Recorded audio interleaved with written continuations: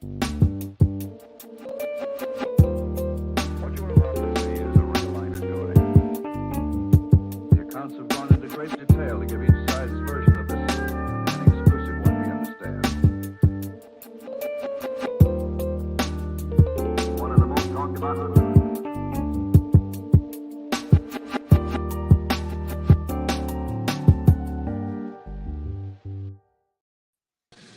All right.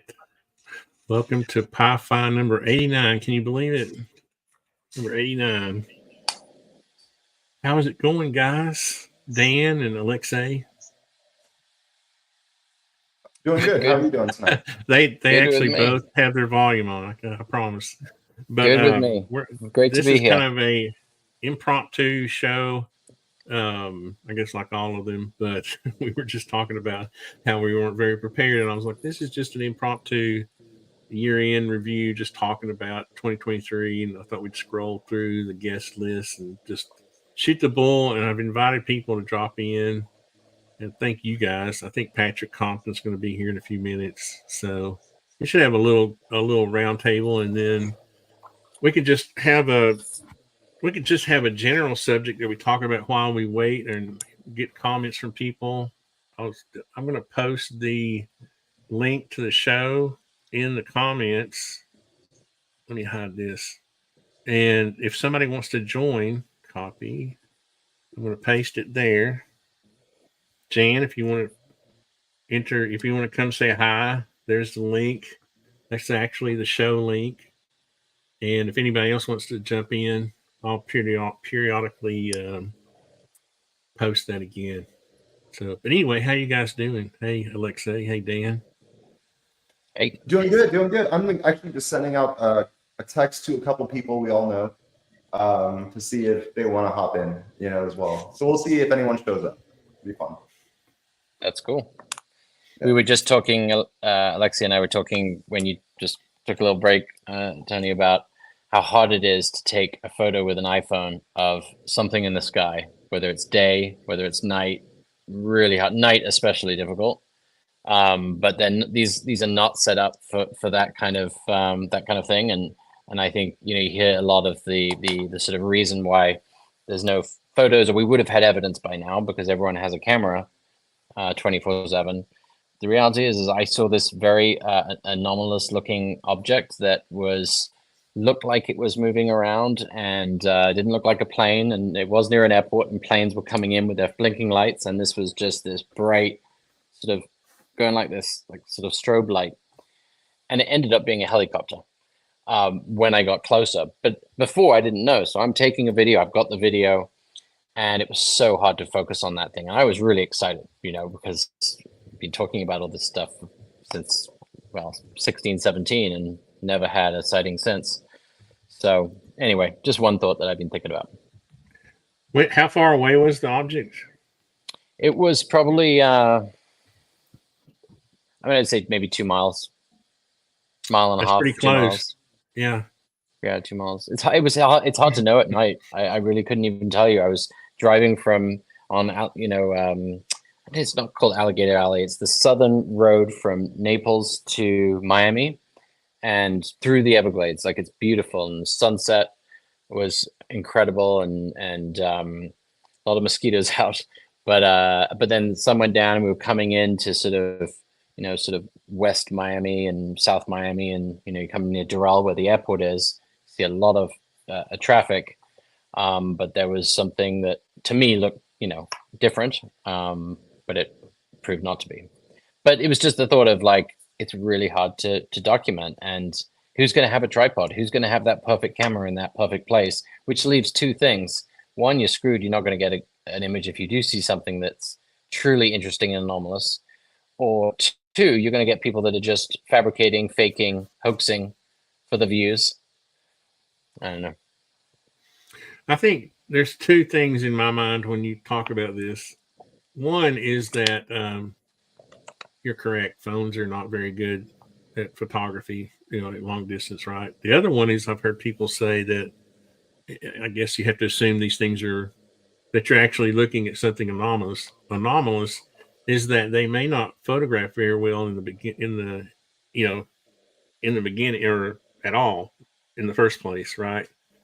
It may be that any camera wouldn't be very good at photographing them because they don't want to be photographed. Or I'm just saying those are two things I've heard people say. Yeah, that's a theory, certainly. Yeah, the trickster kind of theory or whatever it is. What I wanted to mention just real quick, I was once one of the UFO experiences, right? I've had several. I was with my ex-girlfriend at the time, and we're driving from Boulder, Colorado to Longmont, I believe, right? So it's like a 45-minute drive at most, 30 minutes. We're Did you driving. say ex-girlfriend? Yeah, You drove that long with your ex-girlfriend in the car? She was my current girlfriend at the time. Oh, okay. I thought you meant. Let's tell us more about that relationship. Yeah, I'm sorry. I'm sorry. we I'm can trying to just keep it light. record. It's you know. It ended good. We're still friends. But anyhow, no. So And that's a driving therapy to joke. Longmont. That's a therapist joke. So. Yeah. I was trying to make it. We're going to the Outback Steakhouse, and we see just like really bright lights in the sky. And as we're driving south, I realized we can cut this light off. It looks like it's moving 15 miles an hour, 20 miles an hour. If we get off the next exit, go east, we can cut it off and get directly under it. So I did that. I pulled over into this little parking lot. The thing then, it's probably flying like 20, 30 feet above the ground. It's about 40 feet long. I get out, and she's having somewhat of a panic attack. Don't stay in the car, don't get out. But I get out, and I was moving from one house to another at the time, and so I had my video camera in my truck, in my Honda Civic hatchback actually at the time. So I open up my trunk, I start looking for my video camera. By the time I actually get it out and try to film it, it's already in the distance. So we jump back in the car in order to chase it down again, and I forgot to close the trunk of my hatchback, and I lost all of my clothes because they were in bags and suitcases. They all just fell out the back of my hatchback while I'm chasing this thing down the highway. But you had clothes on at the time, right? I had clothes on, but all my personal clothes was bagged up and in the back of the hatchback. I think we'd all prioritize it. We'd all lose our mind in that way and focus on the image or yeah. What we're trying to do. Hey, Patrick, how's it going? Welcome to the show. Hey, Patrick. No. Okay. Yeah, I'm having mic problems. There you go. Just turn up the volume a little bit. There. Yeah. How's it going? We're just kind of shooting the bull for the year end. We're not trying to be very influential tonight. Well, maybe you all are. I'm not. I'm just trying to have fun tonight. And my three of my favorite guests are with me tonight, so I'm happy.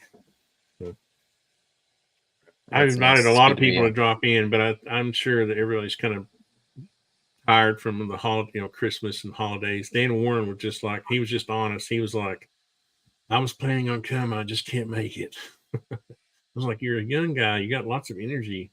But anyway, I sent an email to all the guests who'd been on the show, and it was such an impromptu thing. I don't really expect them to come. If they do, it'll be a nice surprise. But all that said, I appreciate you guys coming. So what's been up, Patrick? We hadn't got together yet. Patrick actually moved to within 10 miles of me, and he didn't know it until he started talking about, what was the name of the road? Kettner Road. Oh, okay. That's not it. But I didn't mean to. In Maine, right? In northern Maine? Yeah, northern Maine. Yeah. Nice street. I thought it was Mexico. You're in Mexico? It's pronounced differently, but yeah, I know that one. Yeah, we'll have to get together. Last time you contacted me, I think I was sleeping in because I started a late shift job. I owe all three of you a shirt. So, did I ever get your address, Dan, so I could send you a shirt and a mug? No, but I'll send it to me, and I'll send it. I'll send it to you. Yeah. Yeah. I think I'll have to give you a new address. Okay. I was going to say, I thought I had yours. This condo here. So we were talking about something I thought maybe you all would think was a little bit interesting before. I don't know. I've got a few things on my mind. I thought we would have like a theme going through the background, and then if people joined, we could talk about whatever. And if you all want to talk about whatever subjects, but there's a few things that's been on my mind about 2023. And this was a question, and we're going to go around the table, right? And we can start with you, Patrick. We'll just start with you. What, in my mind, 2023, and don't ask me why this sticks out. 2023 for me was a year of trying to understand why some people think we don't have free will. And maybe it's because, you know, how you gravitate to discussions that you're interested in. Maybe that's what it was. But for me, 2023 was a year, maybe I was even trying to convince certain people, because I want to make sure, for me, people thinking they don't have free will is a depressing thought, and not having control over your life. You know, there's a lot going on there.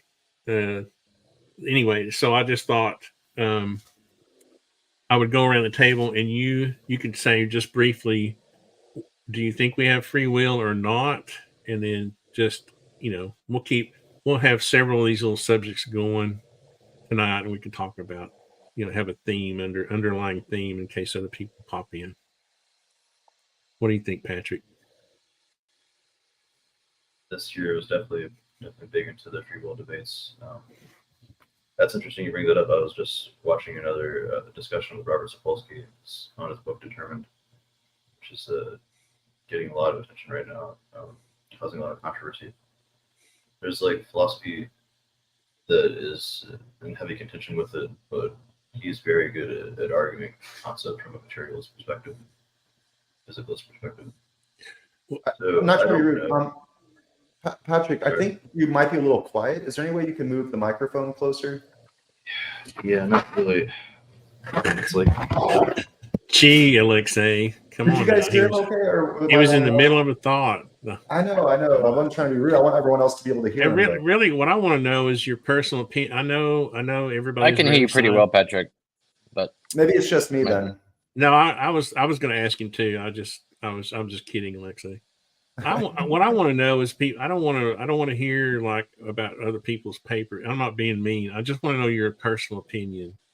Like, what do you feel? I know we're all scientific and we can't talk about our feelings, but what do you think in your heart? What do you think,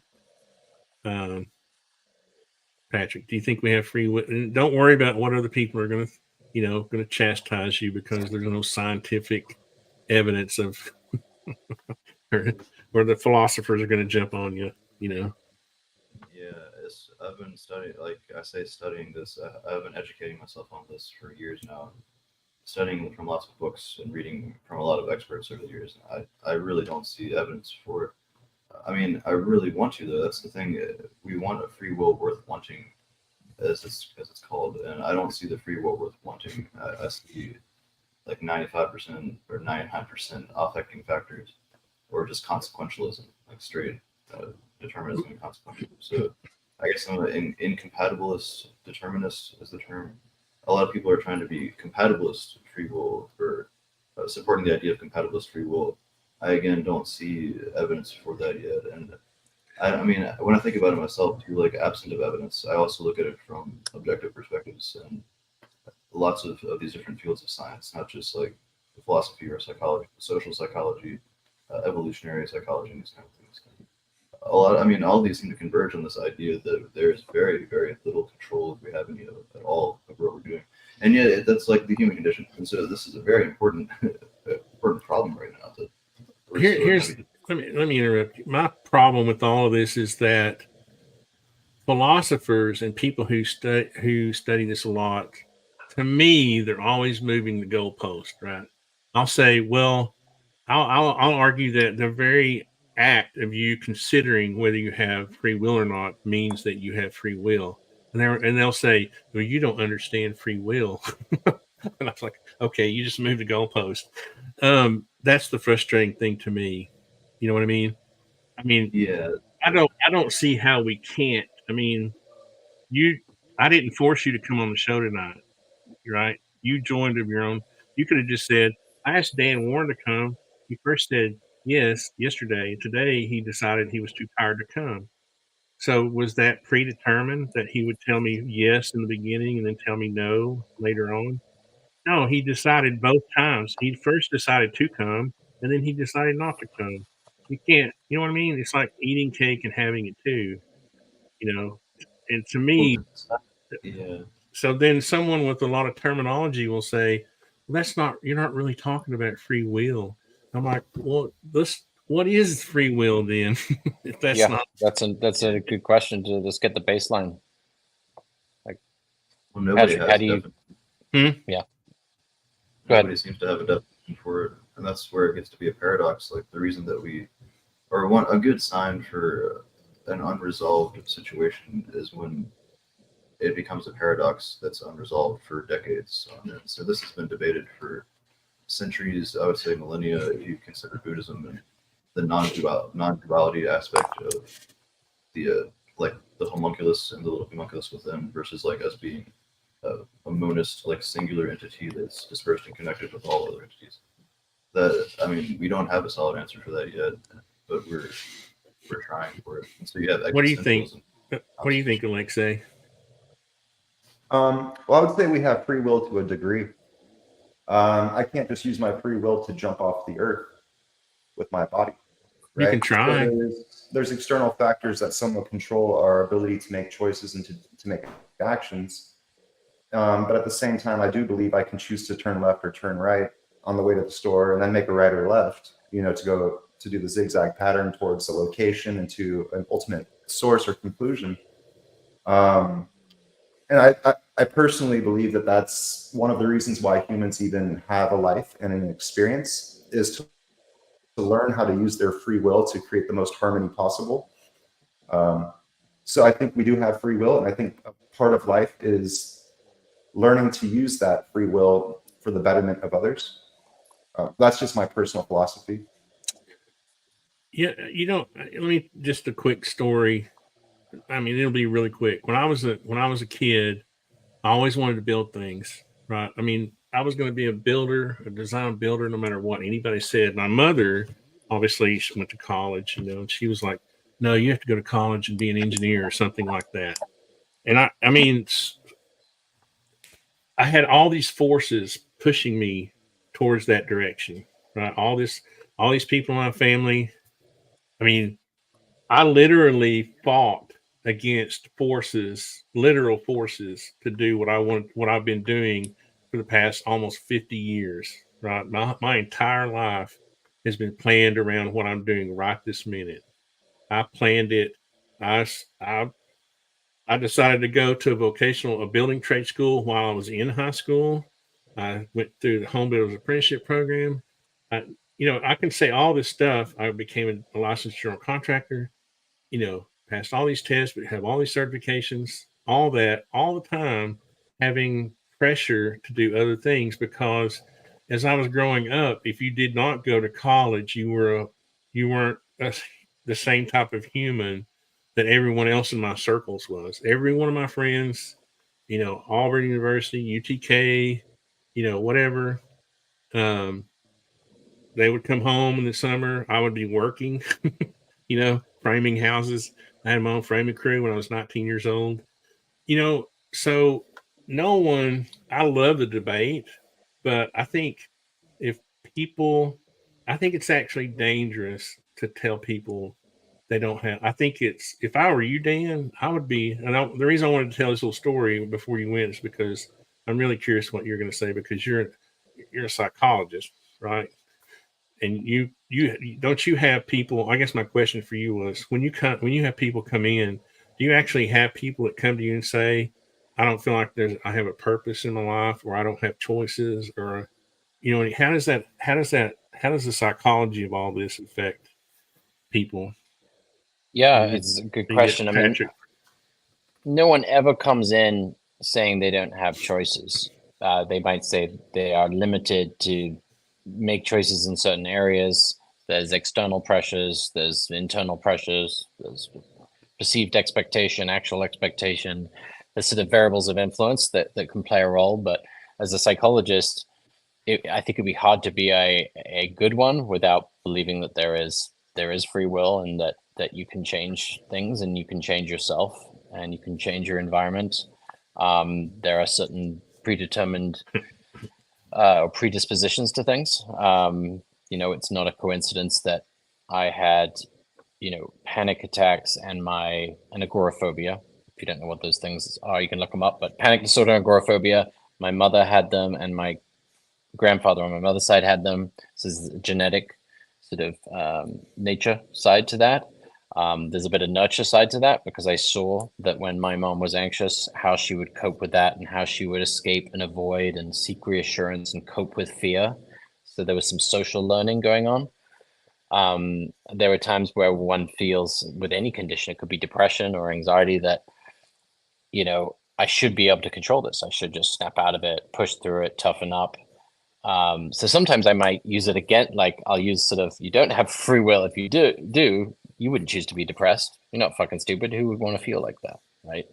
So that's the only time I think I might take a more, you know, an argument against free will, but the whole psychology is based on the premise that we can change, we can create our we can mold a future and a life that's going to work for us. Well, and the most frustrating thing about this whole argument to me is that someone who would argue against free will would sit and listen to what you just said and say, we're not talking about that. We're talking about, you see, they're always moving, they're always changing the definition of free will, or, you know, vice versa, no free will. So, Well, I mean, Yeah. the easiest argument would be to say that the reason you're saying that is because you are always going to say that. Right? That's the easiest argument to like say, well, there's That's good. Yeah, I mean, and of course, don't from my become one of background them, is different. Alexei. Okay. I'm objective. Okay, I already told you I believe there is free will, but at the same time, I'm saying that's Hey, like, I'm the good most argument. objective person in this room. I'm looking at. I'm saying, I've looked at it. If literally you can't even make the thought in your mind, is there free will or not? The very act of those synapses in your brain asking whether it exists or not means that you have free will. The very thought of it, right? If I had no free will, the creator would have created my brain to think in one direction. I just thought We about can arguing against- neurologically prove that the free will argument. I mean, we use neurofeedback and we train people to control the how their neurotransmitters are basically, how their brain is functioning, how their amygdala is responding. Now, it's not, you know, high level control, but they are able to control their physiology, which controls their neurology. I'll take this to a higher level. How are we ever going to create, you know, how are we ever going to learn, you know, teach machines to learn the way we're afraid they're going to learn if they don't have free will?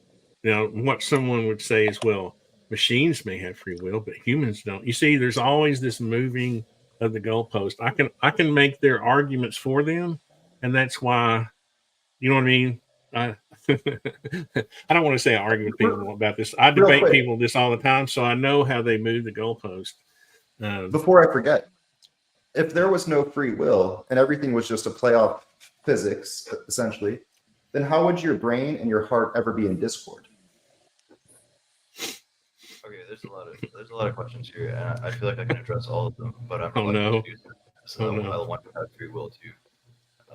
Yeah. Okay. So if I may get into this a bit, some length, the brain-body connection, we could say that is established recursive loops that have been established through our neurobiology, or our brain and our body, and how that works via evolution.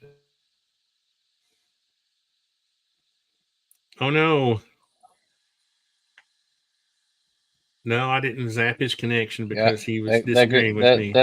There goes his free will. I told you. There you go.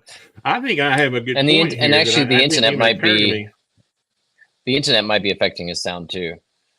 And while he comes back, Lucius, tell me what you said. Something kind of that profound, I guess. What did you say before Patrick was talking? Basically, if everything was a function of physics and just reactions, then everything would be in harmony. But since we do have free will, our brain and heart aren't always in harmony. Mm-hmm. How do we Yeah, explain definitely. entropy? I agree with that. I'm going I to ask agree with this that. one. And you need you almost need disharmony or the absence of it at times to, I think, to function, to strive for things, to not be suicidal. I mean, for always in harmony, that is a deathly scary place to be. In Why do some you say ways, that? right? Because you have no desire to grow. I've sabotaged Patrick so he can't Yeah, make his in some argument. ways, yeah. It's like you know, if we were eternal and didn't die, that would be a pretty. I mean, it sounds like that's what we want, but it's also, you know, what would motivate us, what would we strive for. I think there would be mass suicide if we suddenly were eternal. It's like, and you know, and you couldn't kill yourself, which is it's sort of whatever that movie was from the 90s. That's why I think it's so Groundhog Day. dangerous. I think it's really dangerous. I mean, it's kind of cool that philosophers can sit around and just you know, debate this stuff, but I think there's real world there's real world repercussions to telling people they don't have free will. You know, there are some people who are struggling with just the whole idea of being alive, you know, and I honestly think that I don't know, it's immoral. For me, it's immoral. But again, let me say this. I love Patrick and I love his thought process. That's why I invite him to come. I'm not criticizing that. And I do learn things from Patrick and others. It's just that I have this deep-seated desire to help some people realize that that life can be better, you know, and that they have choices. And that they have, and that's the first step of making their life better, is realizing that they do have choices and they're not stuck. And in we their all need condition. that, right? So Yeah. Patrick, I'm curious because we lost you for a second, and well, can you go back to where you were at? Sure. Yeah. Sorry, I had a VPN on. My connection was. So I guess so. Talking about the brain and body, the idea there's ample evidence, if you want to look at it that way, for how evolution would have set us up for those kind of things, or for having the kind of balance between brain and body. Can you all hear me all right? Just a little. Just if you could get closer to Very the microphone, I think that would help. Okay. I think we can hear you, but the audience can't hear you very well. Yeah. Which is important. Try now. That's better. Okay. Oh, that's a lot better. So that's unfortunate. So yeah, the idea is essentially evolution has set us up to have these kind of or a sense of free will, like a sense of agency. We want to consider ourselves as having agency, and it is indeed dangerous to tell ourselves that we don't. Getting to another point, Tony, what you're getting at is essentially Daniel Dennett's argument, and I'm only just now coming to realize this, at least as far as I can assess. The main crux of his argument is indeed don't tell people they have free will. It's not trying to prove that we have it. It's just very, very dangerous to tell people they don't have it. And that was the title of one of his recent videos, was telling people they don't have free will, quote unquote. So that worries me. What was his name again? I didn't hear his name. Daniel Dennett. He's one of the guys that's Daniel Dennett. Okay. He's been defending compatibilist free will for 3 decades or so. He's a very well respected philosopher and has been invited to a lot of big talks. I mean, the issue though is there's that, and there's the like consequentialism. Like it does have consequences to tell people that they don't have this free will, but there are other ways to look at that too. Sapolsky and his arguments, and a lot of the determinists will say things like when we start to question people's agency, that allows us to be much more forgiving to them. So the way that we go about doing this in a court of law is essentially it's archaic. It's based off of entirely emotions and our predictions on people, and at best an equal jury who's also subjected to their own neurobiology and their own preconceived notions and predispositions genetically and otherwise. And so a lot of that we leave up to feeling. If we were to actually take into account all of the impacting factors, contributing factors, or just straight causality that is at play in what caused people to do the bad things that they do, a lot of people would be sent to the therapist as opposed to straight to prison, or at least we would have guaranteed therapy setups and situations in prisons as we don't have now.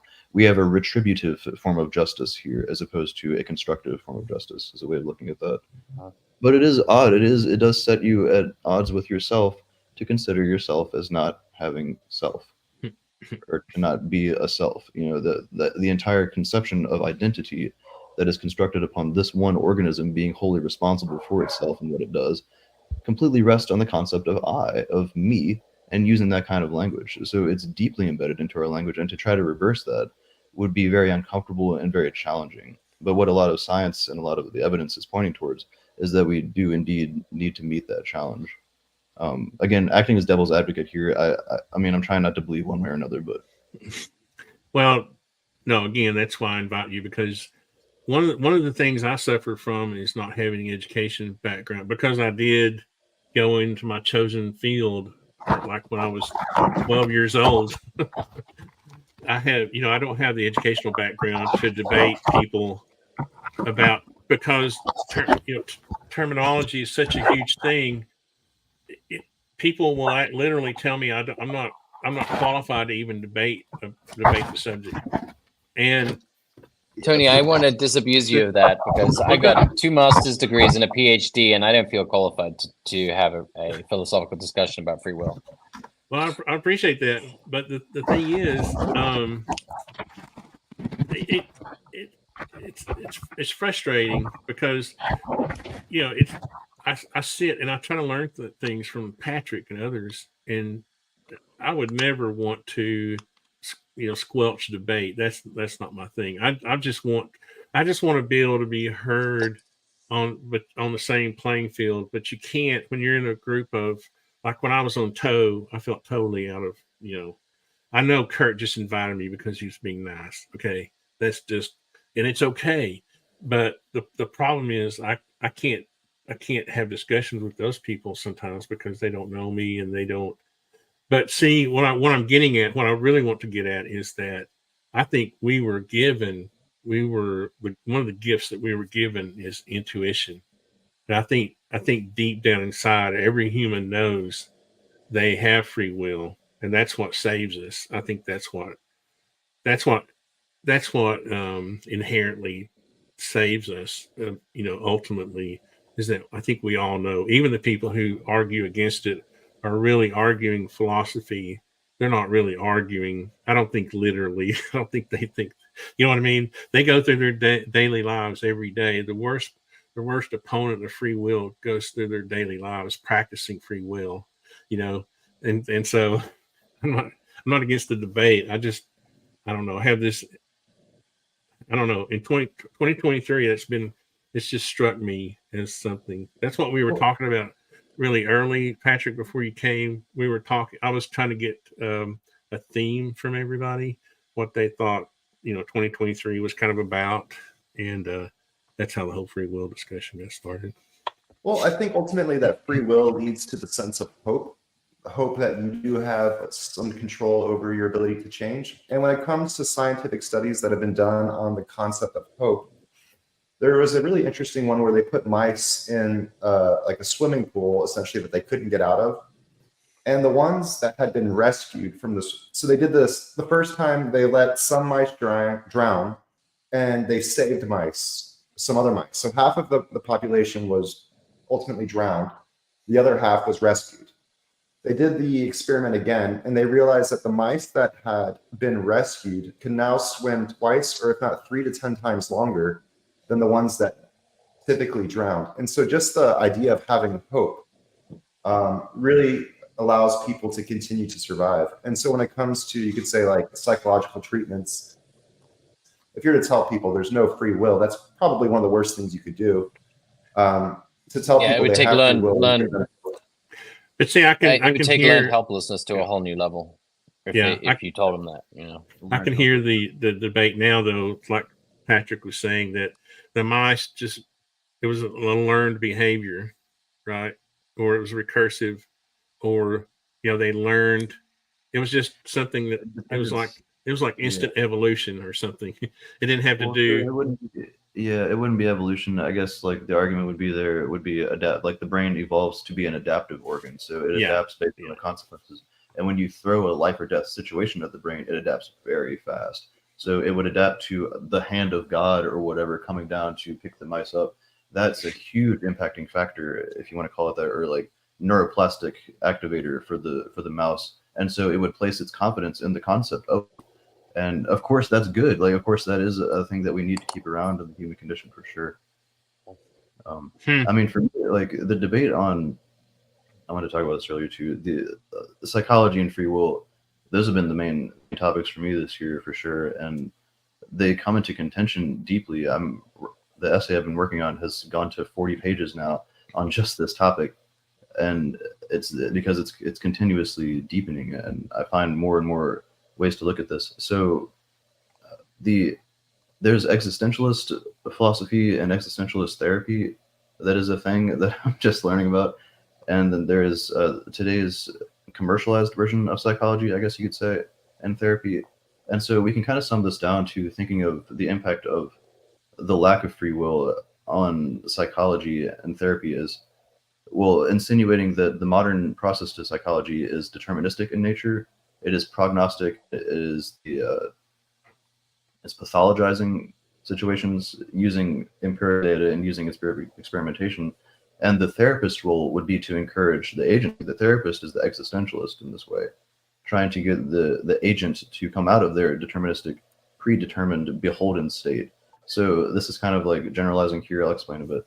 The beholden state, this is using Becker's language, or Yalom. Irvin Yalom talked a lot about this and existential crises that we get sucked into. And so we can easily get put into that mindset of being beholden to the world, and the world's on our shoulders and that kind of thing. And when we have a language to work around with that and to accentuate that and exacerbate that idea, we latch onto that language, kind of like the mouse latches onto the idea of the hand and depends on that in the future. And this is extremely deterministic in nature. There's a part of us and a part of society that seems to be doing this diagnostic default thing that we talked about before, where we default to diagnostic terminology in everyday vernacular as opposed to in an actual clinic where it's appropriate. So this essentially is kind of like admitting to ourselves that we're cast about by the whims of our neurochemistry. We're cast about by the affecting factors of the world, and there's very, very little control over that we have. Better turn to prescriptions, better turn to the psychoanalyst to analyze us and to tell us every single thing that's wrong with our predetermined, genetically damaged brain. I am damaged goods. I hear a lot of people using that term. And then the therapist. That's not what a psychoanalyst analyst would do, though, right? They wouldn't. That's not their approach. Like, I agree with everything you said up until that point, I guess. Right. Because the whole world is totally pathologized, and I mean the approach in therapy is diagnosis, and it's neurologically based, pharmacologically driven. But the therapy approach, I don't know any therapists that are trying to help you cope with the helpless, deterministic position that you're in. It's more helping you realize that it's not a helpless, deterministic position. I think exactly, but maybe not. Yeah. And that's the search for meaning. What I'm trying to describe. Like, I mean, what's left with the terminology and the scientific method of observe, especially through evolutionary psychology, we can start to tell ourselves that we have a little control over ourselves because we have all this terminology available to us, even though it's coming from a good place. This is the problem that we're facing now, and why I keep writing about it, because it's all from a good place. Psychology is trying to understand the human condition in many ways, and a lot of that overlaps with biology and overlaps with neuroscience and deterministic evolution and deterministic genetics and all that. And there's also the human language of that we're trying to blend with those two. And so far, that's been a really tough mission that we're still very new to. Yeah, it's fascinating. I'd love to read your paper or hear more about it, because I think we're all in this state where we're questioning how much control do I have. Sometimes we want more control. Sometimes we want to relinquish ourselves from the control we have or don't have, or typically we do have. We want to relinquish ourselves from the control responsibility that comes with that. There's a lot of sort of social psych research about that, from attributional biases and things like that. But yeah. One thing, Yep. I can kind of understand where some people get. For me, it's a trap of getting caught in the sort of getting caught up in determinism, because even I think that, our creator created this this sandbox. And I think for me, this is where people get confused, or they don't know which way to turn, I guess you would say, is that I think that, our since I am a sort of a spiritual guy, I think our creator created this sandbox, this universe, right? So some people might look at that and say, well, that's deterministic. But for me, it's almost like if I created a puzzle, and I threw the pieces out, and that's your sandbox. I didn't tell you which piece to put together first. Now, that's probably a bad example, and it goes against my argument, because you're going to say, well, the puzzle's still put together the same in the end. The result's still the same. And maybe it is, But I think that the point is that we have choices along the way. All through our lives, we have choices. It may be that in the end, we have to die, right? That's deterministic.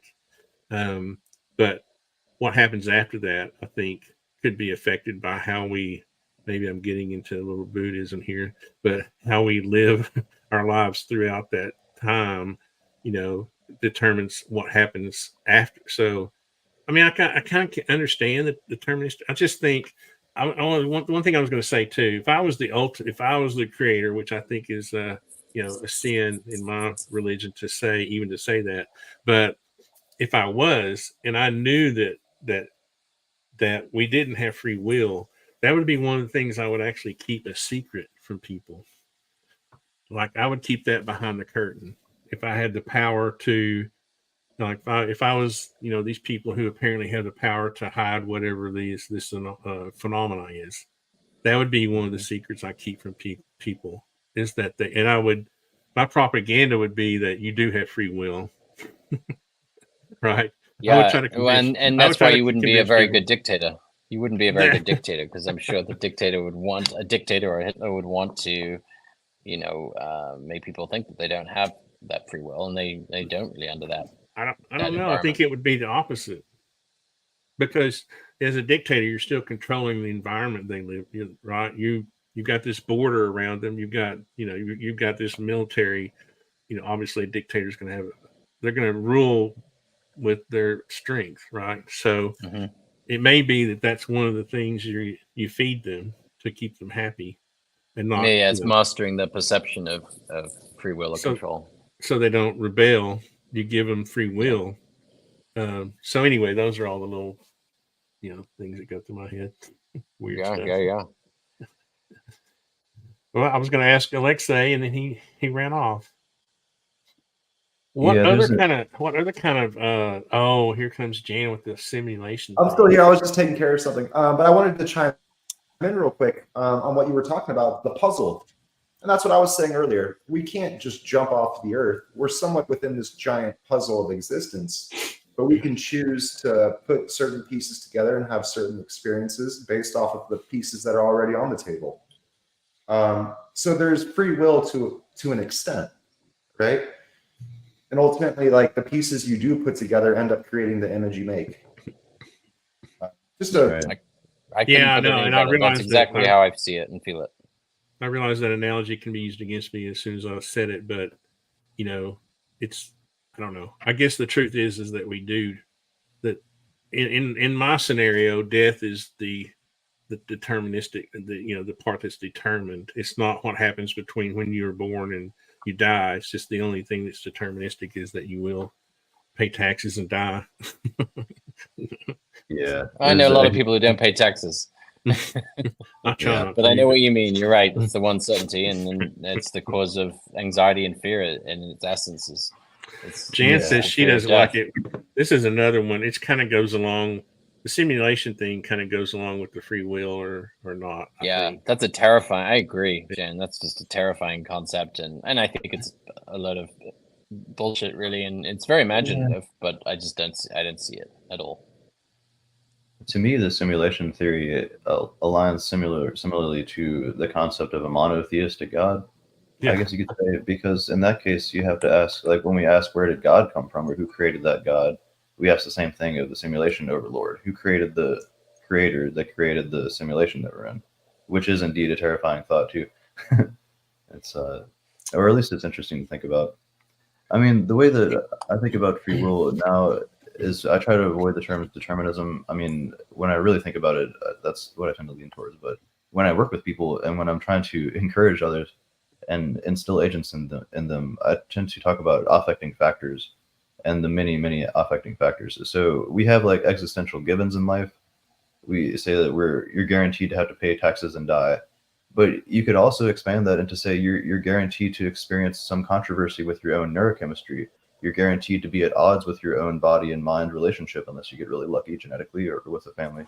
You're guaranteed to be somewhat affected by the 5 people that you hang around the most. Guaranteed to be affected by, well, you are what you eat, you are how you sleep, you are how you exercise, all that kind of stuff. So you have agency within that, and you have a locus of control that we talk about in lots of fields of study, actually, that we can work around with that. The way that I talk about our free will agency now is more like the locus of primary accountability. So 37 trillion cells are participating in this individual thing that's making up this, as well as 7.8 billion people around the world contributing and influencing this brain based on what it sees in social media and what it learns from the universities and what those universities have learned from all the other countries and so on and so forth. And right now, that accumulation of that is within this locus of accountability and responsibility that is responsible for its actions and its own self-benefit. So the fact that we're talking about this at this level now, to me, shows me that we are experiencing much more free will than we ever have in the past. There are many ways to look at that and to give evidence for that, I would say as well.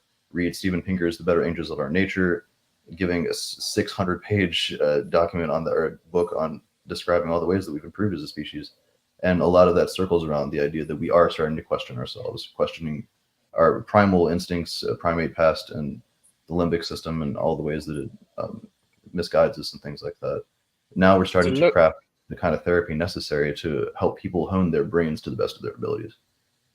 So locus of primary accountability, that sounds interesting. I'm just trying to, so locus of control, when I think of that, I think of like the pursuit of homeostasis that's all sort of inherent in us. And that's a physiological sort of state typically. And then this sounds more cognitive maybe, or existential, this locus of primary accountability, if I interpret it right or not. Yeah, I mean, I'm still kind of like throwing these ideas together recently, but it's essentially trying to mash together neurobiology and psychology and evolution and all these fields, how they like a term that would kind of meet in the middle for all of those. Yeah, no, that makes sense. You have to take a responsibility for yourself, and at the same time, you want to be able to derive the maximum from the concepts of determinism or the highly influencing factors that you can. And I have a whole framework on this too. I call it the graceful pigeons method. It's an anagram. Each one of those letters stands for a virtue and a value that can be derived from thinking deterministically, or at least interconnectedly, like from the Buddhist concept of pratit samutpada, or interdependent emergence. Like we all are interdependent upon each other, and we all emerge from the same place essentially.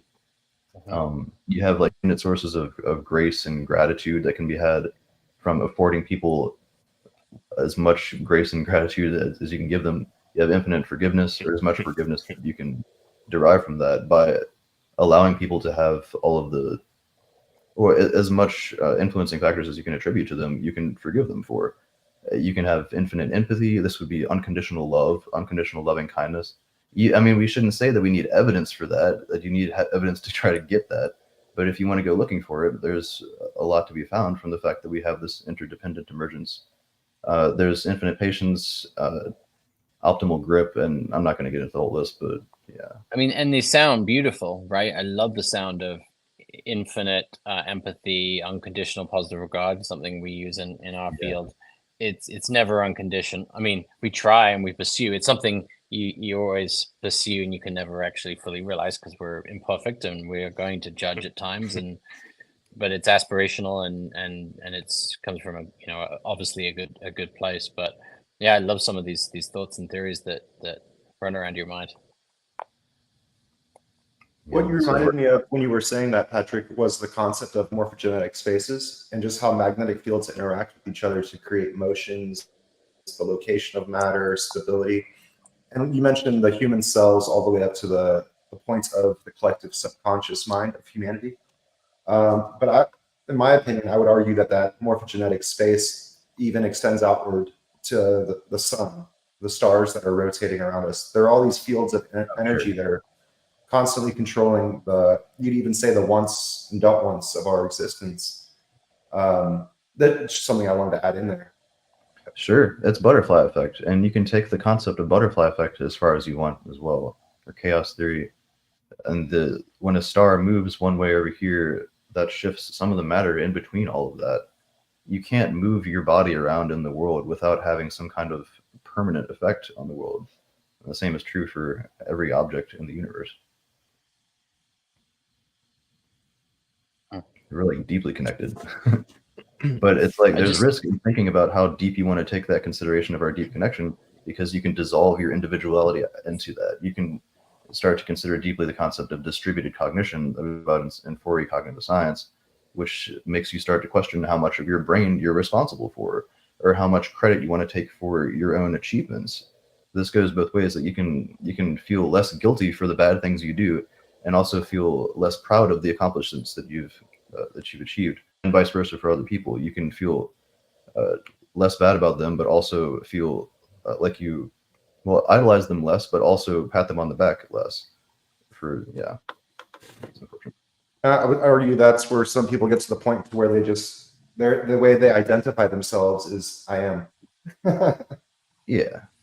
Or like the character that you develop. I mean, there's something to the existentialists get into this deeply, is the character that you develop. Nietzsche was big onto this with the will to power and the will to live, like the will to life and meaning, and what you make of the individual character in your primary locus of your 37 trillion cells. That's a meaningful thing, and that is something that other people recognize and interact with accordingly.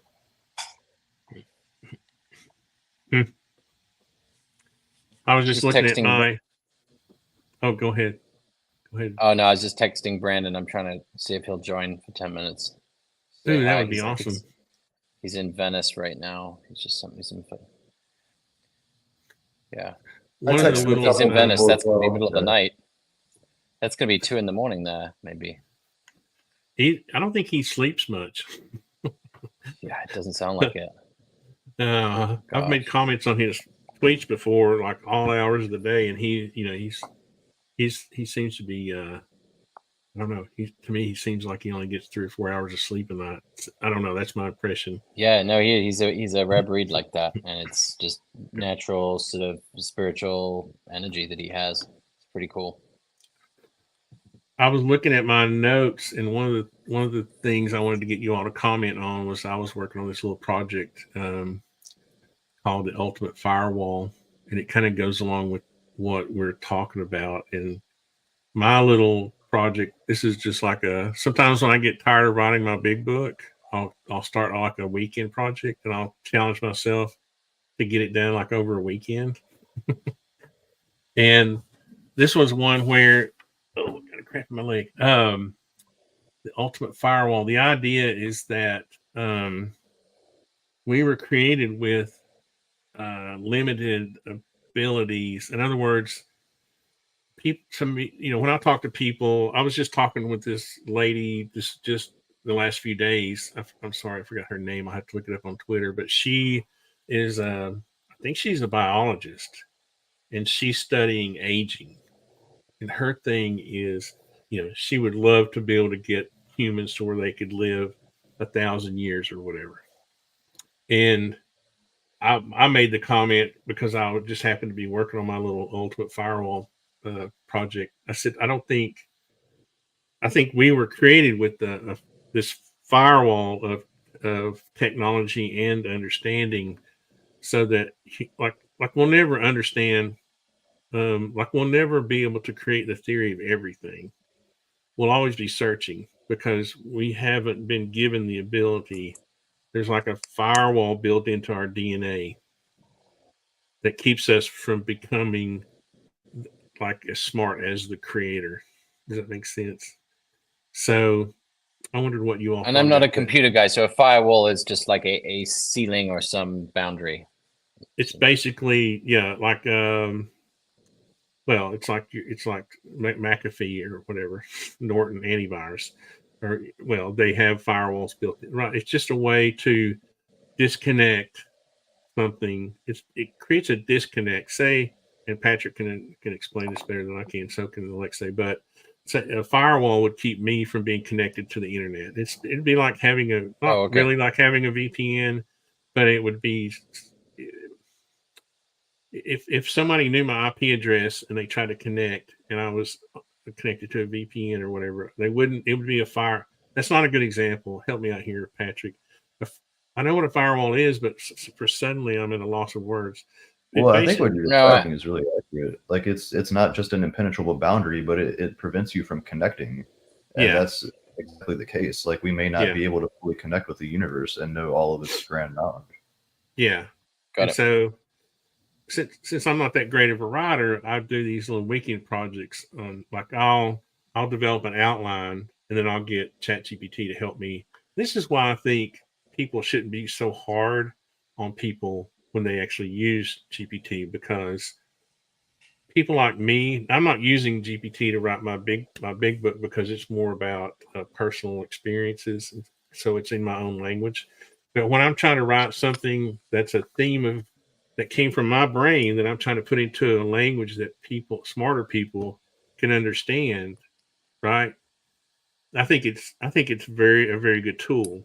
I don't know what that's kind of a separate subject, but these little weekend projects I'll do on GPT, and then that helps me. I can literally go back and learn from my own concepts. Does that make sense? Like I can develop an outline, and of course GPT is not going to include spiritual. Like I have to kind of prompt it to play that role, right? Are you ever concerned it will like taint taint kind of your original thoughts, or No, it's just not Yeah. learned. It's just not trained. You know, all these language models are they're trained with data, so it's just not been trained Right. to think to respond in that manner. So you have to prompt it to respond in that manner. And really, all so you're it gives you an doing, outline. It you're gives you an giving outline to you're basically giving it an outline and a definition.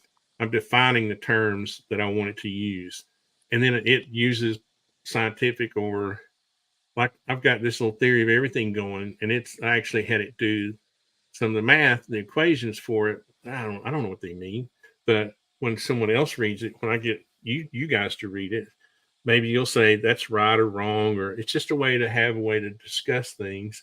Because I can discuss with you if I'm building your house, I can discuss that with you, but I can't discuss true physics, right? Philosophy maybe a little bit, but neither can I. but Yeah. I guess that I wanted to see what you all thought about that concept of it's kind of like what I was saying earlier, where I said if I was the creator, I would keep this idea. That would be one of my firewalls. I wouldn't let humans know they didn't have free will. You know, I would present the idea to them. That would be like propaganda. But the other thing I would do is if I was the creator was I would have a technological firewall, basically, so that you couldn't pass a certain point in evolution of thinking. What do you all think about that? Or is that just something weird? Am I just weird? No. Well, yeah. So we talked about this before, Yeah. and I've changed my mind a bit on this now. I think because you were arguing against the idea that AI could someday help us to transcend that firewall, and I think I kind of agree with you now on that, because the idea that we may have these natural limitations, and it may not be that artificial intelligence or other forms of intelligence can help us fill those gaps. It may be that we could evolve more consciousness, but it seems like we're also limited by the size of our skull. Based on evolution, we can't grow the size of our skull anymore unless we start growing people in like artificial wombs or whatever, if you want to get that weird. But yeah, I mean, there's something And else. my argument is that it's not a physical limitation, is that it's a design limitation. In other words, if we could increase the capacity of our brain twice, we still wouldn't be able to get there, I don't think. Right. Oh, sorry. So there's also the Laplace's demon thing. That's what I was also going to bring up. So Laplace's demon is Sorry, Lucius, the- which link would I give to Brandon? The link that you did in X? Oh, yes. The one I gave Or you Tony? in the email. Oh, the one you gave me. Okay, got it. Sorry. Yeah, to the interrupt. StreamYard one. Okay, Oh. apologize. That's good. So yeah, Laplace back in the I want to say 40s or 50s or so, he gave this theoretical idea of a demon that had access to all of the universe's knowledge and could predict everything based on knowing the position of all the atoms in the world. Alexei, you probably know more about this than me. If I might be describing this wrong, but the idea is that if this demon existed, they'd be able to predict everything, what everyone would do, all the positions of the planets and the stars up until the key death of the universe. But this cannot exist. You can't develop a computer like that or a creature or anything like that, because to be able to do that, it would have to contain all of the atoms of the universe in its head or in its computational ability. And we can't, like, you can calculate ad infinitum, like infinities exist, if you will, in mathematics that we can't conceive, that quantum computers can't conceive either. Yeah. And they're not very useful. No, That's like really the- interesting, Patrick. The way I like to think of it is that this firewall that Artisan is talking about is based off of our level of development. In a scientific view, right? I always try to come from a scientific stance. We have been evolving from a single-celled organism. So do your science when you're a single-celled organism. What does the universe look like? Do your science when you have the ability of touch, taste, and feel. Now, as humans, we've got touch, taste, sound, feel, and sight, and what I'm saying, the five senses. So it's really hard to see anything outside of our evolved senses, and that's why we think the speed of light is a limitation. Well, it's a limitation to human perception and our ability to even perceive the universe. So that I would call that the evolutionary firewall that exists with the human species. Through computer, through AI, they can develop theories on the quantum level, what exists below our dimension, what exists above it. But will our brains ever truly be able to comprehend what it means is a different story, because our brains are also limited to the human experience, the human condition.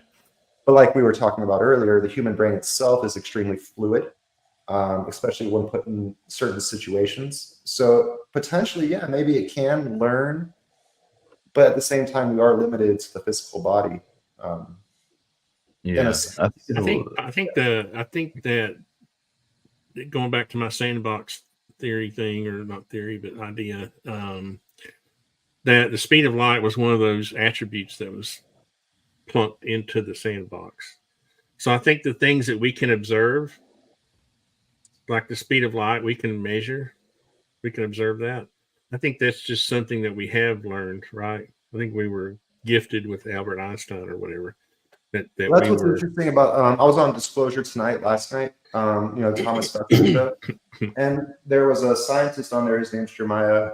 Exotic Propulsions is his tag, and basically he was saying when he uses his technologies, that virtual particles now become physical very temporarily, and then get sucked back into the vacuum themselves. And the way that works is because he's using electric fields, magnetic fields to distort those primary given fundamental properties of the universe, such as the gravitational constant, such as the speed of light, in order to create this effect to introduce new particles into our perception. So that's where the drawing you had earlier, Artisan, we were talking about the fabric of space-time. I think that is applicable, but we have to understand that we're limited to the speed of light first, as far as our ability to perceive. Yeah, unless you buy Penrose's proposals on quantum foam and the quantum role in the brain, which I don't. There's a lot of ways to discount those proposals. Yeah. To discount what did you say? What I missed the first part. Roger Penrose, he proposes that the brain. Well, he says it reeks of the quantum realm. He's saying that a lot of the brain's mechanisms work on quantum relations, and very, very small interactions with particles. But the main argument against that is that the brain is too too warm and noisy to support those kind of interactions between quantum particles, as far as I understand it. But yeah. It's funny you mentioned quantum foam because, well, I think who mentioned it earlier too. Before you came in, I was asking why we don't assign more attributes to the fabric of space besides just it's a vacuum. You know what I mean? And it kind of goes along with who was it that you said talks about the foam, the quantum foam?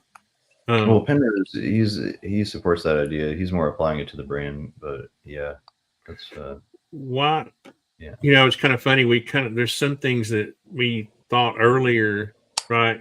How many years ago did the concept of the ether was a thing, right?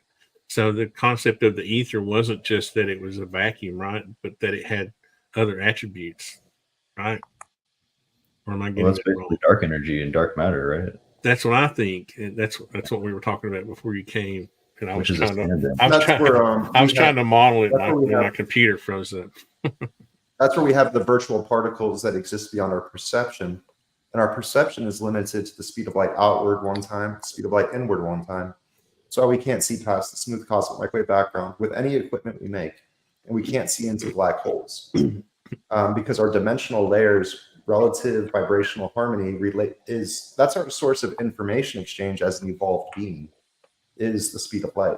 And so it's to say that there's not bigger particles in essence existing beyond the smooth cosmic microwave background, or really, really small particles existing within the Planck length, is to really not understand the evolution of a human body. So I think when Artisan is drawing up his drawing of a very Newtonian understanding, you could say, of the universe, I don't think it's that far off. I think the things that might be missing with modern understanding is the concept of spin in combination with general relativity. Is it quarks that don't interact with light, photons? Which particle is it that doesn't interact with photons? Is it quarks? I would say, I don't know. That's where I don't know. Yeah. So how would we analyze the fabric of space if we can't shoot a laser at it and get some kind of reaction? You know. Well, that's the problem with quantum indeterminacy. So, this is the only argument I have for the simulation is quantum indeterminacy. Like the fact that when we look at a quantum particle, it does something else. Like, is that us viewing the firewall? Like, is that us viewing the boundary between what the boundary of the simulation? Like, that seems like a good argument for that, but I haven't studied that hardly at all to be able to support that argument. But it's certainly, I mean, there's a role to it. I'm wary of it, like most of the evolutionists are. Like, why would evolution create the brain to take advantage of such small particles like that? We live in kind of like what I call the middleverse, like human-sized realm, and a lot of that takes place within like the range size of genes, or the size of bacteria and the size of cells, up to humans and human. Large. And that's where the human itself almost becomes a collective of that same energy existing within a bigger structure. Right. Yep. I'll be right back, guys. Very interesting. I was trying to ask ChatGPT interact with photons. I thought I'd read this before. When you get old, photons do not interact with electric charge. Okay, maybe I just don't remember things. Bosons? When I read in the chat, is that just you guys seeing it? Or is that... What's that? When I read in the chat, is that just us? Or is private chat? Look. Yeah. Sorry. I didn't know. Is it just us? I don't know if I'm sending it to everyone. It's just the private chat's just for us. Okay, got it. We may want to... Oh, no. If he jumps in, we're going to say, hey... let him speak, and what we would change gears. I would never cool. Expect. Yeah. No, cool. Expect, because he's just coming into the middle of a discussion like that doesn't work. Really well. And if it's not appropriate, that's not a problem. I can let him know too. Oh no. We would bend our discussion around. Yeah, I mean, he'd love to just introduce himself, and that would be awesome. I've been asking. Yeah, he's got a great mind too. Yeah, I've had some great discussions with him on. I hope he can come sometime and let me pick his brain about his collections, his sort of Oh esoteric. yeah, his collections are collections. phenomenal. That's Yeah. the interesting. Those are the kind of things I find interesting about people. You know what they. I mean, honestly, the things they collect are, I don't know, to me are interesting for some reason. Yeah, he's got this. Oh, he's going to join for a few minutes. Nice. Oh, great. Yeah, that's a good place to start, and he loves talking about it. As I used to collect wine, I used to love talking about it too, and but yeah, he's got a wonderful collection of everything from movie memorabilia to old spiritual texts, movie posters, cars, big range. That's awesome. Yeah. Well, before he joins, I guess I could say something about what Kurt said. So, if we knew everything, life would be really boring. What would be the challenge? That's getting at that Laplace's demon thing. Like, if we actually had access to that, then we wouldn't be. We have no surprises. And so, yeah, Power of One says you'd have to invent a time machine to go back in time. Like then everything would be explained to the extent that what you do is meaningless, and it brings about the existential crisis of meaninglessness. Is one of Irvin Yalom's 4 main crises that we confront. So yeah, I've read a bit about that. Yeah, it's really like we talk about psychology being in its infancy, but that's true for like all the fields. It's very true for psychology, but we have to remember that as we proceed, because we're so full of human hubris. Here's Brandon. We haven't figured out. I think it's really just how we define psychology in the last 100 years. It's so new. Hi, Brandon.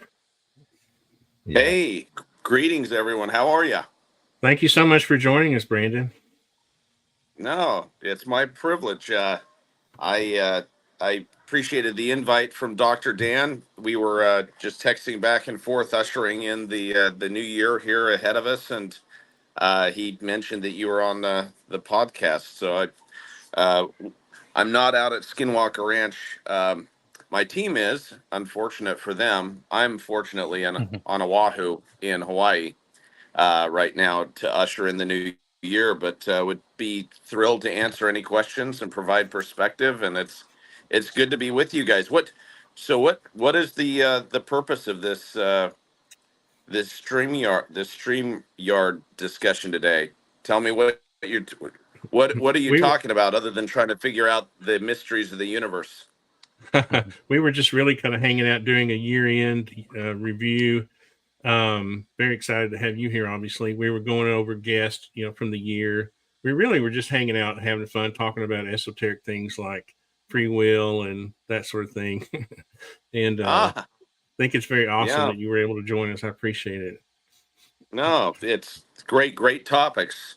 In fact, I think they all tie into the greater universe of topics that connect to consciousness, the nature of our reality, or what we perceive to be our reality and our universe here, and really essentially the rules of engagement that apparently govern what we are experiencing and how we conduct ourselves. That's one of the things that I continually find interesting is confirmation that the nature of reality itself is not what it seems on the surface. It's so much more complex than we would assume.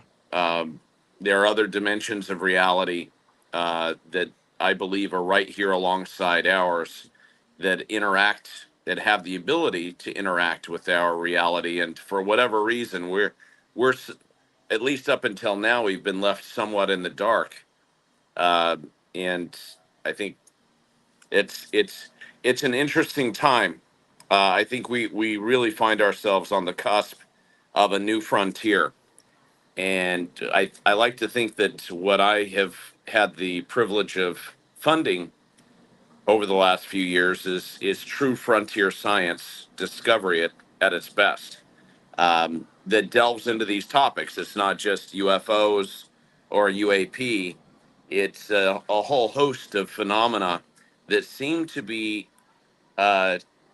in some respect, connected. So no, it's so good to be with you. So how many people are on this chat here? How many people are plugged in?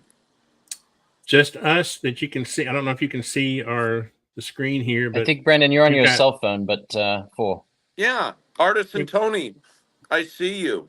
Dr. Hey. Dan, Angst Whisperer, Patrick Compton, Lucius. Okay, now I get to put a name with the faces here. Well, you're seeing me kind of unique because I don't have a suit or tie on. I don't have my cufflinks on. You're catching me a little bit casual. It's That's the funny way we though. like it.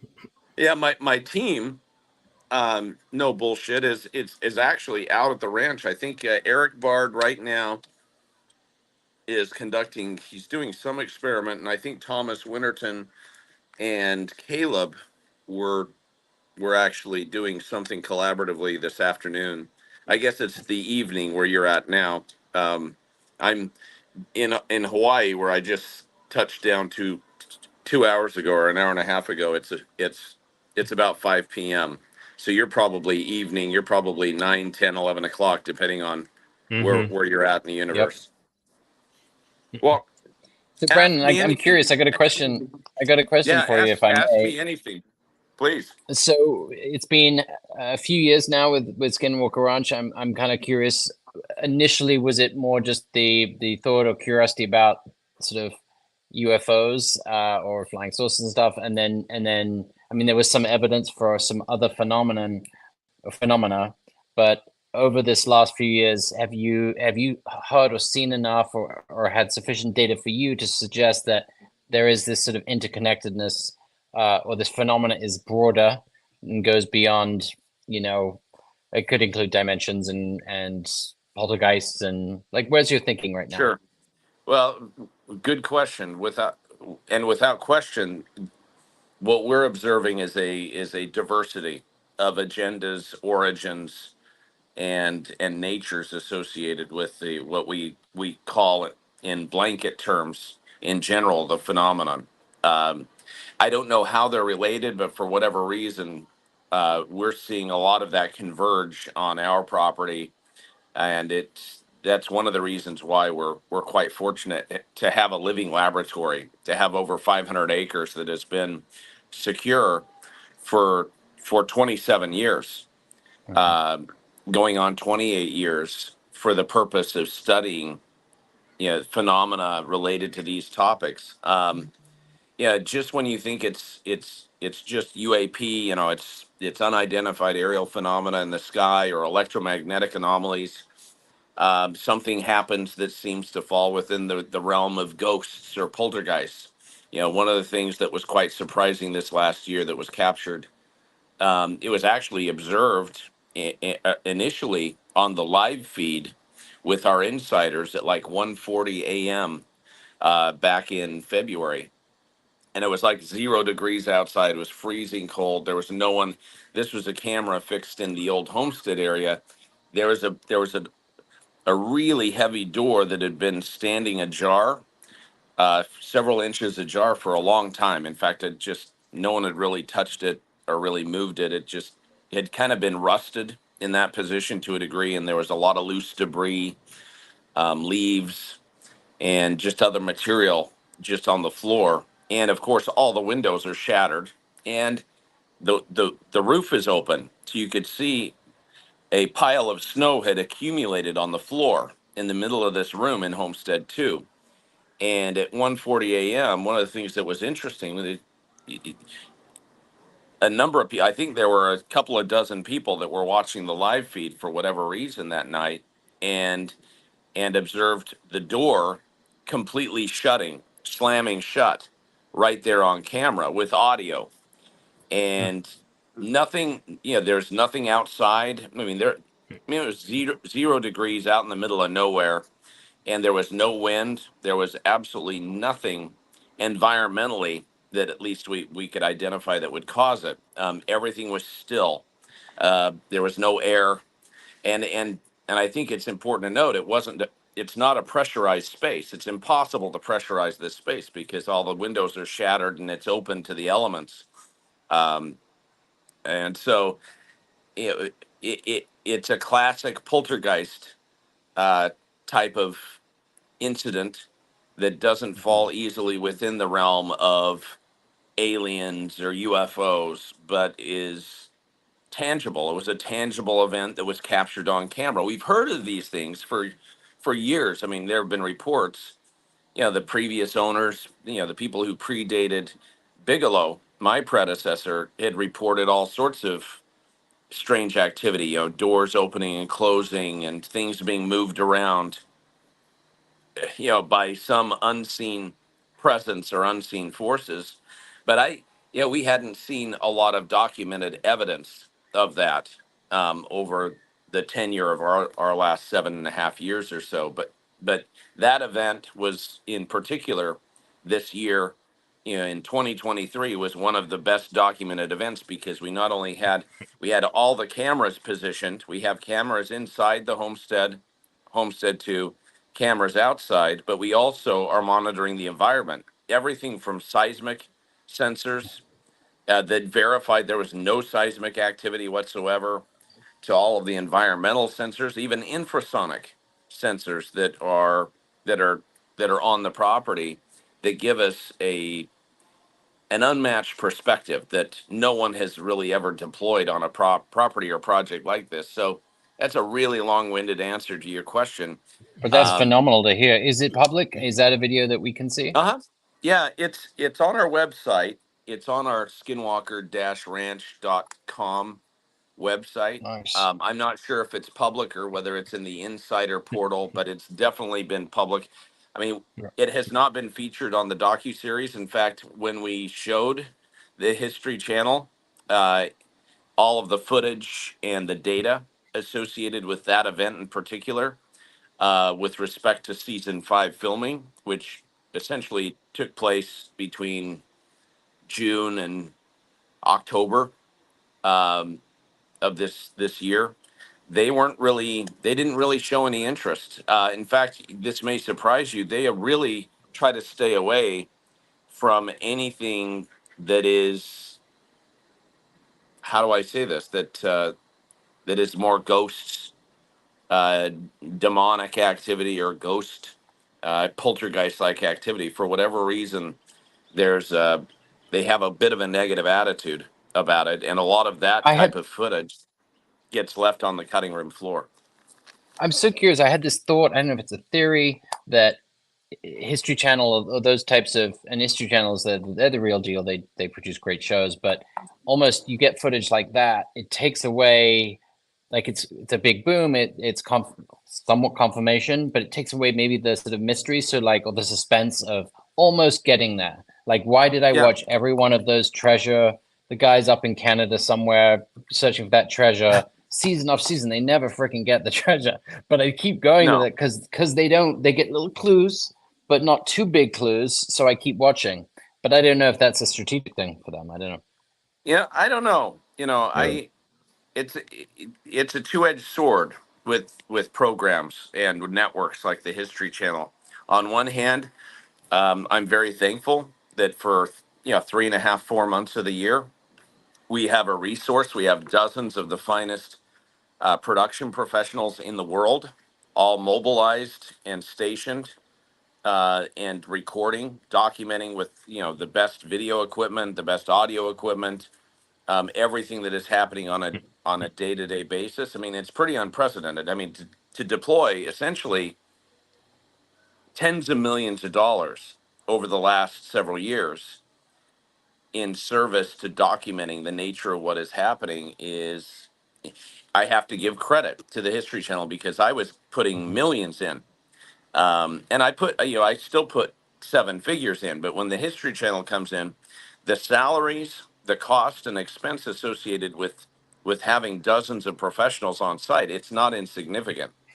And so on one hand, it's great because we have an unprecedented opportunity to document it. On the other hand, it's a bit of a pain in the ass because they get final cut. Well, I have final cut, and I own 50% rights. I have absolute final cut of everything, but they have their own style. They have their own editing style, their own editing cues. They like to put the thematic music with the with all of the footage and the events as they unfold. And so, what can I say? It's on one hand, it's irritating. It can be a little bit annoying. On the other hand, it can be quite gratifying to see this documented. I mean, if it were just me and my ragtag team of 6 or 7 people, and it was just my pocketbook, you're sure as hell not going to have 3 drones flying simultaneously all day long, coupled with cameras following everyone and everyone mic'd up during these elaborate experiments. I mean, there are trade-offs which I think are worthy, that are worth entering into with all of this stuff. So, yeah, it's kind of Sorry to monopolize the questions, if anyone no, else has some. yeah. Oh, that's Ask me another. I had a few thoughts. I've been working with Dr. Jim Segala. I believe you might be familiar with him. He was one of the scientists on course. season 1. Of course, yeah, I hired him.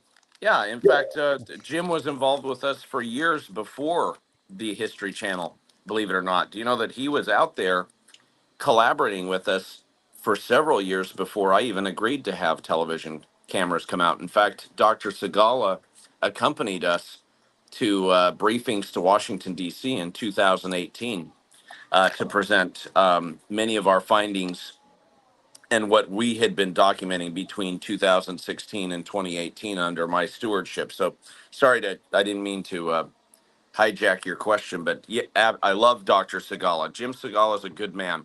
And Yeah, I think he's absolutely awesome, and I've been working with him to help get the MooPass device out to the general public in order for them to also be able to measure, the fluctuations like you mentioned earlier, like seismic, acoustic, things of that nature. So you guys also have accelerometer data out there as well, so gravitational fluctuations. But the main question that I actually have for you, you mentioned the concept of dimensions. In my understanding, there's dimensions that are bigger than our universal experience. There's dimensions that you could say are smaller, and so that could somewhat be those parallel dimensions. How many, on the Skinwalker Ranch, how many different dimensions would you say that you've been interacting with? I know that, so like you could say that UFOs are coming from one, poltergeist activity maybe from another. Have you guys? Yeah, I would, if I, based on the data, based on a purely data-driven cataloged approach during the course of the last 7.5 years that I've owned the property and have had my independent team there, I would say that there are probably a dozen. If I had to pull a number out of the air, it'd be a dozen different agendas and origins. Some of the agendas are malevolent, are very negative. Some are actually positive, and some are actually quite benign and probably dispassionate about what is happening. I think we're in a living laboratory of sorts, and I think the origins associated, I think, are, I was asked by Newsweek years ago. They did an interview with me, and they said, Brandon Fugal, you're putting millions of dollars into this out of your own pocket. Do you believe that it's aliens, that it's beings from other worlds, or is it interdimensional or multidimensional phenomena, or is it angels and demons, or more spiritual, or even consciousness related? And I answered them stating it's D, all the above. Based on the data and what we are documenting, I believe that we're seeing a diversity, and I think we're seeing interaction that is likely coming from all of those points of origin to a degree. That, I guess that leads into my next question. Well, actually, I think Artisan was going to ask you if you wanted to refresh your camera, maybe. Oh yeah. In fact, what I'm doing is I'm sending a clip to Dr. Dan. Dan, do you want to? I'm emailing you right now, so you can actually share with these guys, because I'm going to probably have to log off here in a minute. That's amazing. Thank you. Before you do, Brandon, can I ask you a question? Yeah, you bet. Hang on one second, Dan. Okay. Okay. text me your email address and I'll email this Yep. to you, and then you can after I get off, you can share with these guys the clip, the Sounds good. the raw data, the raw footage, audio Awesome. video footage that I was referencing earlier in the discussion. Okay. Before you go, Brandon, I just want to say I think the work that you're doing is extremely valuable to the future of humanity, ultimately, as far as our understanding of space, time, what it is to be human. So, hats off to you, quite literally. Hats off to you. Thank you Great so work. much. Yeah. Well, I consider it a great privilege, and you probably heard me if you follow my work. I really believe that I'm the steward, not the owner. I believe that for whatever reason, I'm fortunate to be trusted with this opportunity right now, and I frankly don't want to screw it up, you guys. I want to do a good job with what I've been entrusted with, and so I'm sending. So I'm gonna send. I'll come back on the video here. I just want to send this to Dan, so you can have this after I sign off, and you're welcome to obsess over it as much as you wish. It's just the raw Awesome. footage from Eric. It's what was sent to me. In fact, I had to pull it out of my email because the last person who reviewed it a month and a half ago was Trent Reznor, who I sent it to. I wanted to get his take on the audio and the entire clip. Um, so My, my question's Brandon, and I appreciate you joining us for a limited time. I hope I can get you back sometime to talk about. yeah, I love more talking about people's core beliefs and sort of the esoteric side of things. Not really esoteric, but just people, what makes people tick. And yeah, so I kind of hope sometime you can come back and we can talk about. I'm interested. I was brought up in the Baptist church, as a sort of a conservative Christian. And I know you're yeah. a Mormon. And one thing I've always been interested in is the sort of the esoteric side of Mormonism. And I don't know if that's something you want to talk Oh, about, but absolutely, those are the kind of absolutely. things I love. I'd love to find out kind of what makes you tick. I also want to, I'm a design and build contractor, so I want to talk to you about business, the business side of your life and that kind of thing. And I think you could be an inspiration, honestly, to young entrepreneurs. Those types of subjects are what I'd love to talk to you about if you could come back sometime. Yeah, you bet. Well, I'd love to address all those topics. In fact, you're touching on things that I really enjoy discussing and exploring. I was raised in the Church of Jesus Christ of Latter-day Saints. In fact, I served my mission here in Hawaii. This is a special place to me because I spent 2 years preaching the gospel of Jesus Christ here and performing service. I mean, we got hit with Hurricane Iniki back in 1992, and it just destroyed sections of Hawaii. And a lot of my mission was spent helping people clean up and doing service projects, and not necessarily being in their face about Christianity, just serving other people. And the one thing that I really have come to love in retrospect about my faith and how it informs my worldview to a degree is the fact that I was raised to believe that there are worlds without number, that we're not alone in the universe, and that we are truly part of a divinely constructed, intelligently designed reality.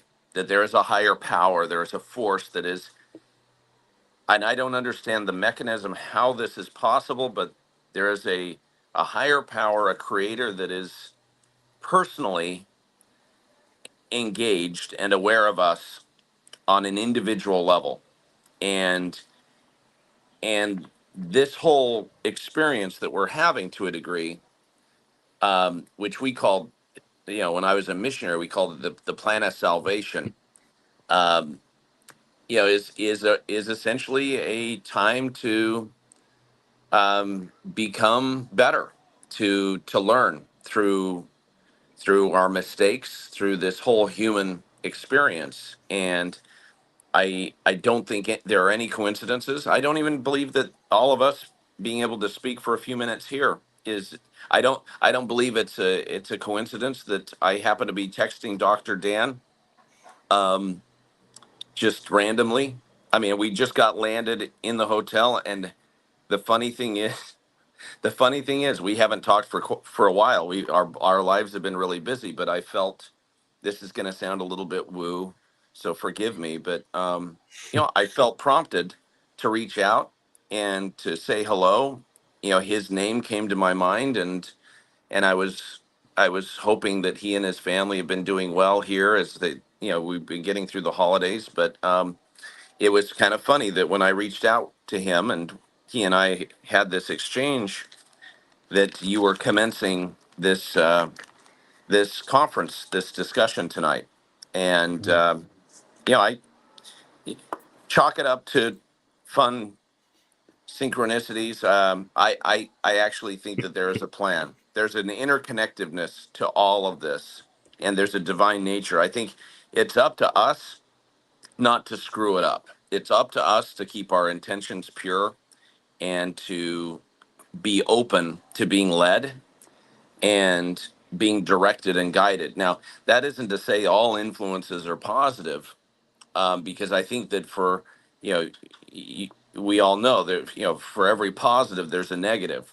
There are adversarial forces at work just as much as there are positive forces, and I think being able to discern and have a spirit of discernment about you, so you can differentiate between what is truth, what is positive, and that which would be negative or a counterproductive distraction, to put it mildly, I think is one of the great challenges of this existence that we have. So anyhow, I find all of this really inspiring.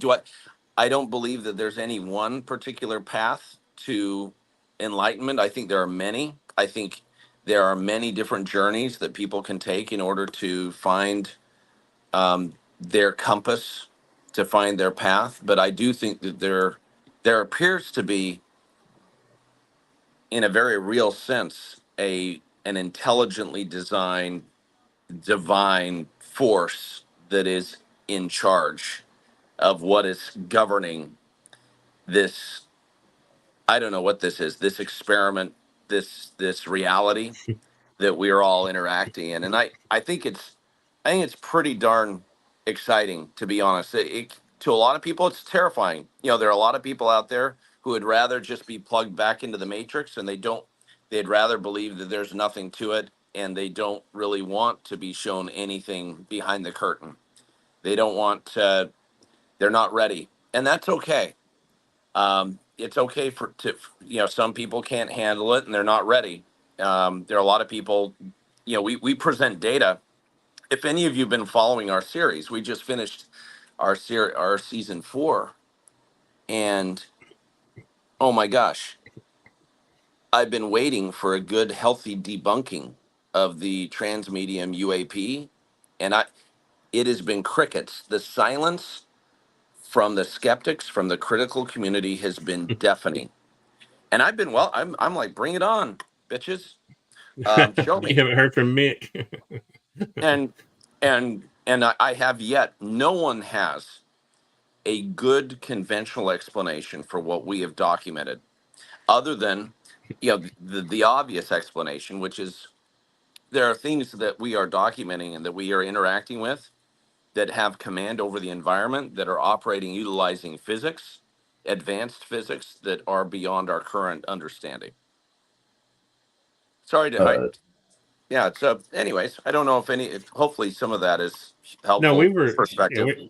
we were just talking about something you said kind of touched me earlier about you said you didn't want to get into the woo, but we were just talking about free will and how we were talking about this sort of intellectual firewall that there was the whole gambit we were talking about just before you came, and what you said tied specifically into it, and it's awesome. Personally, I think somehow we're connected through the fabric of space. We were talking about that too. We really are. That's the strange thing. Yeah. Well, that leads into the question. I call it free agency. There are different labels, different ways of defining it, but I think we have our agency, and I think we have the ability to impact our environment. I think we underestimate the power of our consciousness and the ability for our consciousness to essentially influence the events around us in ways that frankly a lot of people would I think characterize as paranormal, but I would characterize them as not as paranormal. It's just it's tapping into an energetic force that we don't quite understand, that we're still in our infancy in understanding the nature of. I think people thousands of years ago, to a degree, I think there have been civilizations, ancestors that had some of this figured out, but they end up killing each other, or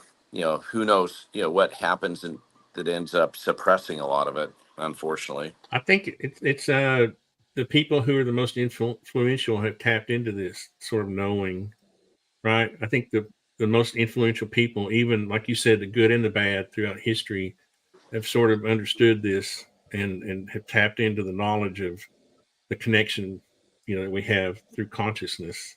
And that Yeah, is woo. That is woo. But I mean, I think we all I'm kind of with you have this though. intuition. Do you know what? It's true. And I think truth is truth. I think those things that we can't easily categorize or understand, you know, the fact that we don't quite understand the mechanism or the physics behind them doesn't mean that they're any less real. It just means that we're trying to figure that out. And that's why so much of what I'm doing, as much as I try to keep a very open-minded approach and I try to invite a diversity of different subject matter experts and people to the table, I try to always stay grounded in a data-driven approach. You probably heard this stated by me and Eric Bard and others associated with my endeavor. We work to not be influenced by an inherited narrative, but by the data. We try to be data-driven, even if it's these topics that people would refer to as woo or paranormal. I actually think that that's one thing. When I engaged with the History Channel years ago, reluctantly, that's one of the things I told them is I said, look, I want this has to be grounded in fact, in absolute truth. I'd had enough of seeing ghost hunter shows with a bunch of guys with night vision goggles tripping over their dicks in the dark, and I didn't want anything to do with it. I wanted to bring something. I wanted to use our resources to bring a sense of discipline and scientific rigor to topics that frankly have been compromised. People compromise. I think there's a lot of truth out there, but it gets overly sensationalized. I think there's a temptation on so many people's part to take creative liberties, I guess to put it mildly, in some of these topics. And you see it on UFO Twitter. People go ahead and they post things that they really haven't vetted yet fully, and it's very embarrassing because Or they've hoaxed for 100,000 views, and that's their yeah, agenda. and there are a lot of bad actors. The problem is there's so many bad actors, and you've got to be able to sift through all of it and be able to separate the signal from the noise, if But you you will. can't. But you Yeah, and ultimately can't. it's so tough. Well, hey, let me take any other question. I better Patrick, do you sign have a off quick here. question? You bet. Fire away. Patrick hasn't had a chance. Well, all right. So it's a quick thing I thought of earlier when you're talking about the dimensions and how we can have interactions between crossing dimensions, and perhaps that could be like bubble universes, or however you want to extend that to the 12 categories you gave. So could you perhaps distinguish between paranormal activities and interdimensional crossover by the following example? Say you have like a signpost, and then the signpost is just glitched out. Like, why don't we see glitches? And I haven't followed a lot of your work or a lot of the paranormal. Maybe that we have seen these things, but you see what I'm saying? Like, you would think that the door swinging open, or like snow, like a collection of snow in a room, would be something that a spirit or something that has a conception of these material boundaries and these objects would know to interact with them like that. But when it comes to dimensions crossing over, you would expect like random, like the door would be broken in, or like just split or something weird. Yeah, I actually think we do see glitches. I think that we often actually do observe things out of the corner of our eyes or just beyond our perception or even on camera that we can't readily explain. Um, for example, we on a daily basis, especially when we are conducting aggressive experiments and we have our whole crew of dozens of professionals, it is a daily occurrence to see rapid, unexplained battery drainage. It is a regular occurrence to witness um, hard drives deleted, flash drives manipulated, um, drones literally fall out of the air or completely lose their bearing. Right. That Um, sounds like solar flare interference.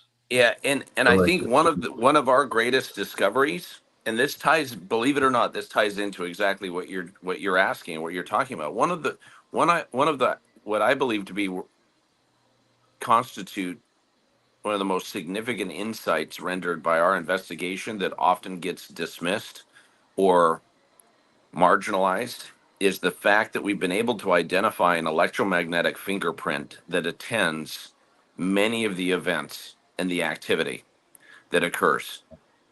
Um, that's sweet. and it's electromagnetic. It's you see electromagnetic anomalies that occur that essentially leave a fingerprint or a residue associated with the phenomena. Think of it like the exhaust from a Porsche or a Ferrari that comes through. If I was to drive my Ferrari through the ranch, down the base of the mesa, on the dirt road, there would be an exhaust. If you had the right equipment there, you would, even if I had stealth technology that was masking the identity, that was completely rendering us invisible to the naked eye, there would be a residue. If you had the right equipment, you could pick up the exhaust coming from that vehicle. And I Wow. think in the same respect, one thing we have observed now, I mean, it's not just hundreds of times, it's probably now collectively over the last 7.5 years, probably about 1,000 times, give or take. We've been able to document electromagnetic anomalies that seem to attend UAP activity, um, that seem to attend the GPS anomalies, and a lot of the electromagnetic the equipment malfunctions, which I think is a strong indication that there's interdimensional or otherworldly interaction. Dr. Taylor likes to speculate that there's a portal or wormhole, or portals plural, in our particular area that allow for transit, passage between either dimensions or worlds, and that the gravitational anomalies and the electromagnetic anomalies that have been repeatedly documented, these are not just anecdotal. It's not people just reporting that they saw this. We actually have the hard data, and it points to something. There is definitely a mechanism at play that impacts the environment. And guess what? It seems to and that's when I say that for some reason it appears that a lot of this phenomena is interrelated, even though I believe it's coming from different origins and agendas. The the rules of engagement, or the physics, the laws of physics governing these things, seem to be common threads, or at least a common residue or fingerprint that seems to be um, d- documented in their wake. So, Dan, did you get the email from me? I did. Yep. Thank you. Hey, you're welcome to share. Brandon, just real quick, are you speaking about the 1.61 gigahertz? That's that's one of a dozen different things. You bet. Okay. But even, do you guys remember that? You remember that during our first season, the first season of my docu-series, when Eric Bard brought out that neodymium magnet, that huge, powerful magnet, and was able to replicate the smartphone malfunctions on a dime repeatedly. that actually matched up with other events that had occurred. He was able to actually simulate it, but it took actually positioning an extremely powerful magnet within extremely close proximity to these devices. I mean, this is harmful. I mean, if you're exposed to this for an extended period of time, or if you're not careful, it can actually really create acute medical episodes. And so, yeah, that's the 1.6 gigahertz is one. I'd say the GPS anomalies, the electromagnetic interference, even the spectrum analyzer readings that are erratic, where we see the noise floor Yeah. that is unquestionably and indescribably elevated in the middle of nowhere without any source, or at least any known conventional source that you can point to. So, anyways, I better get out of here. I'm in trouble, you guys. But Thanks, Brandon. Thank you, Brandon. Yeah, Hope hey, you'll be able to come back sometime when we can yeah, talk we'll about join those again. things. Just want And to let you know, we're brothers. We're in this together. We're all fellow explorers. I really do believe that the only way that we're going to get to the bottom of the truth and really enter this new frontier of understanding for mankind is I think through a cooperative, collaborative approach. And so I love the fact that you guys are all you're asking the important questions, and you're delving into these topics in a really, really responsible way. So appreciate you so much. We'll be in touch. See you online, and I'll let Dan share with you what I was referencing earlier as a little call it a New Year's Eve treat. So thank you, we'll Brandon. we'll talk Have a great later. night. Thank you so much. Thank you. Thanks. Yep. Well, that was a treat. That was already a treat. Thank you. Yeah, it was A great. Thank New you, Year's Doc. treat, as you just put Thank it. you, Dr. Dan, for inviting him. And I that need was a to complete, thank him. I that mean, was he's got such a good heart. He'll yeah. you know, I mean, can't- he was texting me, you know, what he was doing is like, I'm, you know, doing this, about to do this, gonna do it. And he's like, and I was like, can you just drive in 5 minutes? And I'm just so, he's just that kind of guy. He wants to share this message, learn from others. And, he's a great speaker, and it really comes from the heart, I think. I really like I'm what he gonna- said about free will before you even asked him, when you asked him about his religious background. And he said that similar to what I was speaking on, how we have choices and the choices help develop our soul. I thought that was really cool. What I really what I like doing with this show, and this is what I've done with you all, you just haven't known it, is getting to the more personal side of people. And that's why I wanted to talk about his core beliefs, that, you know, his business. And I think the more people get to know him on a personal level, some of the angst will go away. I think this happens every time. You know, I'm the oldest guy here. I've been living. I have a lot of experience with people, right? And every time I meet someone, it's always I always look at them differently the second time I meet them. If I meet somebody if I just see somebody from a distance and I hear them speak, I form that initial impression, right? And I may be judgmental. I may form a non-accurate, you know, impression of them. When I talk to them face to face, even if it's online, just like we did, I form that really personal connection with them, and then everything's different from then on. And what I'm trying to do is get him on and have him talk about the more personal side of things. How the guy's philanthropic. He's heavily involved with his community. He's heavily involved with his church. These are personal things that people need to know. And I want him to have a platform for that, because every time, you know, this is not a criticism of what we just talked about, but people focus on Skinwalker Ranch and they never really get to the heart of the matter. I think the heart of the matter is what is his motivation? You know, I think his motivation is pure. I can tell by because I've been DMing him on Twitter for like a year trying to get him on the show, and you just texted him and he came. But but I could tell just by speaking with him about different subjects that he has a good heart. I think people need to You know what's that interesting, because, Tony? People do, and what's interesting is Stephen Greenstreet, when he came back from his filming, he went out there, and I texted him. I was like, you know, what did you think of him? What was he like? And he said, you know, he's got this childlike quality. He is spiritual, philosophical, meaningful. He's hard not to like, he said.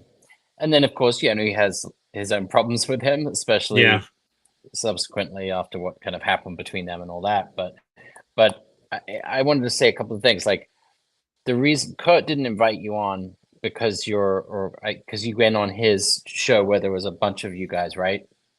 yeah. Right. He didn't invite you on because he wanted to be nice. He invited you Well, he on did. because no, okay, you're being modest, or I didn't, you know, I he's got a bit of that not approach, but just a natural sort of way of communicating, and being. But he invited you on because you pick up on that. You're quite attuned. You are emotionally attuned, and that's what I first really enjoyed about watching your shows, your podcast, your interviews, is that you would go to the personal and see that as meaningful, and kind of sense when they wanted to do that, or you just have this attunement, and that's just a cool quality to have. Well, I appreciate and it. I know he'll want to be on your show. I know, because you asked that question.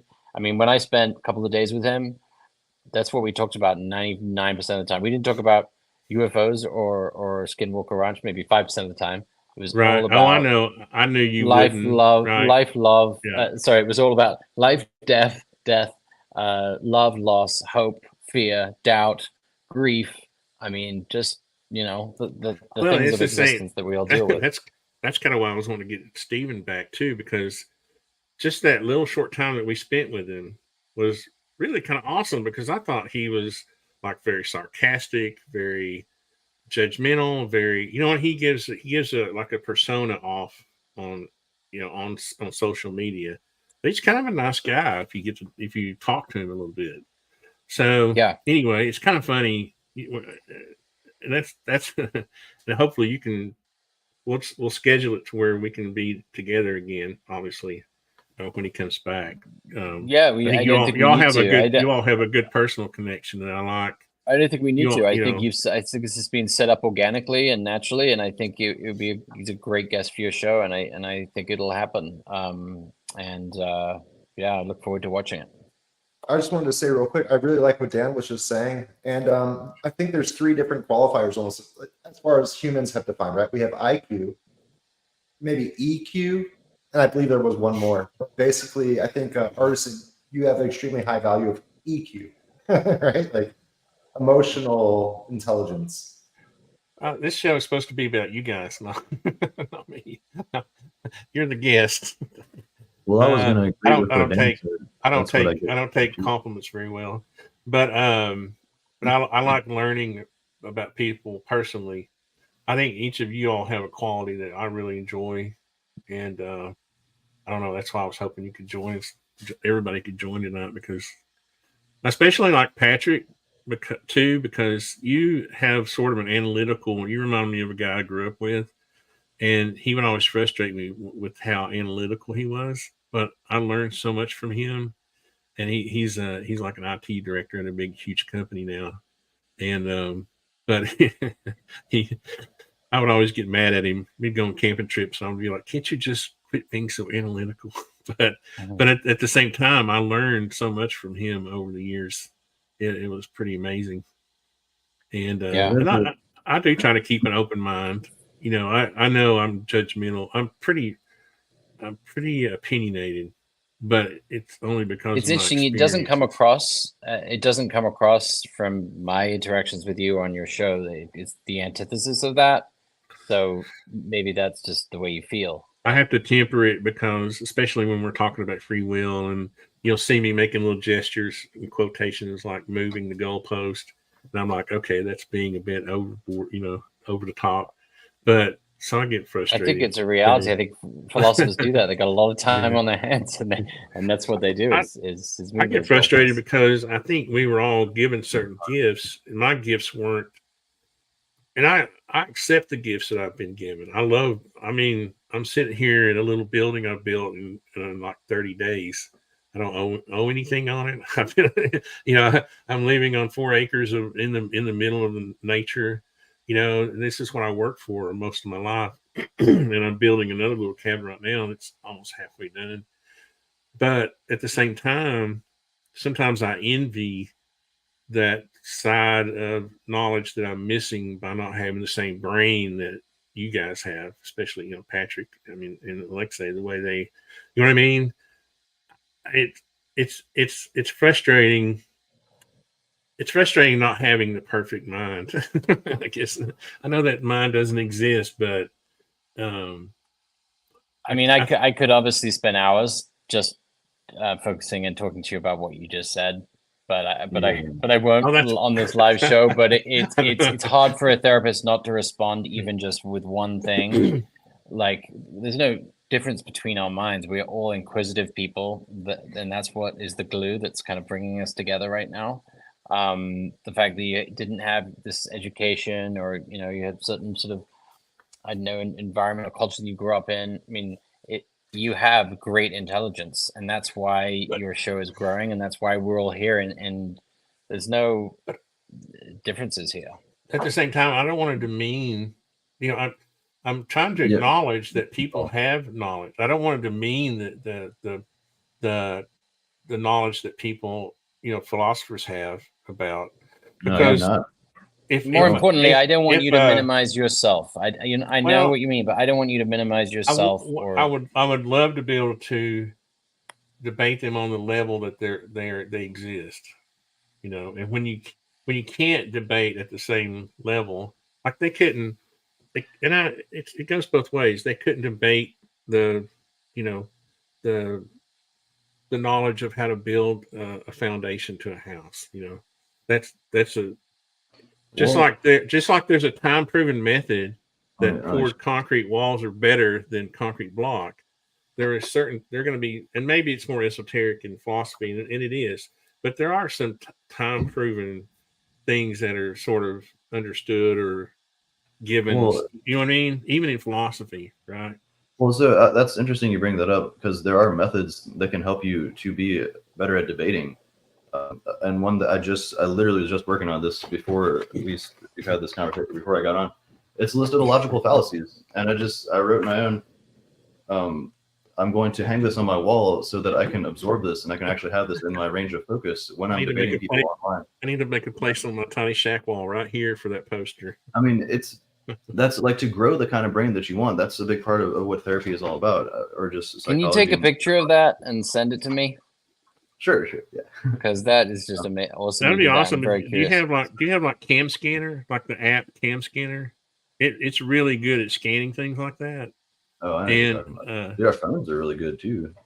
Yeah, well, it is on the phone. There's an app I use for scanning like legal documents for like construction. Cam Scanner is awesome, and it would be good for scanning something like that. Heck yeah. But yeah, I mean, you can grow. There's the problem of genetically predispositioned intelligence. Like IQ is a factor that is something that will limit the brain in a lot of categories, and we can't just deny that. There's a large part of many fields of science that want to deny it, but you have a large amount to expand your brain capabilities. For me, psychedelics did a lot of that. I don't like recommending that to people, but that was one thing that kind of unlocked a lot for me. And then I combined that with therapy and CBT and all these other frameworks, and that helped me to be able to wield my mind to the capacity that I can now. But a lot of that comes from study as well, like studying the logical fallacies. Now I can hold my own in a debate with like politeness and while being introspective and not all caught up in my own narrative, which you're very good at as well, Tony. I think that's one thing that Courage Mongol noticed about you too on the TOE podcast. Well, and I understand that we need, part of my belief is that we were all given gifts, right? Well, we need builders, we need doctors, we need lawyers, we need people who have certain gifts, right, for society to function, and that's okay, right? I'm not down on myself because I don't have certain abilities. I'm recognizing that, and it's not self-loathing. It's really an acknowledgement of the fact that people have certain skills, and they're, you know, that's why Dan gets paid the big bucks, you know. It's not really. I mean, basically a social worker, but thank you. But no, I just want people to realize, like, I know obviously their strengths and yeah, of course we're aware of our weaknesses or what we're not good at, but I just think I just want you to be aware of it, because it can have a flair or a flavor of self-deprecation, and you don't deserve that, and it's just so misattributed. I think it's a practice, I think, to keep the ego down. Alexei and I have talked about this early on when we first met about the ego, and I think it's a good practice. You know, self-deprecation isn't, as long as it doesn't get to, you know, the point where you're self-loathing. But yeah, and I didn't know if was it's asking self-deprecating. I didn't mean if that was too strong of because like part of me is endearing, the humbleness and the, you know, it's an endearing quality, and I you know, that I aspire to as well, because, you know, even in my field, I can sort of, in the world of anxiety, which I live every day, like the world of construction and design that you live in, you can get, like, I don't know, closed-minded to new ideas, and I don't want that. So I think it is important to be humble too. Jan was asking if you're available for sessions, and of course she was kind of, you know, LOLing that, but that is a good question. Do you just practice at the Anxiety Institute? What's the name of the? Yeah, so I have a series of outpatient treatment centers that work with teenagers and young adults, and actually older adults, different levels of care. 1 hour a week to 4 hours a day, specializing in anxiety, severe anxiety and OCD. I used to have a private practice. I don't now. I do have a few private clients that I've kind of kept on, but I'm not seeing clients. But I do sort of provide some guidance, some coaching, consulting. Like if someone's looking for help or some just strategic guidance in their life, I do that just because I enjoy it. So it wouldn't be out of the realm of possibility to set up a call or some contact. It's interesting. And if I couldn't help you, my main goal is connecting someone with, you know, someone who can help them, and eliciting that hope, if you know, and direction. If it's me facilitating that long term or someone else, I just want someone to find help and inspiration. Patrick, you seem to be that seems to be a skill that you possess too, and you've talked a little bit about helping others. How do you do that? You talked about this, I think, more in the last time we were together. How you've yeah, I'm trying to work into a mentorship. I've like circled around a bunch of different terms because I don't really know how to approach this. I don't have a PsyD and I don't work in a clinic, but I'm wary of the term life coach, because when people hear life coach, they think like, how are you supposed to coach someone about the complexities of living? Like, but at the same time, that's one of the most well-examined methods of helping people that we have worldwide.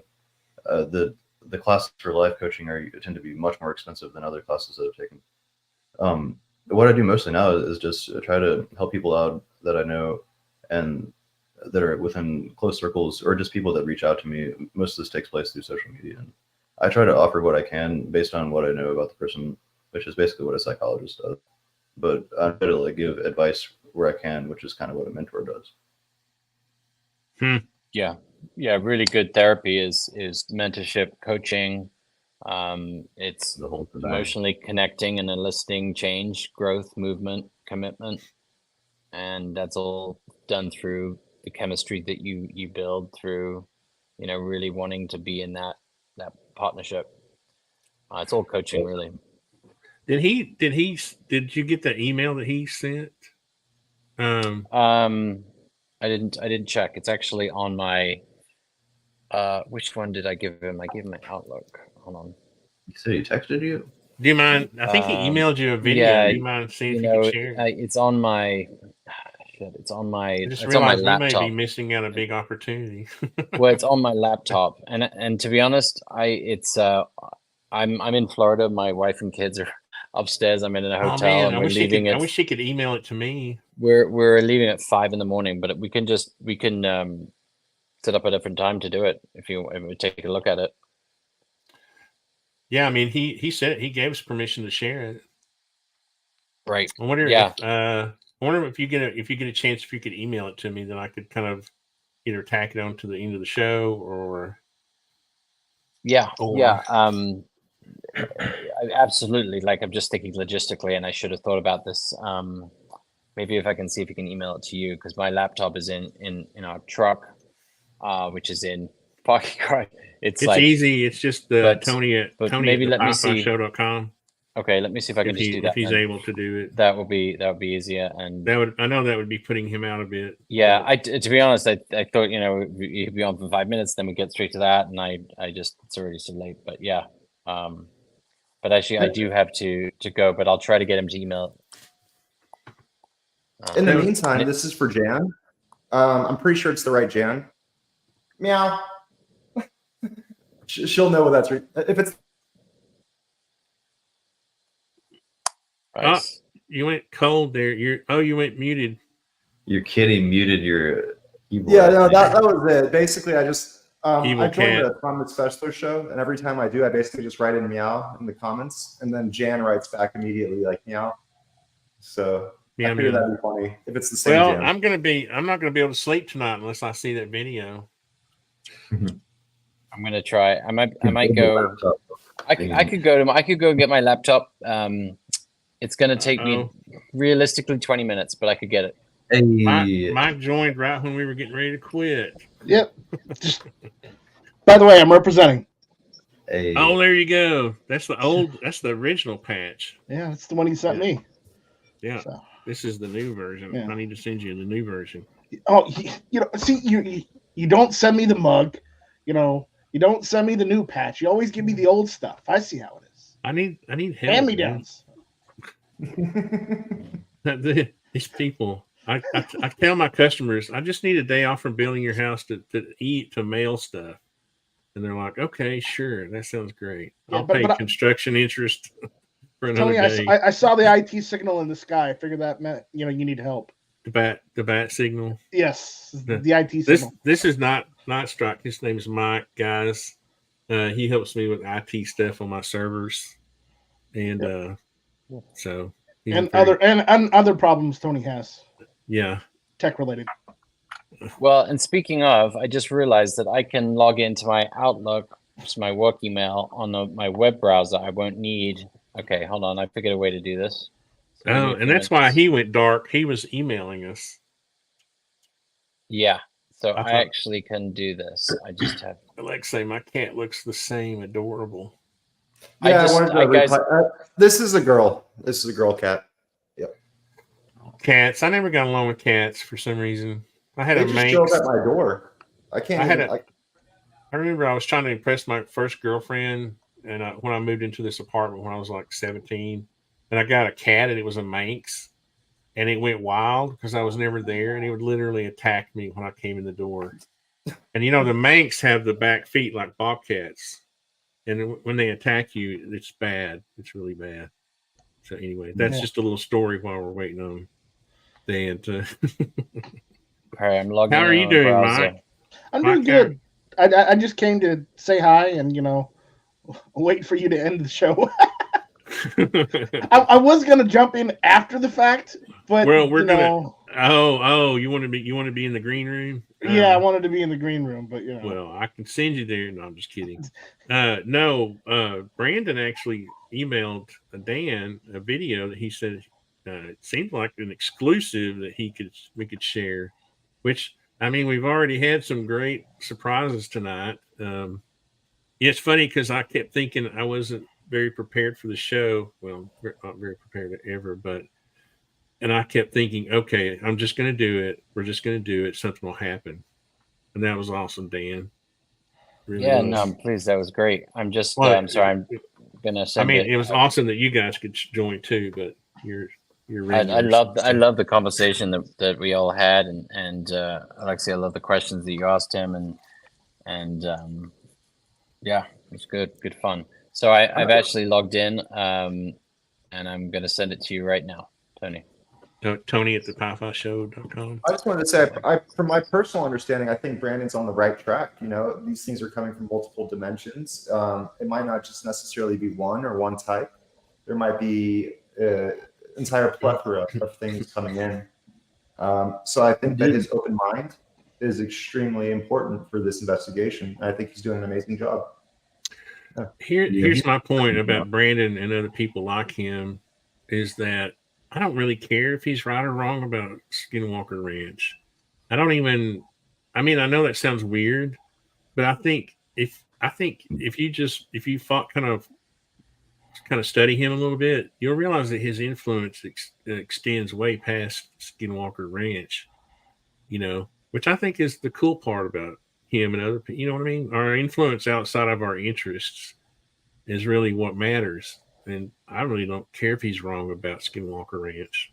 I mean, honestly, I don't. I hope he's right, but I don't care if he's wrong at the same time. You know. Well, I think that concept of the free spirit, the childlike attitude, goes hand in hand with what you were just saying. For the ability to be successful in multiple fields requires that. Yeah, I agree with that. Definitely. Thanks, UFO chick. That UFO chick. Thank you for dropping in. Hope she heard me. Hope she didn't. Yeah, alien scientist is friends with Exotic Propulsion, aka his real name's Jeremiah, and him and I had a conversation last night. And on Disclosure tonight, the Thomas Fessler and Mike Disclosure show, and it was very interesting. Let me just put it that way. So she's talking about aerogel is a really interesting aerogel is an old material. Technology. Yeah, apparently it's fire retardant, and if you can heat it up to like what's its melting point, like 500 degrees or something. I forget. I remember I got really into it in like the early 90s. But it cools really quickly. You know. Yeah, you can like hold a blowtorch to it on one side, like hold it in your hand and shoot it with a blowtorch, and it won't get hot on the other side of it. They use it to coat like starships and satellites, so when they hit the Earth's atmosphere, they don't burn up. What I thought was really cool about aerogels is that they could make some models that were lighter than air itself, and so they would naturally float, just like a helium balloon. Whoa, I haven't seen that. That's sweet. That's why I got interested in them, like way back early in the 90s and stuff, is because they have a very unique property. It's gonna have to have anti-gravity properties to get me off the ground. I'll tell you that. No, rockets will do it. Rockets will do it. We just need to get you a rocket pack. A rocket. Yeah, that'd be a million view video. Yeah, you'd be the artisan tier. The Rocketeer, the artisan tier. The Rocketeer. Yeah. Yeah. So send you the email, Tony. Oh, let's see. Let's check. What were you saying, Patrick? Well, I'm just like reviewing. I don't want to criticize Brandon. There was one question I had though, and I'll see if I can get y'all's opinion. So he mentioned like the magnetic was 1.6 gigahertz or whatever. Like, so he said that it could cause problems to the human body. Does that mean that it's a magnetic force that's more significant than a CAT scan? Because CAT scan magnets are extremely powerful. Well, you're not supposed to have long exposure to CAT scans either, right? Well, but it's harmless to the body because all it does is shift your ionic bonds, and then they go back to normal afterwards. The conversation I had last night with Jeremiah, we went into, actually it was a few days before. We were talking about how when he creates his gravitational field, basically if you're standing within that gravitational field for a little bit of time, you actually become really sick. And the best way that he was able to describe it is that, say my hand is in the gravitational field, but the rest of my body isn't. There's a time dilation going on. And so when it comes to nerves sending signals to your brain and the brain receiving signals.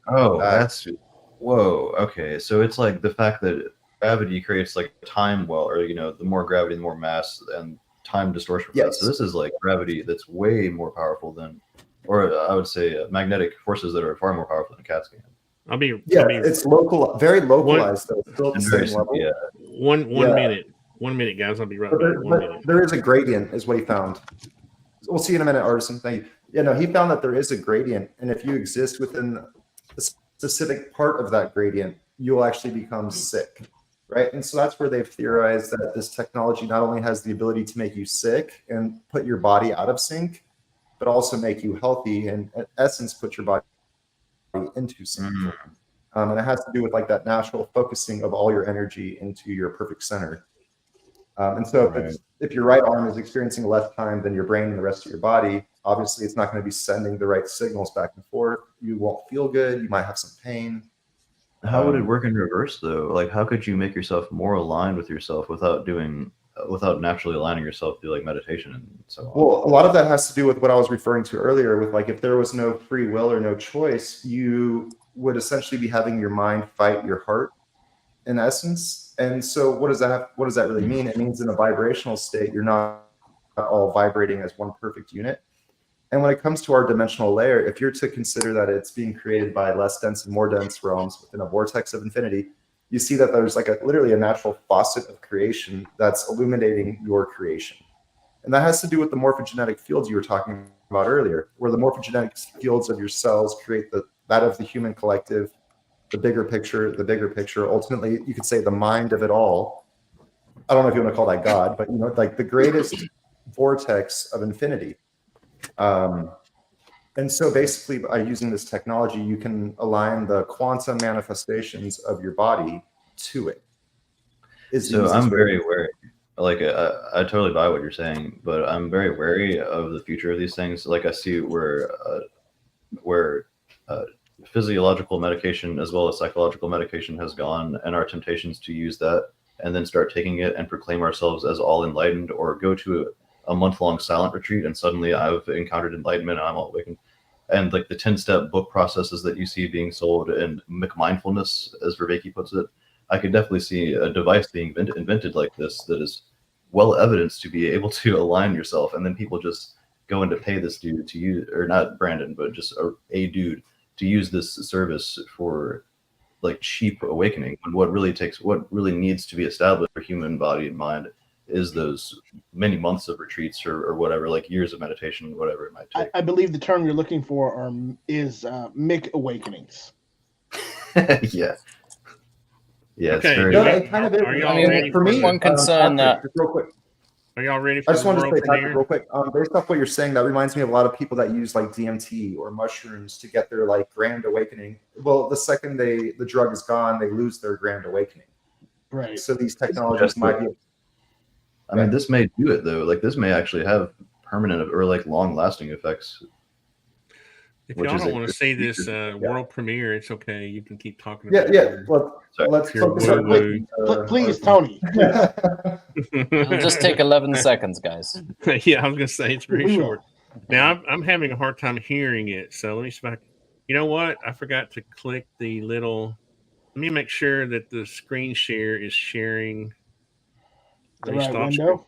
the volume, the audio, Yeah. the volume. You got to make sure you do that first. It's got to click. Where's the volume thing? Entire screen. Also share. Audio. Okay, it says it is. Oh, here we go. I figured it out. There we go. Hallelujah. Hallelujah. All right, here we go. The world premiere. This is an exclusive. Where's the play button? There we go.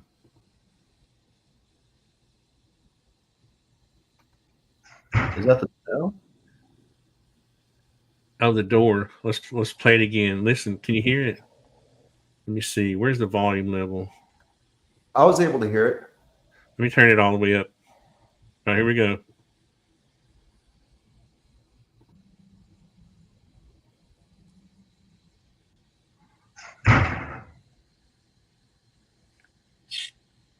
I just wanted to recap for the audience. Brandon mentioned that this door has been somewhat rusted open for a very long time. I'm gonna do it again. Yep. And that's the reason why the snow is piled in All right. the room is because the doors open. Like there's cracks, so it's not like a pressure differential. It's not being created by a wind. Let me play a version where it's just the video playing, because I'm going to edit this. And before you do that, can I just read this 4 sentences that he actually wrote? Okay. This is completely unpressurized space with exposed roof, shattered open windows, and no loose debris, leaves, or garbage.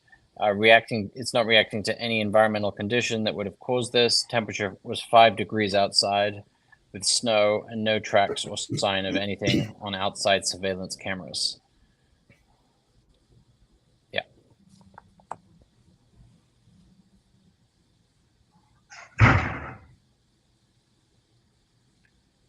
There you go.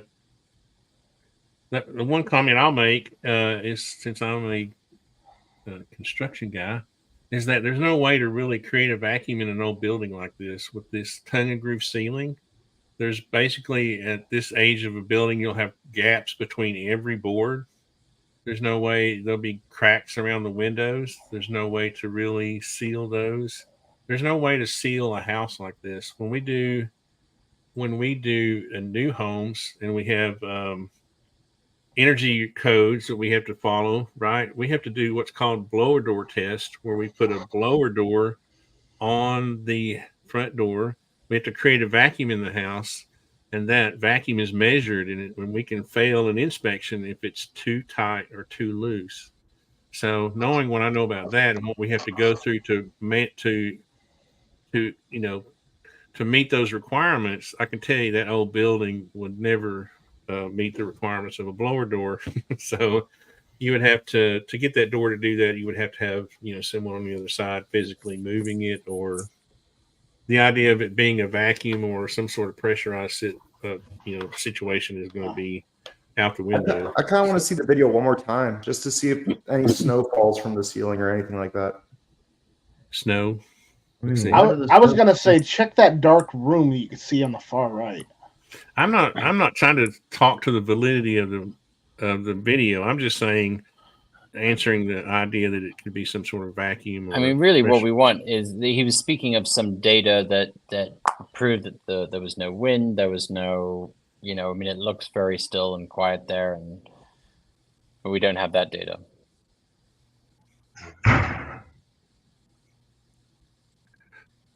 I mean, it looks like a pressure differential. Like when somebody opens a door in the top of a house, and then because the door opens up a little bit at the beginning, and then it slams shut, somebody closed it again, or like somebody closed another door.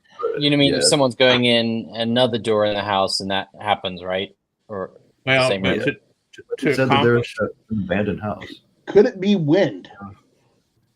Yeah, you would have to have a force like that, right? I mean, because one of the first things I did when I was young was renovate old houses like this, and they literally are filled. They literally have so many holes in them. You basically have to, strip off all the interior walls and insulate them. You have to foam the penetrations.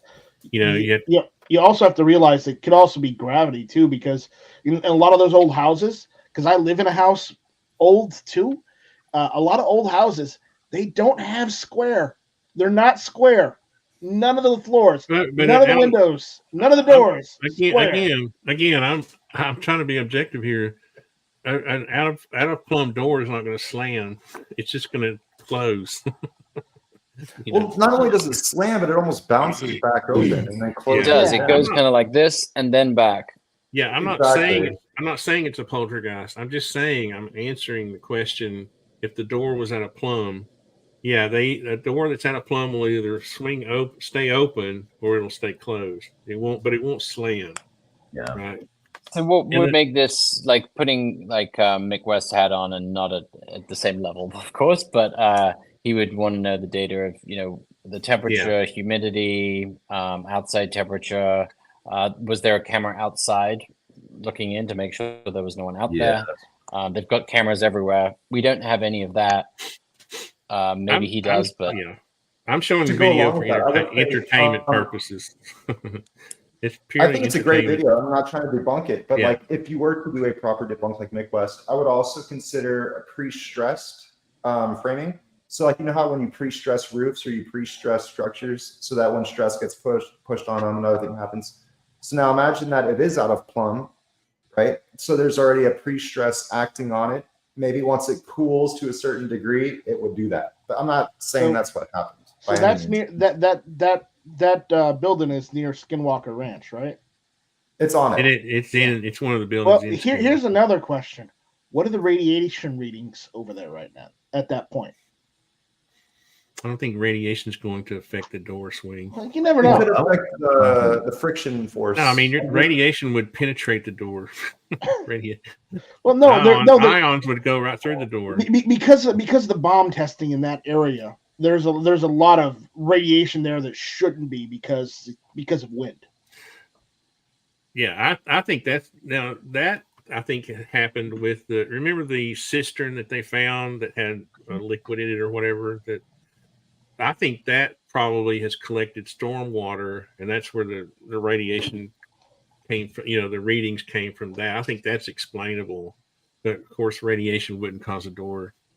No, that's different. But there is so for viewers, they might not be aware that ranch is next to a nuclear testing facility, and I believe in the 60s or 70s it's they downwind, and the wind landed on the property essentially as well. The wind with dirt that had radiation particles covered the. I go over that with. Yeah, I go over that with it's- Dr. Jim Segala. He like touches on that because I asked if maybe uranium content in the dirt could do it. He was like, maybe, but also they're in a wash area too. If you look, they're in a wash area. They're in kind of a basin where you would have silt that could be contaminated, that would be run down to the basin area and collect, and then that water could collect in cisterns. That old thing that they were opening was a cistern that used to collect, used to keep water in. And so I can see how that could be contaminated, but that's all. There's a lot of and if you're people are asking, well, how could the wind blow dirt with radiation in it over that area? Listen, I'm from the Southwest. Okay, I'm originally from Arizona. In Arizona, New Mexico, Nevada, and Utah, there's this thing called sandstorms, okay, or dust storms, whichever you want to call. And it's literally the wind picks up lots of dirt and dust and blows it in every direction. So there's a map. I've actually seen. I actually looked this up when I first heard of Skinwalker It can Ranch. happen. There's a map that shows the wind-driven area of the contaminations when they were doing the testing in Nevada. That shows the contamination, how it spread through just airborne particles being blown by the wind. So you can go check that map out. So I mean, we get. Again, I'm not really into debunking things. I'm not. Well, it's human nature to just question it. It's not necessarily debunking. It's just kind of thinking about some alternatives and what could it be. I mean, I think it's a great, fascinating video that I think would be of great interest to a lot of people, and I'm pleased we got to see it. But yeah, no, that's what I was going to say. I'm not. My purpose is not to debunk. My purpose is to just discuss the options, like we're talking about, out of plumb doors, totally. Old buildings with cracks in them.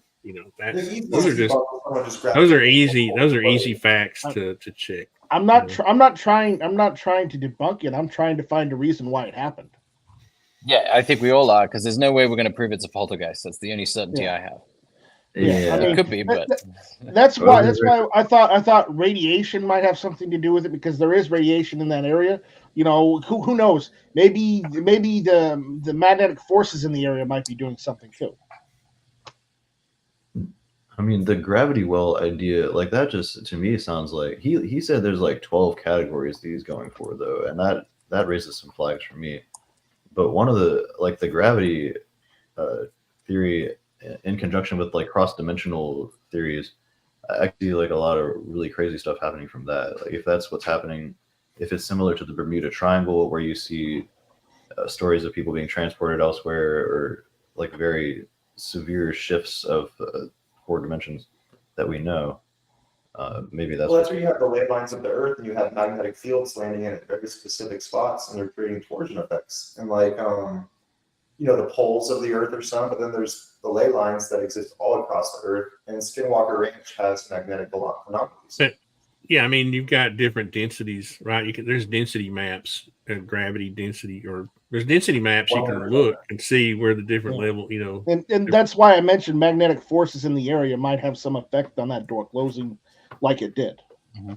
What I'm really curious in watching the Skinwalker Ranch show, and I've watched not all of them, but some of them. I To be watched honest, most. it's not really my thing. Well, that's good to know. There's no control, right? So I want to know, like, there's this one episode where there's this like portal looking thing coming down, and then I'd want like what they see is what they're seeing here. Can they see that, I don't know, 5 miles away in a similar type of property, or is it something you'd see elsewhere? Not a door closing, but some of these, the megahertz, the magnetism kind of features, magnetic features. Like there's no like controls ever, and I don't know how one would have that in this. That brought me over like extremely excited. Dan, you're absolutely right. And for a true scientific experiment, you need to run the same exact conditions in different places on the Earth, right? Like one where there's known to be no paranormal evidence at all. Run that experiment, right? Now run it on Skinwalker Ranch, or do it exactly at the same time. That should actually be incorporated. I agree with that statement. Yeah, and I think they do repeat them there, so experiments have to be repeatable, and I think they're doing that, but to do it in different locations is important, which they're not, I don't believe, doing. Right. But it's kind of funny that, and I probably wouldn't say this to Brandon, but I don't really care. Honestly, I don't care if it's poltergeist or, you know what I mean? I don't think it even matters, to be honest with you. I just, why do I think that way? Somebody help me out, Dan. Why do I not care whether it is or isn't? You know what I mean? I don't think that's because really it's not going to change your belief in God. Well, and it doesn't, but it doesn't change what I think about Brandon. It doesn't change really anything for me, right? If it's somehow proven what Patrick? Well, I mean, it would have impact on, I guess, Tony, you're just really open-minded. I think that's a really good. No, I guess I'm saying maybe the mystery is more exciting than the answer.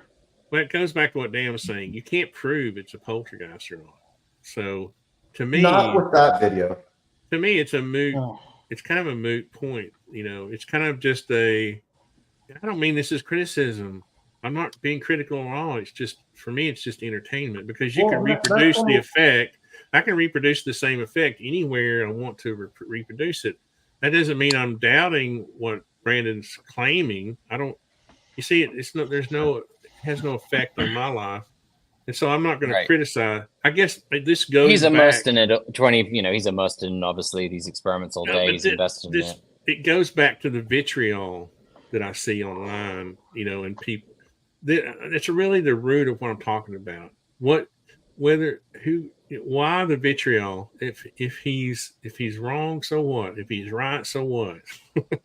That's why are people? Why the vitriol? Why are people constantly arguing and bickering? Well, because it would shatter all of science. Like, it would shatter what we know of empirical science, because what we're getting into is that which is yet to be empirical. So we start to talk about metaphysics, and when we use the term metaphysics, there are two ways to look at that. There's the woo-woo metaphysics that is so far out there that it's not real, and no definition of the word real. And then there's metaphysics, that is the physics that we've yet to attain. And that may be what we're looking at with this. We want to be able to say that the approaches that Brandon is taking are very empirical indeed, but they could be revealing things that are so far beyond what our physics and our normal sciences show us that they're being tossed into that woo-woo category, but they may actually be getting at something quite real, ontologically real. Yeah, but to do that, it would have to be very scientific. You have to have a very scientific approach, not a documentary type approach. Guys, I hate to say I've got to leave, and I just want to say I loved the last few hours. Thank you, Dan. Yeah, you're welcome. Thank you all. I think it would be great, Tony, if you like get a clip maybe of Brandon and all of us here, and then post it. It's just an idea. We can talk about it tomorrow, but post it with this video. I think it could get a lot of views. I think a lot of people would like to see it. That's what I would do. I was trying to get us to be quiet for a second, so we could do it. So we can play the video. New Year's Day treat. but that we just saw it, but I guess it's on YouTube, but actually sending out another format on X with a specific kind of post. But I'd love That'd Yeah, be with a clip. We could do. Be I good. could do Good way to short, market your yeah. show, and then more people will see it too. Yeah. Then we get the. All right. Thank you, Dan. I really appreciate you coming See you guys. tonight. I really. It was great Great seeing you, Dan. Happy New Year. Happy New Year, Dan. Yep. All right, that was awesome. Well, okay, I just wanted to circle it back. That's where basically I think Patrick was right when he first said you're too objective, or you're very objective. Patrick's normally right. I hate Well, it. No, because the reason I said that is because, like, even if someone does have an experiment that proves it to be true, now all the other scientists are still very skeptical. They're still very closed-minded. It doesn't offend me if it's a poltergeist. Patrick, It doesn't. It doesn't offend me. It doesn't bother me. You know, I mean, if you're a spiritual person, you know that there's probably demons and all kinds of crazy stuff out there that we just can't perceive. But you know, so I'm not afraid. I'm not afraid to face that. It doesn't bother me. You know, maybe if I ever get the hitchhiker effect, it might bother me. but I think honestly, people like me who I think fear attracts evil, right? So as long as I maintain my good attitude and I don't fear it, I don't think I have to worry about it. That's what my mother taught me when I was little. She always said, if you don't fear the evil, don't fear what you fear. That's basically what she was saying. And since she was a devout Christian, she would say, the thoughts, spiritual thoughts keep evil away. That's what she would say. And I don't know if that helps or not, but I do think being positive keeps evil away. I think there's a force we put out. We could get into really some woo stuff if we wanted to. Yeah. You know, well, and I'll say this: if poltergeists do exist, then what I think exists, there's going to be a force against. If they exist, they can't just be carefree. There would have to be a force that could be acted upon them, which I think is the opposite of them. I think poltergeists exist in a dimension that is denser than the human dimension, and therefore we have ultimate control over it. And I'm the kind of person that but we won't find out that control unless we figure out that science that Patrick said. And I'm wondering if that science is the same science that's defined as fringe science. At this point, it is. Yeah, that's the problem. Like, it's easy to throw it into those categories of fringe science because it looks so skeptical and it may be so futuristic. Technology, we may be indeed interacting with ghosts or other entities from other dimensions in the not too distant future. But right now, that's so very at odds with four-dimensional science, or with Einsteinian and 4D's good. Yeah. Or I mean, it just occurred. It just occurred to me my hypocrisy may help me because I don't believe in poltergeists, but I put up all the defenses I think that will keep them away from me. Well, I think it's funny. I don't know. I don't know why I find that funny. Tony, you're Christian, right? Yes. Yeah. I'm not a devout Christian. No. I'm not the best Christian. Does your specific Christian? I'm going to use the word sect because it's different. We don't than have mine. sex in Christian. Sex, not sex, not sex. We don't have SECT. We don't have SECT in the Christian church. It's all one. It's all one church. No, there's many Christian maybe churches. you mean denominations. Okay, we'll use the word denomination, all right? But in your denomination, do you believe in like the Holy Spirit or the Holy Ghost? Well, we believe in the Trinity. Yeah. Father, Son, and the Holy Spirit. Yeah. Right. The Holy Spirit. But isn't that technically, a poltergeist? No. No? A poltergeist insinuates, for me, it insinuates evil, an evil force, or a less than desirable, we'll say, force. Because they're not up to any good. We can put it that way. They're not out watering your garden. Yeah, I checked the etymology on it, and it comes from the German poltern, which is to create a disturbance, and the German Geist, which is ghost. There's like also a lot of different ways that the German Geist can be interpreted as well. It's like disturbing ghost or something that causes a ruckus. We're never going to get out of here now. Yeah. Now we're about through the eyes of a madman. The madman is here. Hey, How you Brad. doing tonight, man? Happy New Year, gentlemen. How you doing? Good. How about you? Good. Can't complain. I cracked a tooth like a week ago. Oh man. Oh dude, that was murder. And I just got it pulled out yesterday, so I feel like Did they pull it out real slow, or did they do it quickly? oh man. Did they It tie a was string around it? It was dude, it was way in the back. So I was on like all kinds of deep drugs. roots. You sound Yeah, like you're guy still had on one pliers. of them. It was like the thing. My tooth was this long. Oh God, I can't. That much of it was tooth, and the rest of it was like root. Mm. Oh, it was rough. It was the worst pain. One of the ever. reasons I have a speech impediment is because when I was little, my mother wanted to take out all my teeth because I have like an extra row. You know what I mean? Where Yeah. And so it affects the way I speak and everything.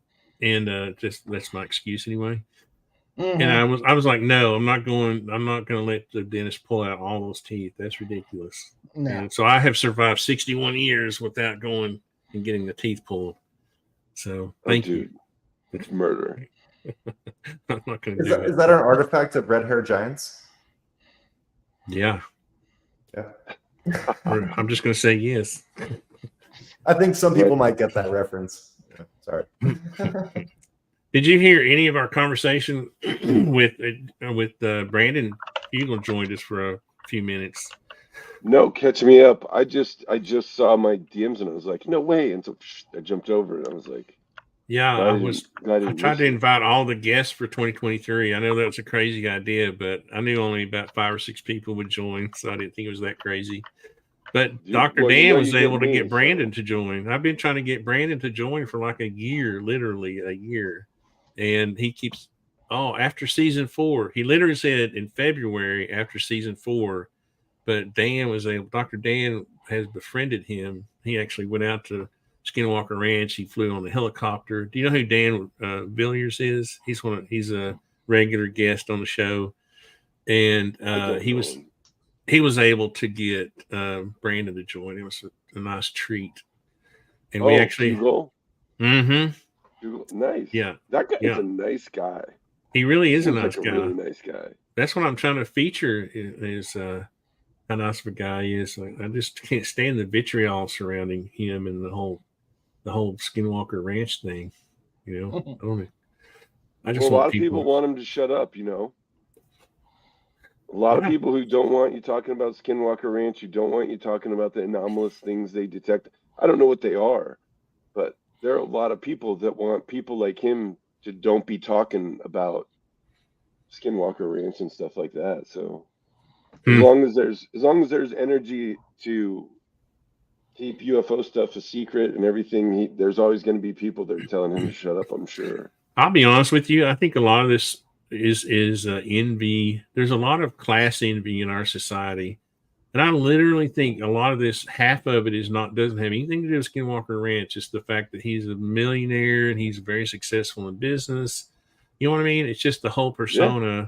I think some people, I applaud that. I want to have him back on the show and talk about all, that side of him, and, so people can get to know him. But other people are going to be just like, damn the man. I mean, because I work for a lot of rich people. I build houses for a lot of rich people, and I see how my subcontractors talk about them, how other people, the suppliers, talk about them. Oh, that's that guy. There's a lot of class envy in our world. And I think a lot of it has to do with that. I think if people could get to know him better, they would get past that. Yeah, I think you're right. I think people would get past it because it's a lot harder to crap on somebody if you know them. And you're like, you know what I mean? But I think there are a lot, and I hate to be all conspiracy theorist or whatever it is, but I think there are a lot of people, certainly on social media, who are literally paid, who take money, like content creators, take money to disparage and participate in the ostracizing and, trashing and discrediting of folks who have anything to say about the phenomenon. Because there are some people, if you look they won't even know the person, and they just trash them, like, you know, like, Yeah. you know, they have something to say, and the only thing I can, I mean, like Lou Angeles is one of those guys that, you know, when I met him in 2021, that was when I first started believing in UFOs. Who? Because the Navy said they existed. Before that, I didn't even think UFOs Who are you were talking like about? Lou who? Dude named Lou Angeles. He used to run a show called Unidentified Celebrity Review. And Oh, Lou he's held like Jimenez. 3, yeah. You mean Lou Jimenez, Jimenez? yeah, Jimenez. Yeah, okay. Yeah. I thought that's who you're talking about. And yeah. I like Lou. Yeah, I like him too. And he ran 3, he even had me on his show a couple times. I've had him on the PiFi show. Yeah, and he ran 3 telethons, phone home telethons, legit grassroots political activism, where it's like, write your congressperson, you know, tell them you want disclosure, blah, blah, blah. And then miraculously, he went off the net, and then he came back and he's like Mick West Jr. and no more phone home. And it's because if anybody did anything savage, like for the sort of, I don't know, the UFO disclosure movement, if you want to call it, it's Lou, man. It's his baby. He, like, this phone home business, dude. That's when he had he got Burchett. He had Tim Burchett on, talked to him in his car, like, you know, during the telethon. I mean, like this, and I've DM'd him a couple times, and I was like, dude, this is your victory lap, man. Like, what's going on right now is like, it's you, dude. Like, it's phone home. This is your vision, dude. And it's just, and I was like, dude, I know you're probably taking money. I mean, you got to feed your family. You got to handle your business. It's cool. I'm not mad that you're a, you know, I call them pseudo skeptics, but where it's just whatever happens, they trash. I don't think he's taking. I think the only money he's making is from the advertising, you know, you get from YouTube, you know, being a YouTube partner. No, that's peanuts. He's not making anything on that. No, I'm saying I don't think he's being paid to do. You think he's being paid to do his show now? Oh, 100%, yeah. Oh, really? Oh, yeah, 100%. By who? Because instantly he was nested with like intelligence agencies or something, or what are you talking about? He was like, I looked to cross check and see, like, and he was nested. His talking points were nested with Black Vault, with Mick West, all of them. I mean, that's my opinion. And none of those people bother me. John doesn't bother me. Mick, I've had all of them on my show. None of them bother me. They don't bother me at all. I think, you know, everybody's got to pay the bills, right? So yeah, it does not bother me that they're. I'm not getting paid. Yeah, right. I know they talk about like graft. Like, there's nobody who like is interested in disclosure that's really getting paid, except for, I don't know, maybe Corbell and some of those guys. But most of us, we just, you know. For me, it's just a hobby, right? I made Lou. The only thing I did was with Lou is I made him mad at me. I didn't do it publicly, but I talked to him personally about the fact not to expect much out of government because, you know, they are the holders of the secrets, and they're not going to give up anything, you know. But so he got mad at me over that. Kind of reprisal. He wouldn't come back on the show again. That Grush was, right? Pretty sure. What's that? He got reprised against the same as Grush did. Grush was even talking about how he heard about Elizondo. Like, Elizondo was this crazy guy, blah, blah. So, like, Grush even corroborated sort of the kind of bad-mouthing that was going on, intra-government bad-mouthing that was going on. You know, I mean, so... Well, you know, there's little tribes within government, right? Oh, for sure, yeah. You know, you have those intelligence tribes, you know. You got the CIA tribe, you got the Pentagon tribe, you got NSA tribe. Totally. Yeah. Totally, man. There's only one tribe we need to get rid of. Which one? The ATF. Oh my goodness. That tribe needs to go down. They're there to stay. They're evil. That's government. That's government power 101 is the ATF. Yeah. Yeah, when we were in Afghanistan, it was kind of a big deal, like, because there were all these like antique firearms, like, you know how the arms trade goes, like the U.S. makes a new gun, and then they sell all the old guns. The SKSs.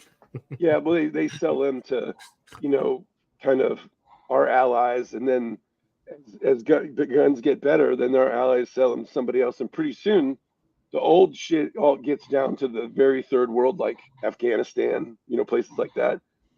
Yeah. And so in 06, 07, when I was in Afghanistan, we were at Enfield, right?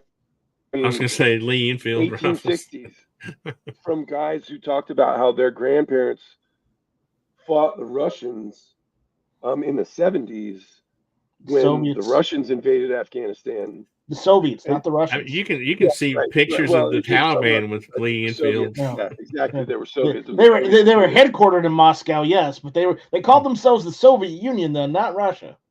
Yeah, well, they were all the same Soviet thing. Union. I think Russians have always thought of themselves as Russians, but I'm not sure.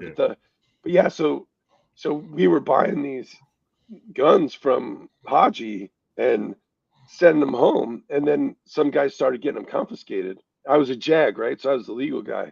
So I wrote a legal paper, and all of the soldiers had to take it to the post office. And when they did their customs form, put that in there. But it was a legal write-up that the rifles that we were sending home, there's a cutoff date for the definition of a firearm. And it's something like 1890. 1899. Yeah, 1899, that's right. It's a relic exactly before that. I have a Krag, I know. Yeah, so I wrote a paper, a legal document as the JAG for our brigade combat team. And I was like, dude, you have to put this with your thing because it shows that. And I had all the photographs of all these different weapons that were, that were pre-1899 that at least we saw at the market and everything. And I was like, and anyway, but the whole thing was that I had to show that the weapons that we were sending were firearms within the regulatory jurisdiction of the ATF, because we had to show that they were older than they were older than 1899. So any of the Civil War weapons and stuff that we found out, it's all good. It's just an antique. It's technically an antique. It's not anything black powder. You didn't even need a letter for. Yeah. Well, but when our troopers are getting, but the Lee Enfields weren't black powder. Well, yeah, they were. There were retrofitted Enfields that had bolts that they saw the barrel open and then it was an action where you could do that, but it goes by the date of manufacture of the rifle. And even though you're right, you technically shouldn't need a document that says it. When Joe gets his mail confiscated, and his parents are like, hey, there's a ATF guy or a federal agent who's saying, this is illegal or whatever, then you just write the paper so that it preempts all that stuff. Right. So you give them something, you know what I mean? Because even if you're right, it doesn't matter if they think you're wrong, they still take it. So, but anyway, the biggest sin they committed was, destroying them to the point where when they sent them back, they were the trunnions were cut in half or whatever, sawn into pieces. I have a couple of parts. That's just a shame, just destroying them. That's no good. Oh my goodness, is Kurt John Mungle here? Kurt John Mungle, could it be? Oh man, Kurt, can you join just for a second? Let's see, invite, copy here. I might have just sent him an email with the StreamYard link. Take care, everyone. Thanks.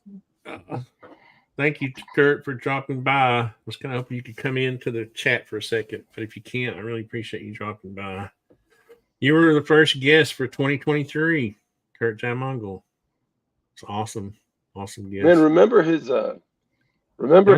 contest he did, the pace contest? That was the coolest thing ever, man. That was so awesome. Yeah. My theory of everything didn't make the cut, but anyway. It didn't? I'm just kidding. I didn't submit one. I'm just what's he saying? What's it show? Oh, they're just kind of crippling. Oh man, well, this show's good for insomnia. This show will put you to sleep. Yeah, I'm feeling it right now. I take Concerta I'm for kidding. ADHD, and that totally regulated my sleep. I came Right back from on, Kurt. Afghanistan. Thanks I for was coming totally in and at least insomniac. joining the chat. I appreciate that. That's very cool. Yeah, thanks, Kurt. Appreciate it. Kurt's one of those genuinely nice guys. Too bad he's too busy. He's gotten to be such a big timer now. He can't come back on the show, but I forgive him for that. Man. Dude, I'm eagerly No, that's what he told me. Sonic, you were He said talking he about doesn't have Bonanza time. earlier. What's that? That was probably one of the coolest shows I've ever seen. It was like an 8-hour show done by Kurt Mongol. You know what I'm talking about? We were all part of it. Yeah, the Tonanza was dope, dude. Yeah, I was on with Brian Keating was on. Like when I was on, I was like, it was sweet, dude. Yeah. Same, and Richard Dolan. No, Keating's Richard podcast Dolan. also very good, by the way. Guess who I met? You were on it too, Patrick. I remember you. I remember seeing you on it. You remember? You know who I met on the show on the Tonanza was Bernardo Castro. Bailed me out on a conversation we were having. I was trying to explain something and nobody was getting it. And Bernardo chimed in and said, "You know, what did he say? He said something about I don't know. He reinforced and he explained what I was trying to say." And I was like, I love this guy. So he's been on the show twice now. Bernardo's really awesome. cool dude. He's awesome. He's cool. He's super cool. Yeah. It's funny too because Kurt just had a guy on, and I can't remember what his name was, but he was talking. Oh, I know who it is. He's the guy who's talking about consciousness. You know what I'm talking about. Hoffman. He was talking about and he was talking about the interface. And the interface, if you remember, Tony, when Bernardo came on your show with us and we were talking to him, he talked about the interface, but what he called it was the instrument panel and the cockpit of a plane. The dashboard. It's the dashboard. And so you can see the number that shows the airspeed.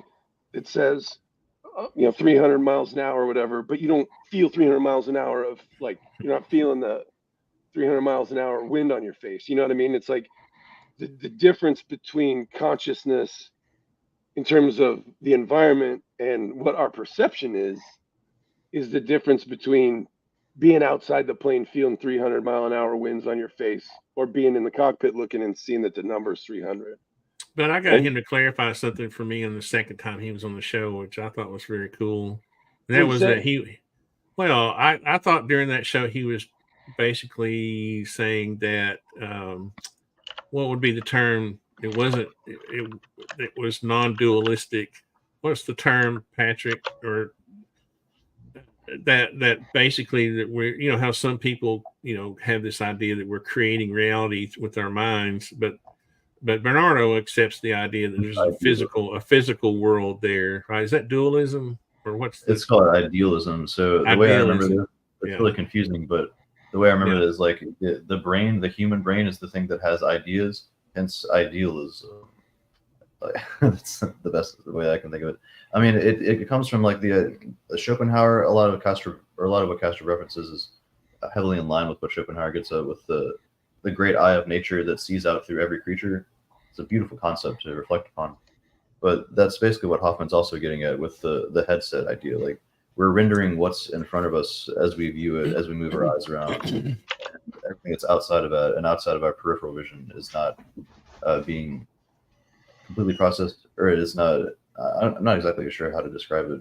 It aligns more to me with what we were kind of talking about earlier, though, with like what's in your peripheral vision could also be interdimensional, or it could be dimensional. I guess you things that it's not in the fovea of our eyes, and so that's where the most processing and visual processing that's going on in the brain. That's like 60% of the brain is visual processing or whatever. That's like the primary locus of our intention and attention, and then outside of that could be where there's less being rendered there, or like less for us to have intention upon and attention to. It's very complicated. I just wanted to say real quick that like the goggles you guys are talking about, I consider that the human body, right? We all have our limitations as far as our ability to hear sound, sight, visions, and those are all relative vibrations to our inertial reference frame.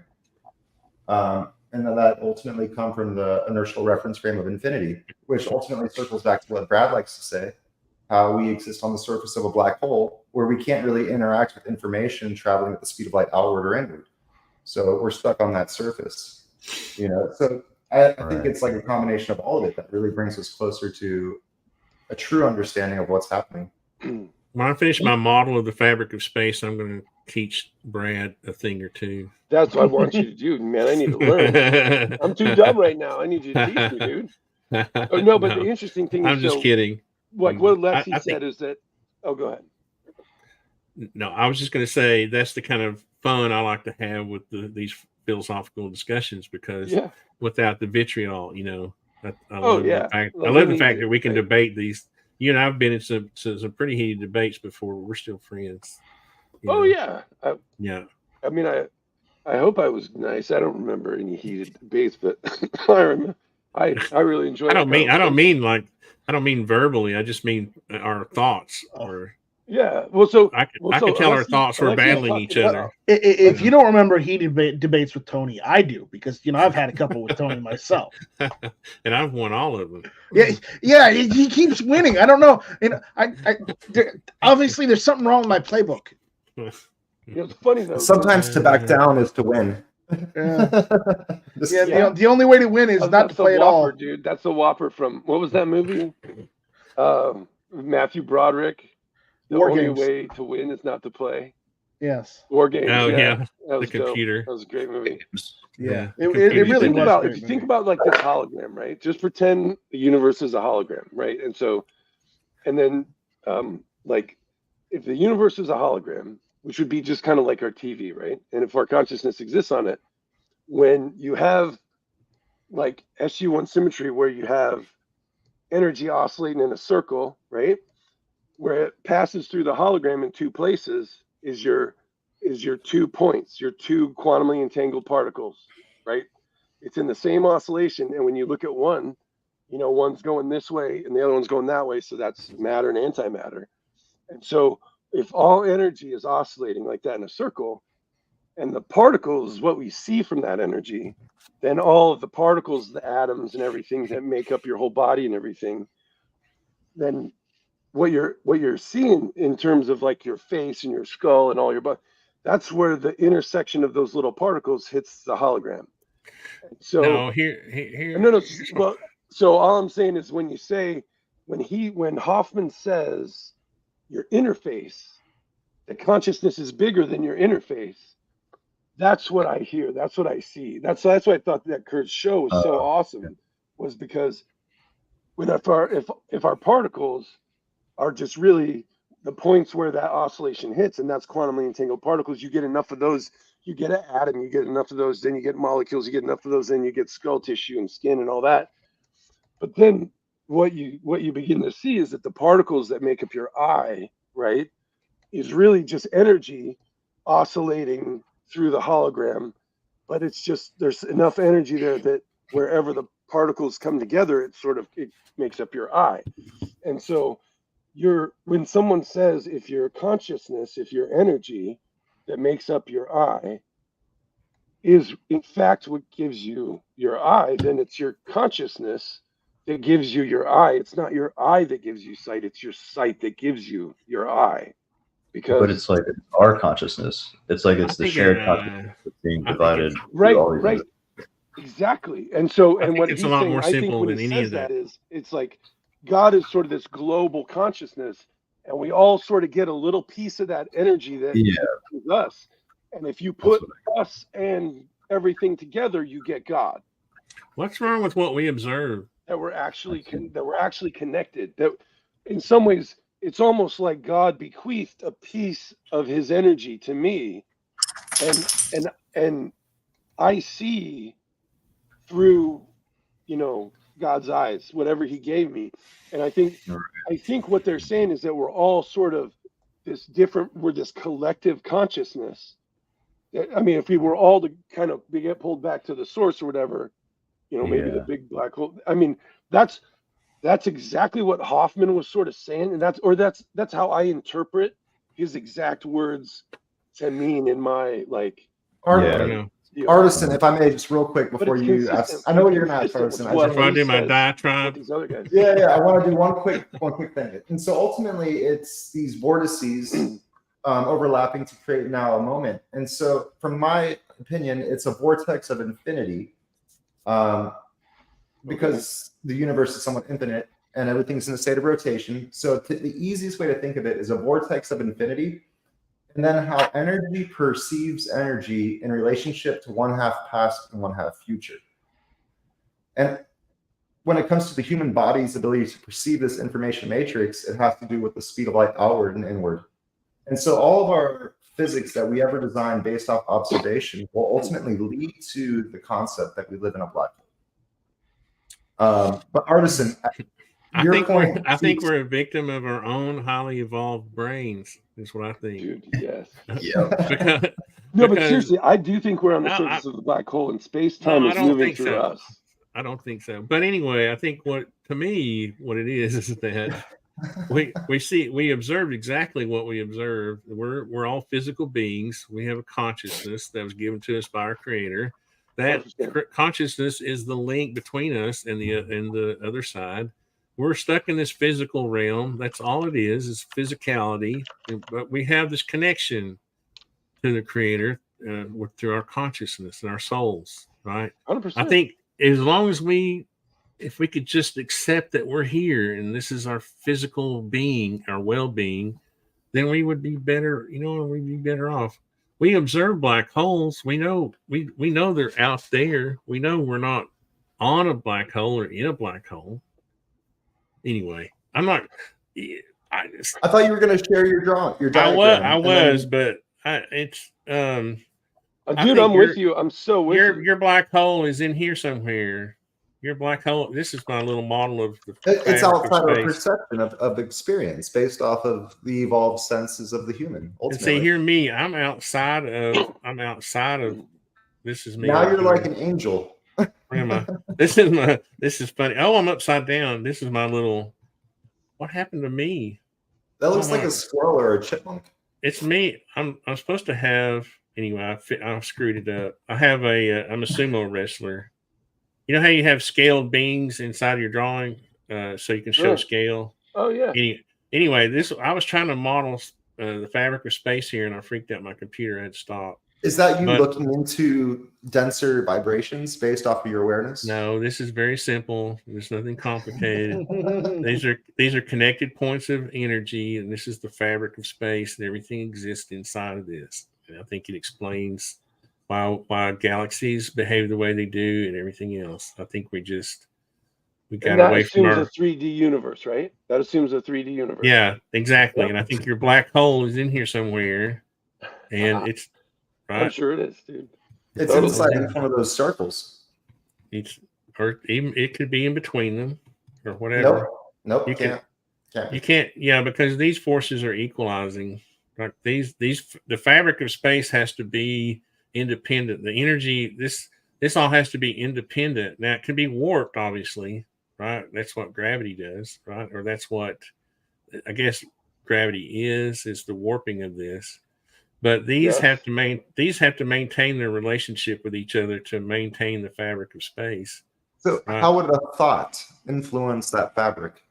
Thoughts just traverse these connection points. Thoughts traverse our consciousness traverses this. This is our connection. These are our connections with each other consciously. And that's 3D, right? That's 3D. Yeah, it's kind of hard. My computer's not really. This is just like a cube just a section of the fabric of space right here. And you that's go what in I would here. argue, that the thoughts rippling through this You go inside, and it's a grid. They're all connected. It's like a neural, link. Beautiful, dude. So beautiful. I think I need somebody to teach me the math that would make this work. Just imagine a thought rippling through this fluid. Now it automatically creates potentialities and like paths of least resistance. What's funny is if you go, let me see if I can get this to work. I was trying to render it here with some color. Whoa.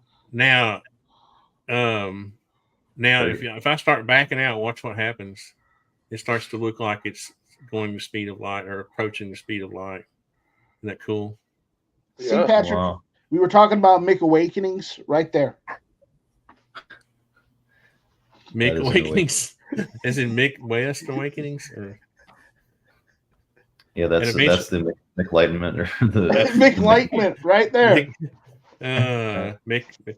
And then anyway, I just think it's fun. Well, You know, it's, Tony, Very you cool, may take dude. value from reading Brian Greene's Fabric of the Cosmos. oh, I need. Now to, he I talks need. about I'm string theory in that, yeah. and the I'm main sure I've theory been. of that is quantum gravity. So right now the contentions in physics are between string theory and quantum gravity are two major categories right now. It wouldn't that like what you're showing me here lines up with a lot of that, and there are variations on the connections between those joint points that you'd probably reconsider after reading Fabric of the Cosmos. Well, I was going to say, I think I've actually read things I've probably been influenced by reading things like that, but I can't put it all together in my head. I don't have the brain power to put it. Like in my mind, those strings that's a Planck length, right? Yeah, totally. Yeah. But here's the thing, It's though. not- If the whole universe was a hologram, right?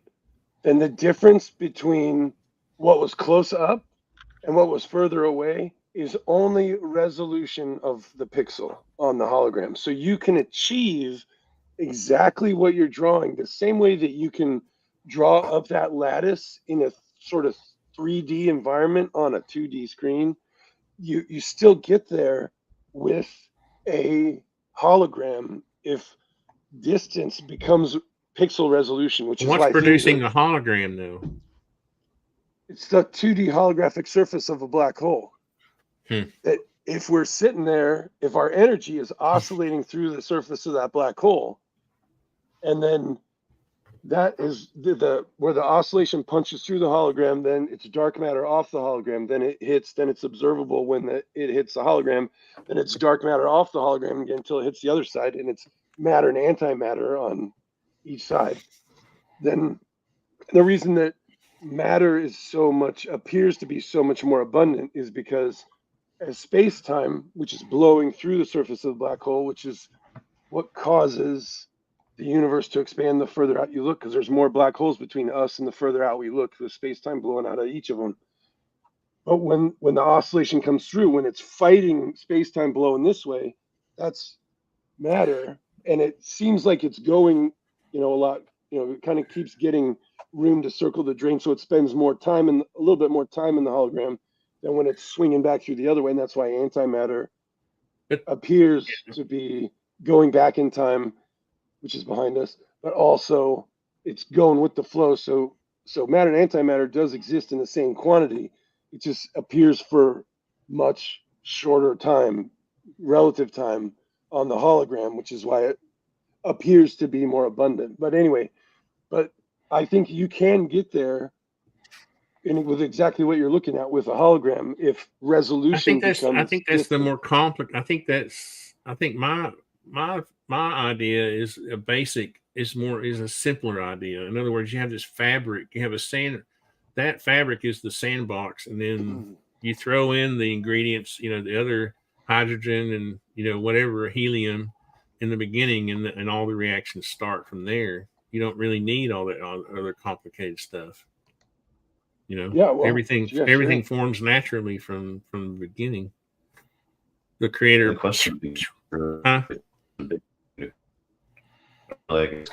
asking the question like how hard it is really contentious.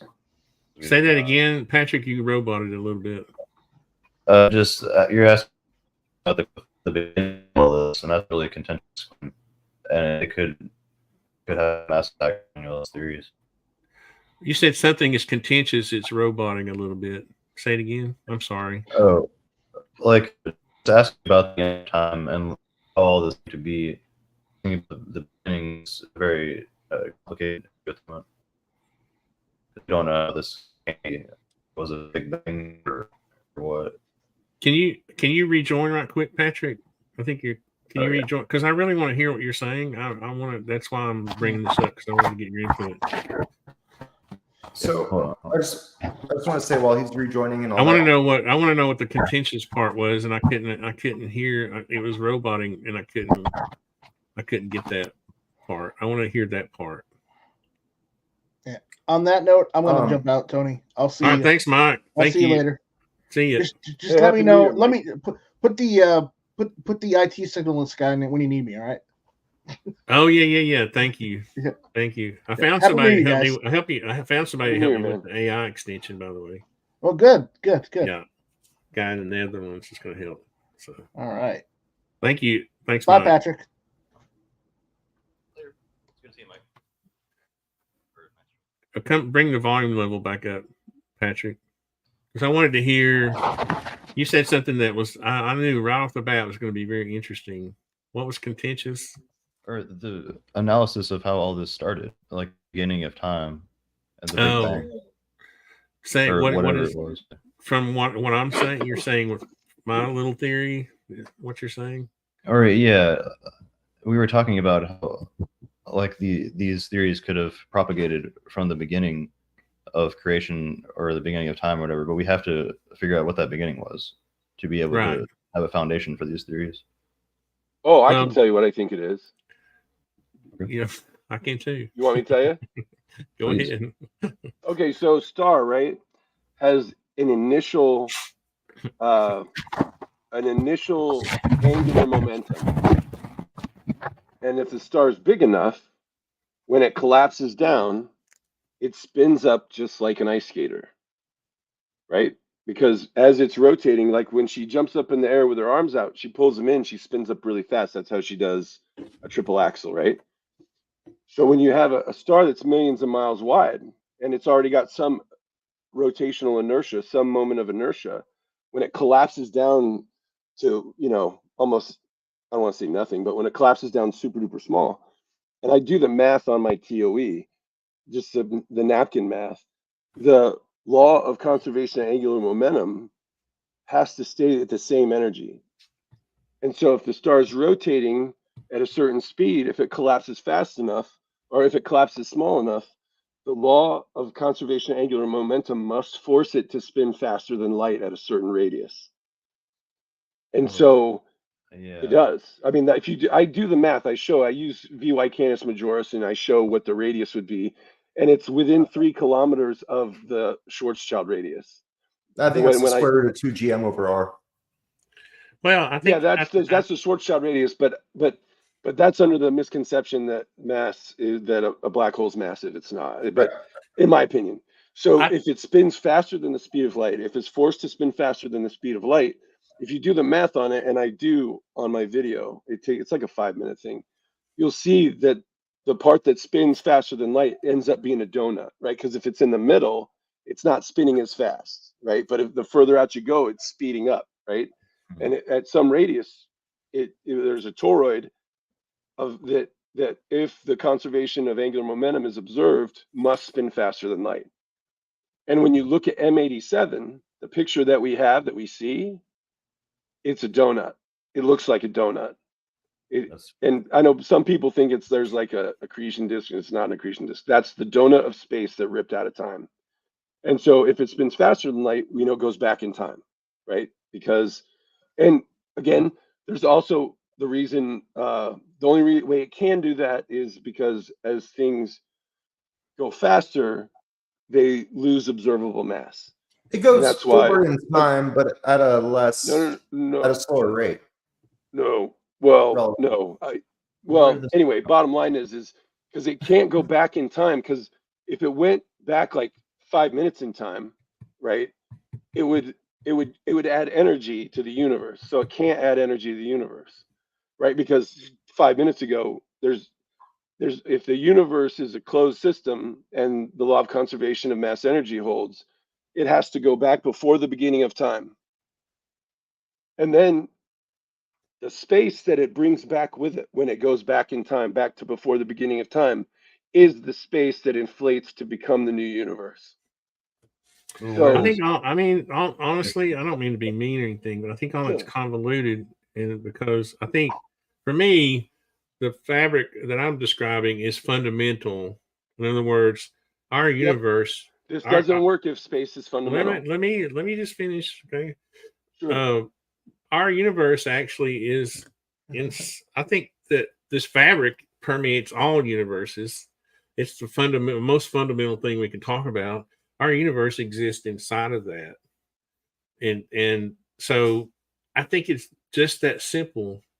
I think our universe is just a zone where our observable mass exists, right? I think someday, well, not in our lifetime, we'll find out that there is no edge of our universe. Our universe dwells within a bigger space. What's that? Well, if space is fundamental, then you're right. Then my whole thing falls apart. I think energy is fundamental. And no, I don't mean that space. The fabric of space has attributes that has energy, right? Those, little balls of energy that are, you know what I mean? Those are little points of energy. Like energy. I mean, when you're talking about fundamental, I'm saying relative to our universe, the fabric of space is fundamental. I don't mean that the fabric of space doesn't have its own attributes, which is points of energy. I just mean, I don't think when you talk about multiple universes, you're just talking about zones of matter. I'm talking about multiple black holes, galaxies of stars and black holes. Everything that we observe in our observable universe is just a zone, and there may be other bigger voids of humongous voids, and then another universe, separate from that. But anyway, I was going to say, in a way, it's a black hole within a black hole within a black hole. I don't know why we have to be. I don't know why we have to out that the motion is zero. I don't get the fixation on the. So there's a fundamental. There's a fundamental rotation, a fundamental structure that's barely even rotating, and within that, you have all these black holes. A black hole is just a very dense object that collects everything around it. It's nothing special. Yeah. Well, I don't think a black hole is mass. I think a black hole. No, it's certainly. If you would disagree, if you got near it, you would think it was a mass because it was sucked your body into the. Well, I mean, look, you could. The gravity's so strong you wouldn't be able to escape it. But Tony, then you can't. Antimatter and matter. What, Patrick? What if it's a balancing between matter and antimatter? Like you're saying, it's mass. It could be mass and antimass, or matter and antimatter. Well, the reason I don't think a black hole is massive is because if you add up all the energy, you can't get there. If you take a star, right? Say, and you make it's a closed system, right? You have a star right here, right? It's like shining and everything. Okay, around it, just boundary around it. Okay, now that's a closed system.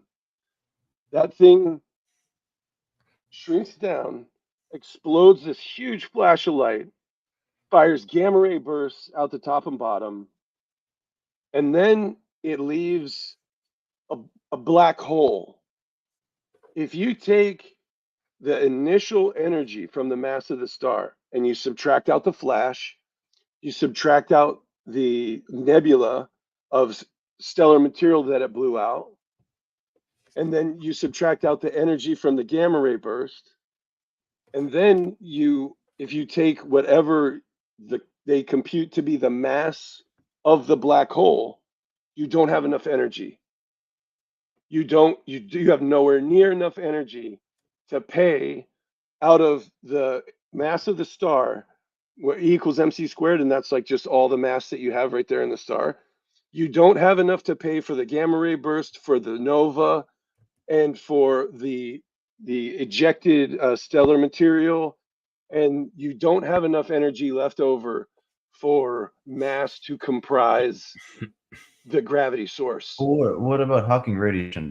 Hawking radiation, that's just more you have to pay. I mean, like Hawking radiation, don't holes eventually dissolve into nothingness because of the radiation? Yeah, but I'm just saying, like, just take, I'm just taking it like, so if we take, say we look at like this slices of like say we're filming, right? And if we film a star, it's sitting there shining, right? And then we keep filming, and then it supernovas.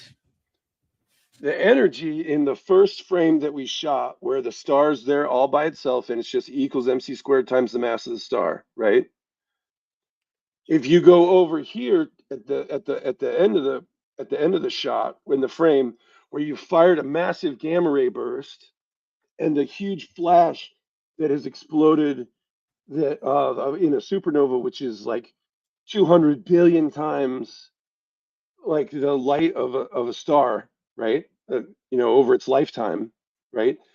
And then you also have left over in the middle a black hole, which if it's mass, it has to be enough mass to be like pulling, like it's pulling it. All of that, all of those energy sort of outputs far exceed the energy that you had over here, the initial mass or energy of the star before it supernovaed. We observe black holes eating other stars and galaxies. Well, we no, watch it. We observe it. But the physics of it is you have to be able to pay. It doesn't matter. Tony, I'm just telling you we're observing it. We're observing it. In order for the law of conservation of mass energy to be observed, the first star that when it starts out with the energy, okay, let me ask you. Let me ask you a basic question. What difference does it make? Whatever a black hole is, it's still just another entity inside this bigger space that I'm talking about. Well, wait a minute. Remember the initial question, Tony. The initial question that I was responding to is, why do I think a black hole is not massive? And the reason I don't think the black hole is massive is because when we can measure all this energy that it's firing out and losing, there's not enough mass. There's not enough energy left over. Where did that mass come from that it's firing out? It had to come from the very beginning of the star. Okay. It had to start in the star. It's a collapsed star, right? It's like there's a gas tank, or it's like a bank account, right? There's only so much energy in that star. And when you have to cut a check for the gamma ray burst, and you have to cut a check for the nova, and then you have to cut a big check for how much mass, if the black hole's massive, you have to cut an even bigger check to say this is how much mass has to be there for a black hole to be massive. And you bounce the check. You can't, there's not enough energy. The fact is the black hole is still there.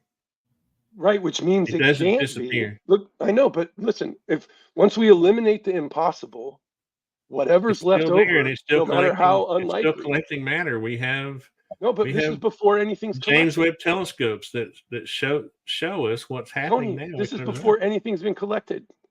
Well, anyway, let's try to move on to a more interesting topic. Oh, sorry. I don't mean more interesting. I just mean that this is a debate that we've had like multiple times, and we're never going to satisfy each other. I love you. I hope you love me, and that's what's on. If I may, just real quick, I think Sonic is basically saying that the black hole is caused by spin, not the amount of mass. Artisan is saying, okay, that might be the case. Either way, the black hole still exists. Yes, and I think that's. But I'm just saying I don't think the reason I'm saying that is because we can back out. We don't really know exactly how black holes are formed. We no matter what we say, we're still all that's just theory, right? What we do know is that they exist. We do know that there's some kind of gravitational force, not force, but there's 100%. Some kind of right that's acting on other matter, right? And those are entities that we can observe out in the universe. We can 100%. See. So then we can just move on to other, you know what I mean? We can move on to the bigger picture is all I'm saying. Oh yeah, man. Yeah. That's what I was going to ask about. So I wanted to ask this to both of y'all. So Brad, it seems like I should ask the question of the bigger picture. Where did the initial giant million-mile wide star come from? And Tony, I could ask, where is that initial foundational fabric of the universe? Where did that come from? Well, that's where you have to get spiritual because there won't be an answer to that, right? There'll just be some things we're going to have to accept they're fundamental, and I think I don't in my feeble mind I don't see how it couldn't have been designed and engineered and built by some great great creator or whatever. I don't nobody will ever have an answer for that. Like we were talking about earlier, the ultimate firewall will keep us in our minds. Our DNA will keep us from knowing that. And I honestly don't think we'll know until we pass over, to the other side. It may be that we get sent back maybe I'll get sent back in a better body, and I'll get to debate this all over again. I don't know. Hey, fingers crossed. I guess what we're left with is working backwards then. Like this is what we do with the process of evolution. We work back and we form theories. That's why evolution is still a theory. Although we're so deeply tied to that, it's so meaningful to us because it is the story of the human condition. It's the story of existence as we know it. So it's extremely meaningful to us. And so of course we want to debate about this at length. But no, I'm not. Tricky. I'm not. I think I think, and I apologize, Brad. I get mentally. Don't apologize to me. I have mental ADHD. I must have ADHD or something, because once I get a concept from somebody and I understand it, I just want to say, okay, that's what you think. This is what I think. Now what? You know what I mean?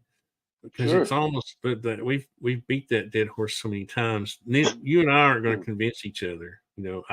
I religiously don't think we exist on the surface of a black hole. That's just something I'll never think or believe. And it doesn't matter it doesn't matter whether I believe that or not. Dimensions of the black hole. That's the only thing I can think of that checks all the boxes. Well, no, I respect that. I'm certainly not. We talked about this earlier too. I'm not qualified to actually debate you on it. So, I have my intuition. All I have is intuition. Right? Yeah.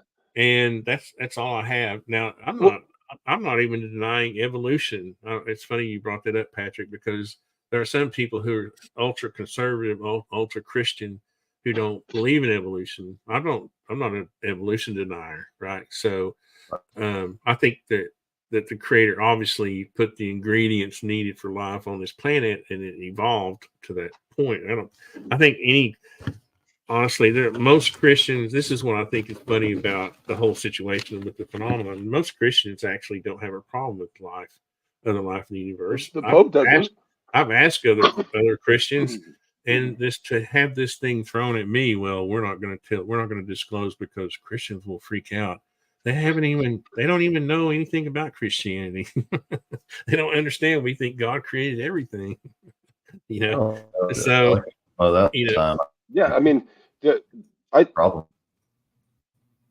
What's that? I think you're totally right. I mean, I don't disagree with anything that you said. I think that we the only thing I can do to test it, right, is to make predictions. And so one of the predictions I made is that if I was right about black holes being donuts, and that black holes actually quantum gravity, where it's essentially when the black hole doesn't really eat anything because space-time's blowing out of a black hole, but it's a lot of gravity, and so it'll grab a star and it'll suck it into the donut hole and blow it out both sides, right? Like a particle accelerator coming out of both sides. So we just got hit. And so my theory would predict that the core of a star, when something becomes a black hole, since it's the donut that's actually the black hole, the core in the middle is what gets blasted out, shredded to pieces and accelerated to the speed of light. And that's what a gamma ray burst is. It's the core of that star that is shredded into just essentially neutrons and blasted totally, up, out the top and bottom. And we just got hit I won't say just a year ago, we got hit by a gamma ray burst. And that gamma ray burst was in 2022, it's like October 2022. And if I'm right that space-time is blowing out of black holes and that they form like I think they form, then what you would get would be like where the donut is blowing space into the middle, it'll be hyper accelerated because space-time's blowing out of the surface of a black hole and the black hole is in a donut shape. Then you're going to get like a jetway of faster space pressure coming out of the middle, blasting out like a pulsar sort of.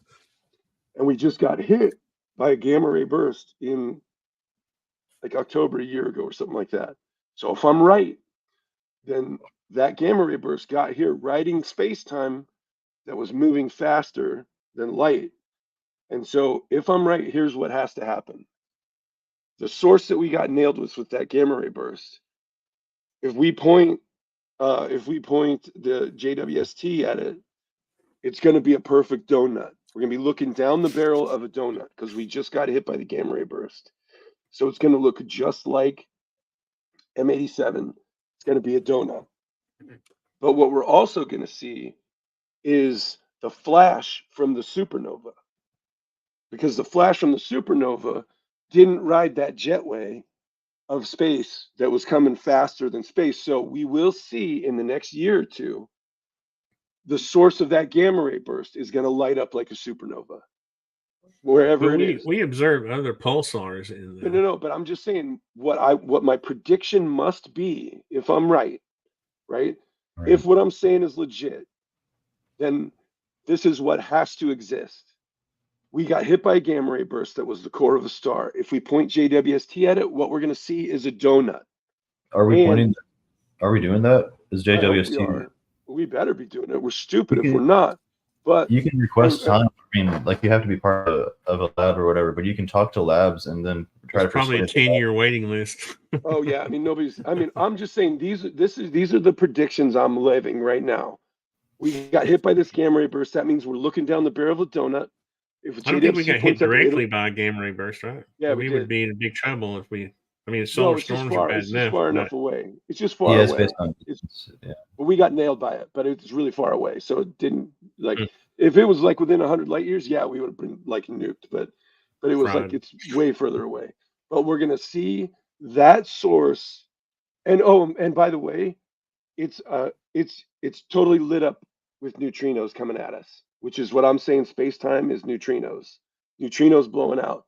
And in the new neutrino map, you know how there's like bubbles of neutrinos on it? The new neutrino map? Yeah, can we? Or we have I think like 6 months ago, they produced this really awesome neutrino map, looks like bubbles. And so if I'm right, there's black holes in the middle of every one of those bubbles. And so, which is a prediction. Yeah. Look up the new neutrino map. It looks like a bunch I'm familiar with the old one. Like a few years ago, they put together. Oh, it's brand new. Like a giant lattice or like 3D lattice box, kind of like what artist or Tony was showing earlier. But it's just like they're very sensitive and deep underground. Yeah, no, you're talking about Ice Cube. You're talking about the detector, the neutrino detector. Yeah, neutrino detector. The lasers at perpendicular to each other. No, that's the large. They're like little light sensors that kind of light up. I'm talking about the neutrino detector. That's LiDAR. That's what I'm talking about. Yeah. So but they produced a map of the that is LiDAR. The neutrino detector has lasers. And they're like these spherical shaped things. It's called Ice Cube. It's called Ice Cube. Yeah. But these lasers, Ice Cube and neutrino map, check it out. It looks like bubbles. The new map looks gorgeous. It's absolutely beautiful. It looks like bubbles. And so, but if I'm right, then here's what has to be true. We have to be, if they look at the source of that gamma ray burst, they're going to have to see a donut. And that's going to be a black hole because black holes donuts as far as I'm concerned. So, and then we're going to see that thing light up like the supernova is, it's got to light up like a supernova if I'm right. And they'll do it within the next few years, because the gamma ray burst got here a little bit faster because it's kind of on that jetway where it gets kind of a head start because of the space-time blowing out. So it should, I don't know. I mean, I wouldn't think it would be more than like a year or 2 or 3 or something. If I'm right, that thing needs to light up like a supernova. And when they point JWST at it, it would have to look just like a donut. And the crazy thing is that when NASA pointed the Event Horizon Telescope, when they pointed it at Sagittarius A star, you want the unretouched image of it looks like? It looks like an oval. It looks like a donut from the side. Interesting. Because they did a bunch of like fudge factoring and stuff to make it look like there was a dot in the middle of it. I bet they did. If you look at the unretouched image, they say it's like distorted. It's a giant orange oval. which is exactly what a donut would look like from the side. Well, have you seen Everything Everywhere All at Oh, Once? yeah, a while ago. I saw it. It was That's pretty good. I figured you like that. That's they talk about the bagel metaphor, and they reference the physics behind that, like everything collapsed into a bagel or whatever. I know, totally. Dude, it's totally, I mean, I just if don't you, think. The toroid. I just think. Yeah, Yeah, the it toroid. is. It's the donut, kind of the donut shape or whatever. if you But look at, I think I all don't, these things exist. I think all these things exist, but they're not. You can't point to any one of them and say this is. well, You Tony, know what I mean? well, what I've done though is I've made solid, concrete, falsifiable predictions. Like I've called a bunch of stuff. So you made Patrick and Alexei leave. I know. Sorry, dude, I'm They ruining the can't show. take. See, But I what- have stronger. My mind is stronger. See, you think I? But, you no, think but my all I'm mind- saying is, that's why, like, nobody has to argue, right? Like, we Huh? don't have to argue over none of it. We're not. I'm not arguing. Yeah, I'm yeah. not Like, arguing. I'm just saying, here's predictions I just made.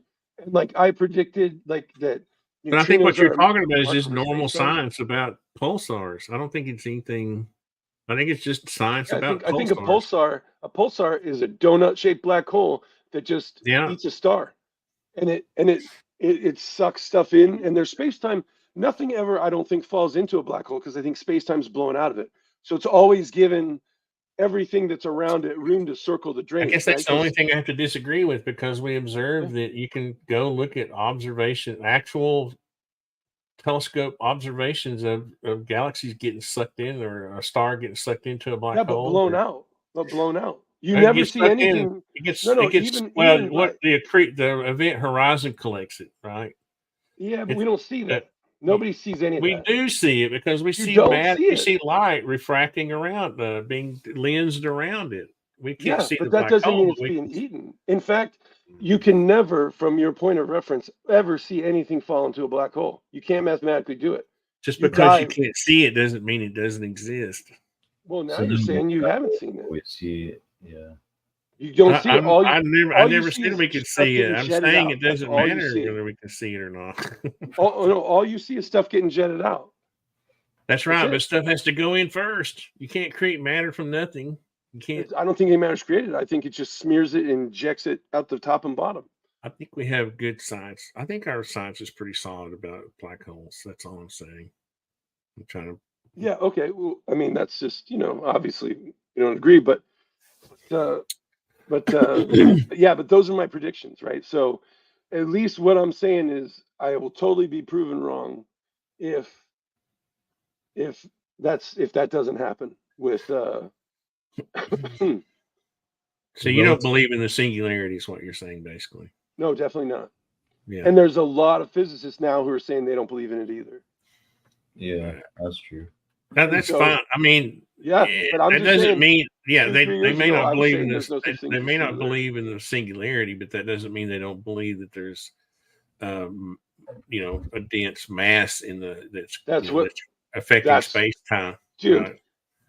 if you think a black hole's mass, you have to have a singularity. You can't. There's no universe where you get away. If you think a black hole is massive, you cannot get away from a singularity. Because the mass has to crunch down. It has to all be in one. Honestly, I used to think when I was little, or when I was younger, like a teenager, I used to think that a black hole was like a cone, and when the mass, because the event horizon, I would visualize the mass being sucked down to the singularity. But once it got to the singularity, it basically became mirrored into another universe, and it was blown out the other side. And like black holes were recycling matter from one universe to the next. I think they recycle space. Two I cones think you're right, except connecting at the vertex, and as the matter from each is twirling towards each other, and when it gets to the singularity, it gets shot out both sides, and it recycles. That's what I used to imagine when I was a teenager. Yeah, I think there's a lot of intuition to that. I think that's. I don't think it's real. I'm just saying that's what I used to imagine. That's how. But the thing is, once I started looking at our observations, I mean, you know what I mean? At some point you have to you can't just say, I mean, that's science. Observing something is really all we can. Well, no, I think We- science is we have- prediction. I think Right, the but core of science is and you take Albert what you Einstein think. predicted black holes, right? Yeah. Yeah. You take what you think, you observe it, you you try to noodle what you think's going on there, and then you make predictions. And so that's exactly what I did with the whole, it's a donut, there's space-time blown out of it, and we're going to see the nova. And so that's predictions. I think the supernova happens first. About to wait for that JWST. What you guys are talking about is another dimension, essentially, that's perceivable based off longitudinal propagation of vortices. So, like, you have these vortices, they go to a point, they shoot out as Hawkins radiation or whatever you want to call it. But ultimately, that's energy of another dimensional layer, which is orthogonal to ours. And that's why it's shooting up at the orthogonal to the direction of the vortice flow. So it's like orthogonal dimensions that are intertwined with each other. Is where I ultimately go with all of it. Yeah. I just remember being fascinated growing. I was I didn't grow up in the era of Stephen Hawking, but I remember being fascinated about him and the whole battle between Hawking, you know what I mean? Whether information survived or not and all that.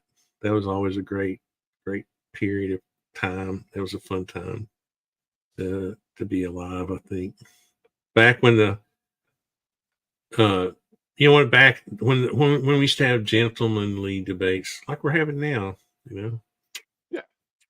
Yeah, I mean, like, so I think Hawking radiation. I can never imagine Albert when Einstein. We die, our bodies go cold.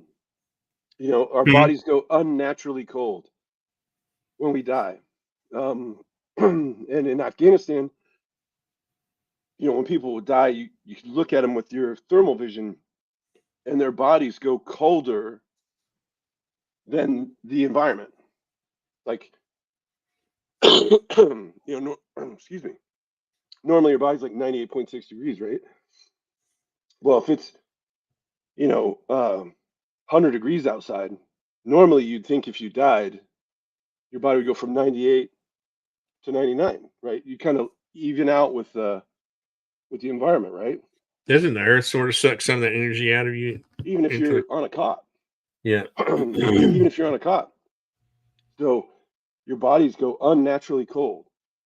And I think that when we die, our consciousness, our Hawking radiation, or heat, because Hawking radiation is heat, black body radiation, when we die, our consciousness leaves the surface of the black hole as Hawking radiation. And that's why bodies go cold when we die. Unnaturally cold. Yeah. The other thing is too, like, you know, I used to do a lot of camping when I was younger. And anybody that's laid on the ground and slept knows that the earth is around 50 something degrees. And if you're in contact with that, you know, and you die, the heat from your body is going to go, you know, into the earth, because that's the cold. Heat goes to the cold, right? So the earth is literally going to suck the heat out of your body if you're laying on the ground. Well, that's one not of the problems. That's one of the not if you're in a body bag. I'm saying that's one of the problems we have with survival type issues when people try to lay on the ground and you know what I mean? Yeah, but I'm just talking about bodies going unnaturally cold, because bodies do go unnaturally cold when people die. Even if it's hotter outside than 98.6 degrees, your body goes cold. And I think it's because Hawking radiation is heat. That's your consciousness. And when we die, I think our consciousness, our soul, leaves the surface of the black hole, and that's what Hawking radiation is. So, yeah, and I think our heat leaves the surface of the black hole and fractally ascends, I think, probably to the next black hole up. What's your dog's name, Patrick? Oh, you're muted. Yep, you're muted. It's Snarls Barkley. Hey, Snarls. Like Hey, Snarls. Hey, Snarls Barkley. Hey, Snarls. Oh, man, I got to go to bed. Yeah, me too. I have to get up early in the morning. Well, thanks, Brad, for joining us. That was a treat. Dude, my pleasure, dude. I knew it would be a treat if I sent you an invitation. I'm glad you Yeah, showed up. it was I really so much appreciate fun, dude. But And of seriously, course- check out the new neutrino map. It looks Yeah. like bubbles. No, I know what you're talking So about. dope. I saw the article. But I didn't know what I was looking at, but I I saw predicted, right? Because if I you saw check it. out my TOE, whatever, remember Kurt the Pace thing? It's all in there. You can see it all. But space time is blowing out of black holes, that's Oh how no, we experience space it. time is fundamental, so I don't think it's getting blown out of anything. But anyway, it's just my theory. That's Well, it's my expanding somehow. Then some other way. no. Then, I think our universe is expanding inside of space time. Actually, I don't attack. I think Einstein just conveniently tacked time onto space. I think it's just the fabric of space. I don't think time is a thing. I think It's the fluid of creation. Dude, I think it was just tacked on at the last minute because he didn't know time what else to actually do. causes gravity. It's crazy. Mass. What are you talking about? Mass cause. Passing through the curvature of time is what causes. The Passing through the curvature of time is why. Curvature of Yeah, space. because think of it this way: when you accelerate in your car, right, you hit the gas. You feel you get pressed into the back of your seat or whatever. But when you jump out of a plane, you accelerate faster through space. When you free fall out of a plane, but you don't get pushed into the back of your parachute. All this has to do with gravity and motion and all that. Doesn't have anything to do with time. Time is just a measuring device. Hoffman says space time is doomed. You got to have him on the podcast, Tony. Who? Hoffman, oh yeah, I could get Hoffman. I finally gotten over how he treated Bernardo, but I guess I can get past that. But I remember did you see them get into did you see Bernardo leave that interview? He got pissed off at Hoffman. Didn't he say Hoffman? Didn't he say something that was pretty unsavory to? Bernardo left. Bernardo was in some kind of debate for only or discussion for like a minute. He left because of I thought it was Hoffman. I thought they were buddy because they've been working on. No. Maybe it wasn't Hoffman. Who was it? Who's that other dude that looks sort of hippie-ish? What's the other dude's name? Donald Hoffman, Super Square. He's Hoffman. Yeah, it wasn't Hoffman. It was another dude that he left. But anyway, time is doomed. But yeah, I think time is. I think it's just tacked on. I don't think there's any need for it. But I think if you dwelt in one of those vast voids of darkness of space with nothing around you, you couldn't see anything, you wouldn't even have any concept of time. Right? Well, you would be hungry. Here, I'll give everyone out there a dangerous. I'll give everybody a dangerous tip on how to meditate. If you can get to the point to where you can imagine there's no time, you will almost kill yourself. I did this one time. My heartbabeat almost stopped. I literally got to, and this is why I started having hallucinations. That's why I stopped meditating, because if you can get, in other words, if you can get to a point to where you can imagine no time, which is very difficult. It's a good exercise. Try it sometime. But you can't do it with your body functions working. It's hard to do. Like if you're very aware of like your heartbeat and your aspirating, your breathing, all that, it's very difficult because those rhythms cause you to think about time, right? The number of beats per second, all that, how many, you know what I mean? All that makes you think of time. It makes you want to measure it, right? Time is just a measuring device. But if you were a rock out in the middle of space, you wouldn't have any need for time, right? Out in the middle of a vast void, you wouldn't have any concept of time. What, Patrick? They also talk about that in Everything Everywhere All at Once. It's two rocks having a competition on the side of the cliff. Is that a movie or a? Yeah, I recommend everybody watch it. It's fantastic. It's look that up. It's also like it has a lot of deep philosophy, and it's also an action thriller, and it's also a family. What do you call it? Like family orientation movie. What's it called? Everything Everywhere All at Once. Oh yeah, so it was really good. It was a good show. In my imagination, these universes can exist, some distance apart from each other in this fabric of space, Yeah. Between those two universes, there's no time. There's no need for time, right? There's no concept of time. The only time you actually use You mean like time between is black holes? No, that's your little dream. My black holes exist in my universes inside them, They do. inside space. You almost made me say space time. You notice I haven't said space time the whole evening because I don't attack on time. I have fabric of space is my terminology. I don't use that silly time thing. I mean, really, does the speed of light depend on time? No, the speed of light would exist whether you measured it or not. Right. You couldn't measure it without time, though. Right. What do you mean you couldn't measure it? You could measure it. No, you couldn't. It can't be meters per second without seconds. Where did meters per second come from? What's a meter? See, we better not get into this discussion. I just wanted to say We'll be real here quick, till 4 o'clock Arvidsson, in the I morning. totally understand what you're saying about the ability to shut off all biological functions in order to essentially have yourself pass away. I studied a lot You gotta be of careful. I did a lot of free diving, and you get to a point where you realize you can just have your heart not beat. And like, I think that's what the most advanced yogis do when they want to pass away and reincarnate. I'm just going to leave it there. Yeah, that's what they do. Unfortunately, they do die. That's why it's kind of dangerous. Yeah.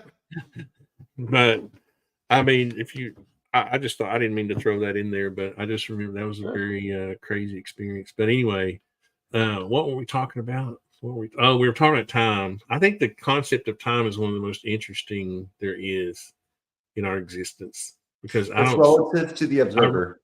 I really don't see the need for it unless you're trying to measure something. Unless you're trying to take a measurement, I don't see the need for it. In other words, some physicians say if you don't do that, you don't exist. Nothing exists.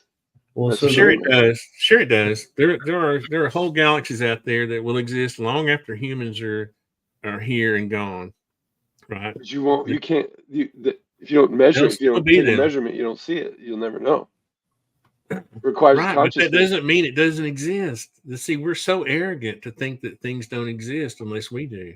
It's silly. We're just little microcosms of I'm not saying it doesn't exist, but it exists in a superposition state of everything. No, it's still going, baby. Those galaxies are still churning out there, whether you like it or not. But it's everything. Did you think they didn't exist before we discovered them? Before we had telescopes? Did you think when we thought that the Earth was the center of everything? Did you think that those black holes didn't exist? They existed. They were out there. We just didn't know they existed. Right. Well, I'm not saying they don't exist, but the measurements that we make don't exist until most of the time our measurements are wrong. They're not even right. Well, that's just precision, dude. That's just you guys are saying the same thing. And no, we're not. It happens. Brad's saying the same thing. Like it happens, but we don't perceive it. It's still happening. It might be in a state of superposition or superposition's everything. It's everything all together, all at once. It's see what I mean? I'm saying you can exist without time. It's hard to exist with it. It's hard to exist now since we've been taught about time our entire lives. It's hard to exist without it because we can't imagine it. But you can imagine it, and it's a dangerous thing to do. But I think that's right. I think we exist as heat.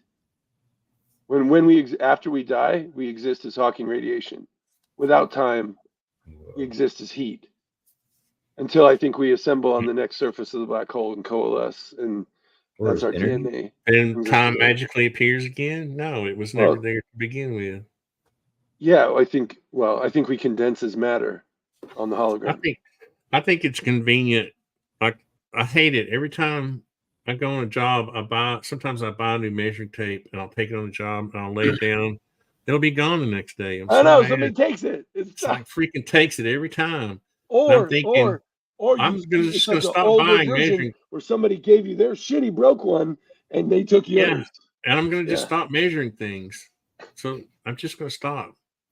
Maybe that's best. Things. I don't have any use for it anymore. Or maybe you're just blessing somebody with a nice new tape measure. Yeah. Well, Huffman says space. He says that time breaks. Ours in Santa. 43 seconds. And he says that space breaks down at 10 to the minus 33 centimeters. And so that's not just like that's as far as the math has taken us. He's saying that the math goes much farther and the physics goes much farther. That's just when everything breaks down, is at that level of 10 to the minus 43 seconds and 10 to the minus 33 meters. Well, I put math in the same category as time.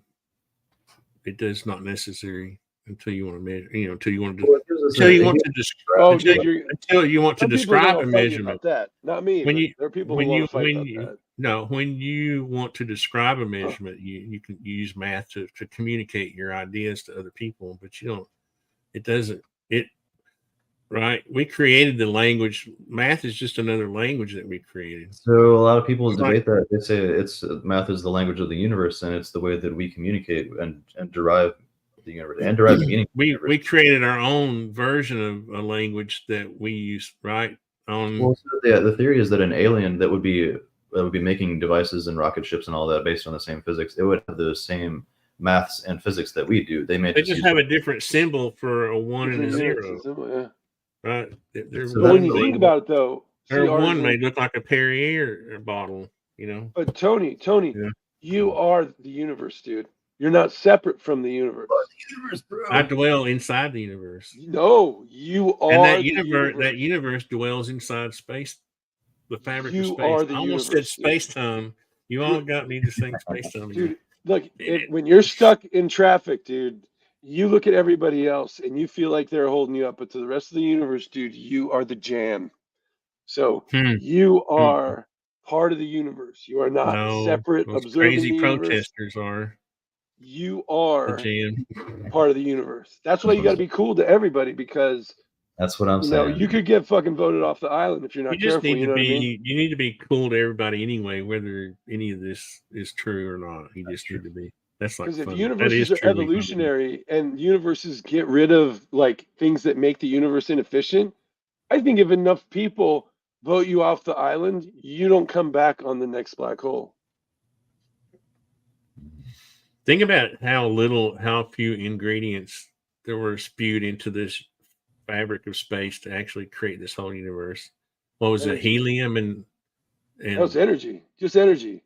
Well, but the two elements were hydrogen and turned helium. Into hydrogen. That's it. And then hydrogen and stars get smashed together. Right. I mean, just think about that. Those two little elements. Yeah. It was energy, and when it cooled enough, it became hydrogen, and then hydrogen started sticking together to make other stuff. So it wasn't that you see, people say, "Oh, it's too complicated to create a universe." It's not really that complicated. It's carbon. So there's a band called Chan. They're two really talented guitarists, and the rest of the band too. It's carbon, hydrogen, oxygen, and nitrogen. Yeah, that's what it stands for. Those are basically the building blocks of humanity or organic life. Sponge. So I think the sponge element. Helium and hydrogen were the two prominent elements. Is that like sulfur? Yeah, sulfur, phosphorus, oxygen, nitrogen, carbon, and hydrogen. Some of those are derivatives, though, right? Well, everything's hard. They're all derivatives of hydrogen. Yeah. Right. And helium. Subatomic particles. You had to have helium's just two. You had to have two. You had to have two to have it. You had to have hydrogen and helium. Actually, helium's actually 4 hydrogen, but it's kind of complicated. But yeah. No, you had No, it's 4. It's 4. 2 hydrogens and neutrons. But ultimately, in my opinion, it's like what Artisan is saying. Like there's this raw crystalline structure, and that all of those are created by vortices, though, within that structure that create dimensional relationships of rotational energies, which then translates back into what like Sonic is talking about the different black holes existing within time, but all existing within a vortex or even just still fluid of infinity. Because there's a vortex of infinity, but that exists within a still fluid of infinity. And by doing math like that, you can now actually create a 5th dimension to understand. That's my understanding. Yeah. Mm-hmm. I think math is one of those languages that was created to keep plebeians in their place too, because it was created to be as complicated as needed, so that the math class, the upper math class, could rule the lower classes. I would disagree with that wholeheartedly. The math is complicated because reality is complicated. How But can that's I exactly create? How much mess can I create in one hangout? How much chaos? How much entropy? Would we discover it? I think we discover math, and then it's just super complicated because reality is complicated. We did. We discovered conditions that needed to be described, right? It's just like the speed of light. We said, "Oh, there goes a photon."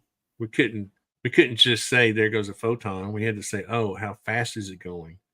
So we had to come up with time, and we had to come up with a measuring device.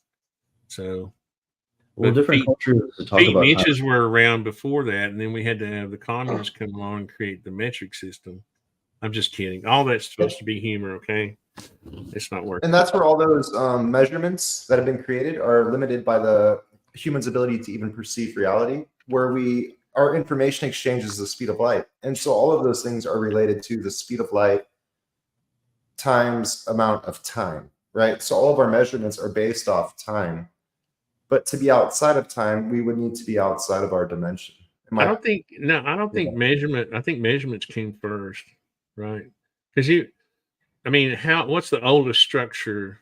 The cubit is a good example, right? Right, but did that come out before the sundial or whatever? Like before we started keeping so we were talking about measurement. Like we can take this much farther back. A chimp 2 million years ago is measuring the distance and the time it will take for him to walk across the savanna from the tree that he descends to the other one.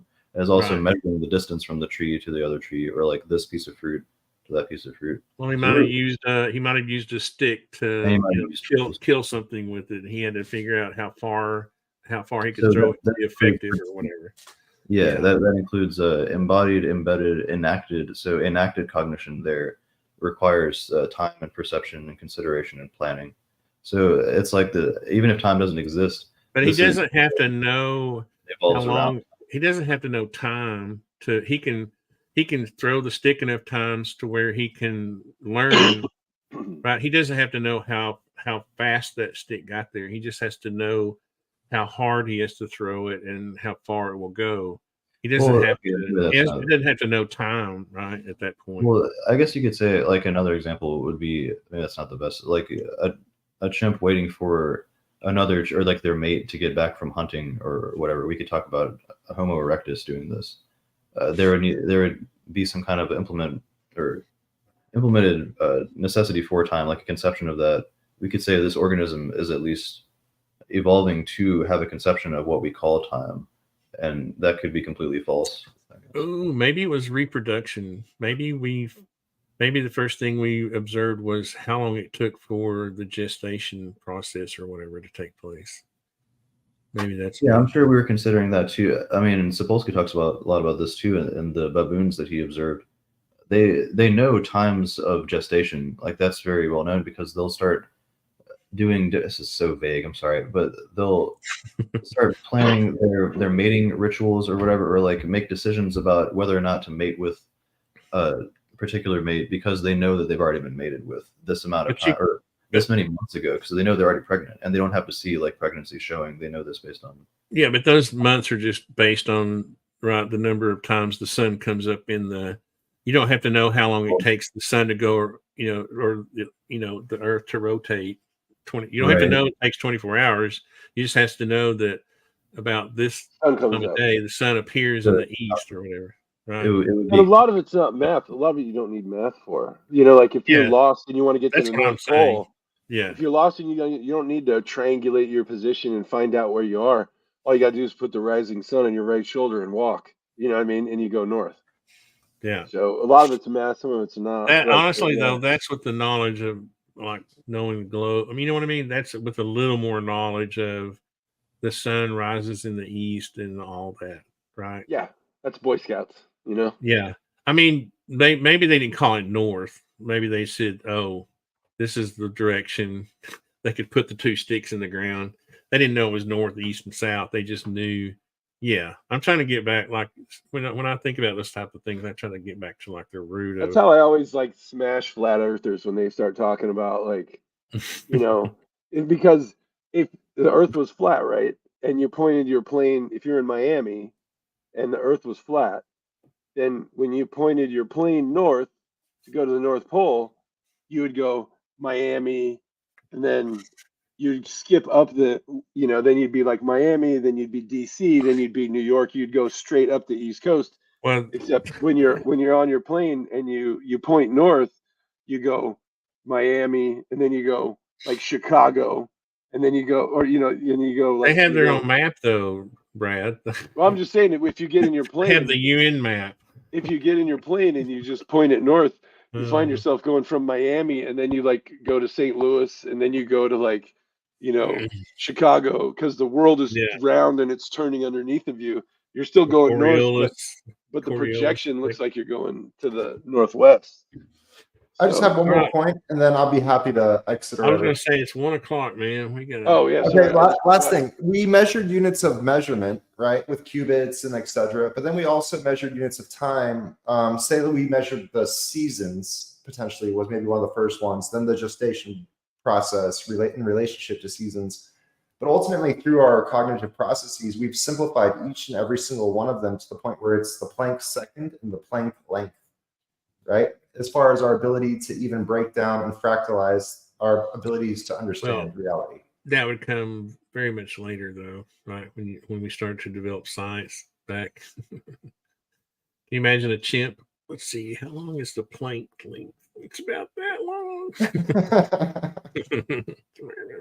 Yeah, dude. I mean, that's exactly why I think that we're an exoplanet colony placed here by interstellar humans, is because there's not enough time, because like the brain should have to go from chimp level measurements to can I get to the next tree and all that. There should be much more recorded history if humans evolved from apes on Earth, right? Because our brains it should have taken a really long time to go from wherever chimps are to where humans are. So we should have much more than a few thousand years of recorded history if we're creating cell phones and nukes right now. Well, that's considers writing as something like we had to discover writing. So you could go back all the way back to 238,000 years ago when we recently discovered in 2014 the Rising Star Cave, where we found lots of perfectly preserved skeletons on the Letty. And we found graves there where they dug out symbols across the graves and what we think are symbolic markings that are meaningful. So we certainly had a conception of people passing through time and expiring.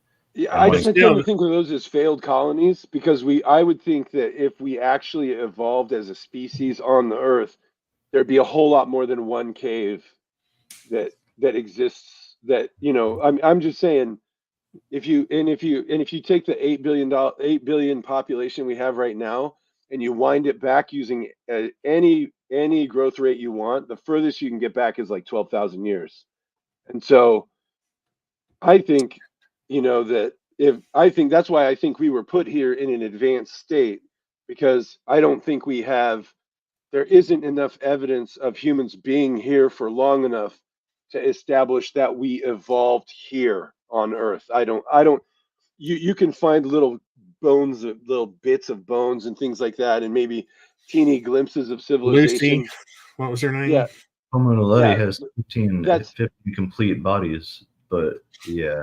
No, I'm just saying that like there should be billion. I mean, I think it should have taken millennia. Like, so this is where this is where we can end this, because I halfway agree with you on this one.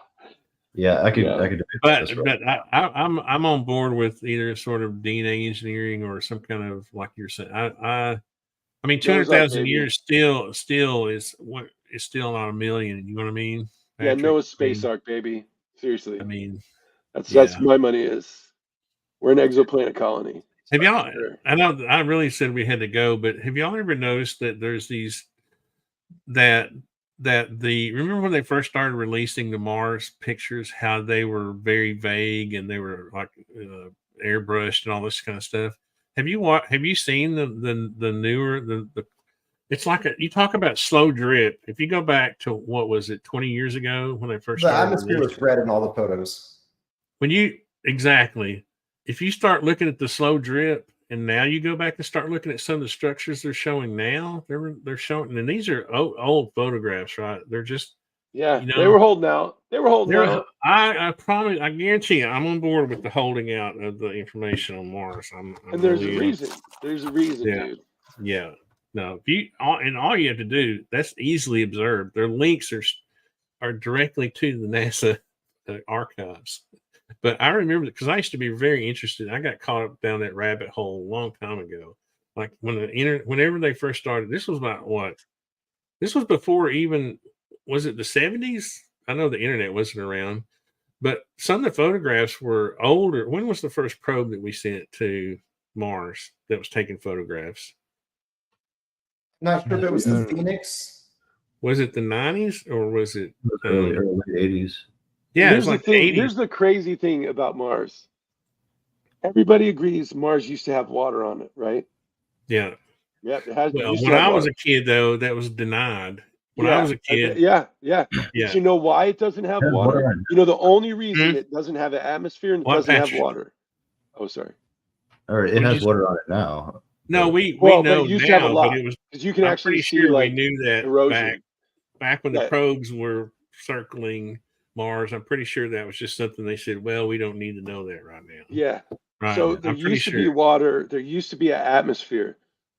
You know why there is no atmosphere and no water there right now? Because there's no magnetic field. You know why there's no magnetic field? Because the magnetic field is what protects the atmosphere and keeps the water in a liquid state and everything. Because it essentially protects it from the solar wind from getting like blasted off. Well, eventually the Earth will go through the same process, right? Well, here's they're saying the core is a little bit smaller than Earth's, and so over the same 4.5 billion years, but then it would have never been there. It could have. The reason that it's not there is because Mars lost its magnetic field. It used to have one, but then it lost it. Now here's the crazy thing. Look at Olympus Mons. Olympus Mons has absolutely no erosion on its edges. It's all jaggedy and gnarly. Okay, so that means that whatever created Olympus Mons, probably an asteroid, hit it, punched a hole in the but hit it and slowed the rotation of Mars. That's what killed Mars' magnetic field. That's what killed its atmosphere. And I think that it was hit by a meteor on purpose, the same way a meteor hit Earth to kill and wipe out the dinosaurs. That's what I think happened. So, Shan's right. Probably fake, but weird. Dude, no, it has to be because there's no erosion on Olympus Mons. Olympus Mons didn't exist when there was a magnetic field, the atmosphere, well, I mean, water, and all that stuff. Because there would have been wind, there would have been erosion. You could say Earth may have not even had a magnetic field if it had been, collided with the moon, right? True. That's 100% true. That's Yeah. 100% true. And Is I it wouldn't. rotation, or is it the churning core? I thought the fact But that it has an the active rotation the of the moon planet penetrated around so the core. deeply. Yeah. It's the rotation of the seen- planet around the core. If Have you you ever take a seen the magnet, map of take a the magnet mass? and you rotate a coil, it creates a magnetic field. Yeah. And so if you have a Right. core, a planet core, and the planet is spinning around it, it's the same thing. It creates a magnetic field, which protects your atmosphere, it protects your liquid water and all that stuff. But everybody looks at the surface of Mars and goes, oh, look, there's like, little squigglies where there used to be rivers and stuff. But now there's nothing there. And there is 0.0 erosion on the edges of Olympus Mons. It's like a plateau, like volcano. And so I think what created Olympus Mons is what wrecked the magnetic field, which slowed the planet. And it wouldn't surprise me if the same terraformers that got to work on Earth fucked It up. could have been a natural process too. It says ChatGPT says the rotational velocity of Mars is significantly slower than the Earth. Mars has a rotational velocity of 241 meters per second at the equator, while Earth's is 465 meters per second. That's why But have you magnetic seen field is there. have you seen the map of the sort of the inner crust area of the Earth where it shows the remnants of the collision with the moon and how much of it is actually identifiable in the No. Yeah. That's very interesting. Go look that up. So they've actually identified parts of the leftovers of the moon that are inside the mantle of the Earth. Yeah. That's how that's what they think created the moon. Absolutely, Well, 100%. I can't figure out what link Jan is talking about. All right, well, I'm gonna go to bed. Oh man, it was awesome tonight. This turned out exactly the way I envisioned it. Isn't that funny how things turn out? You get all You upset. manifested it. You think nothing is gonna happen, and then Well, it Happy happens. New Year, guys. It was nice talking Yeah, to you. yeah. Thanks for joining, Brad, Patrick, Alexei. Thank you all, and we'll see you next time. We need to get together and talk about this time thing some more next. Oh, next yeah, time. dude. I need to Great see show. I'm gonna. Anyway, Happy New I Year's, was everyone. going to start See you, again. I Alexei. gotta See be you, quiet. Patrick. All right, thanks, guys. Yep. See ya.